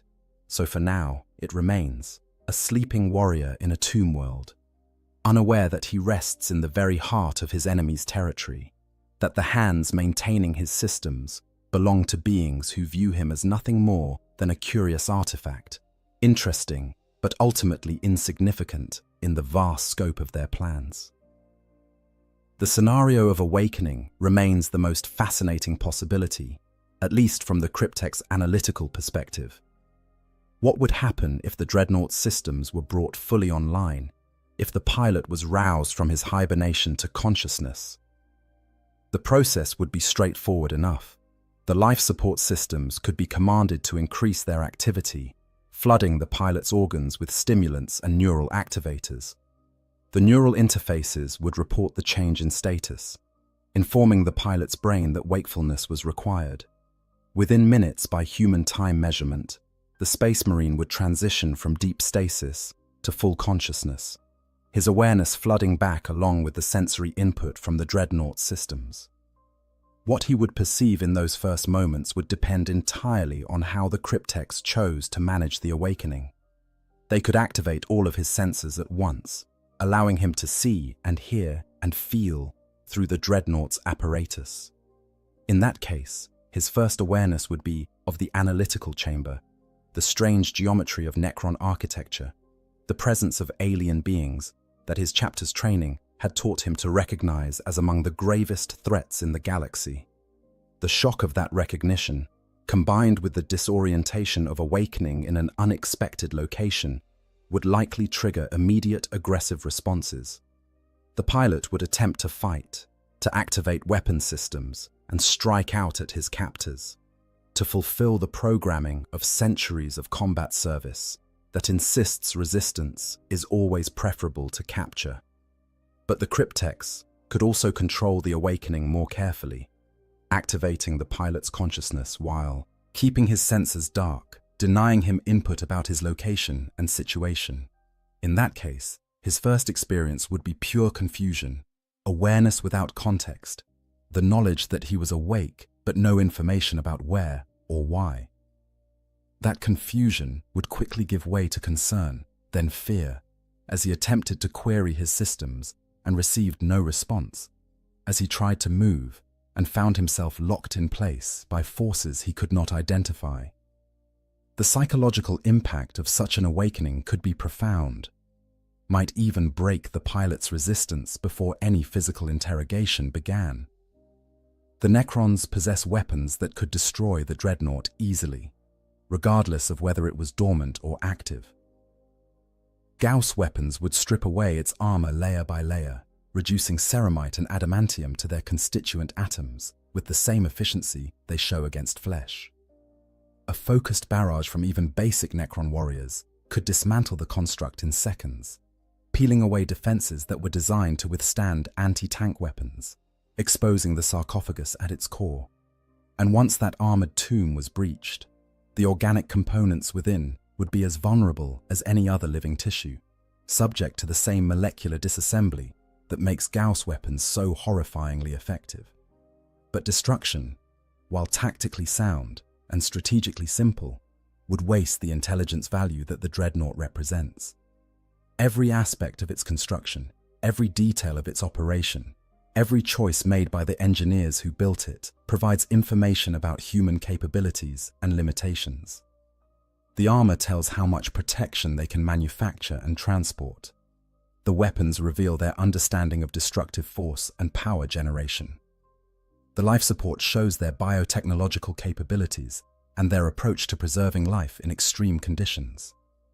All of this information is valuable, and destroying the specimen would eliminate any possibility of discovering more. There is also the question of what destroying the dreadnought would accomplish strategically. The humans already know they face Necron opposition on this world. The loss of one more construct, one more warrior, will not significantly change their calculations or capabilities. They lost dozens of Space Marines in the fighting before they withdrew.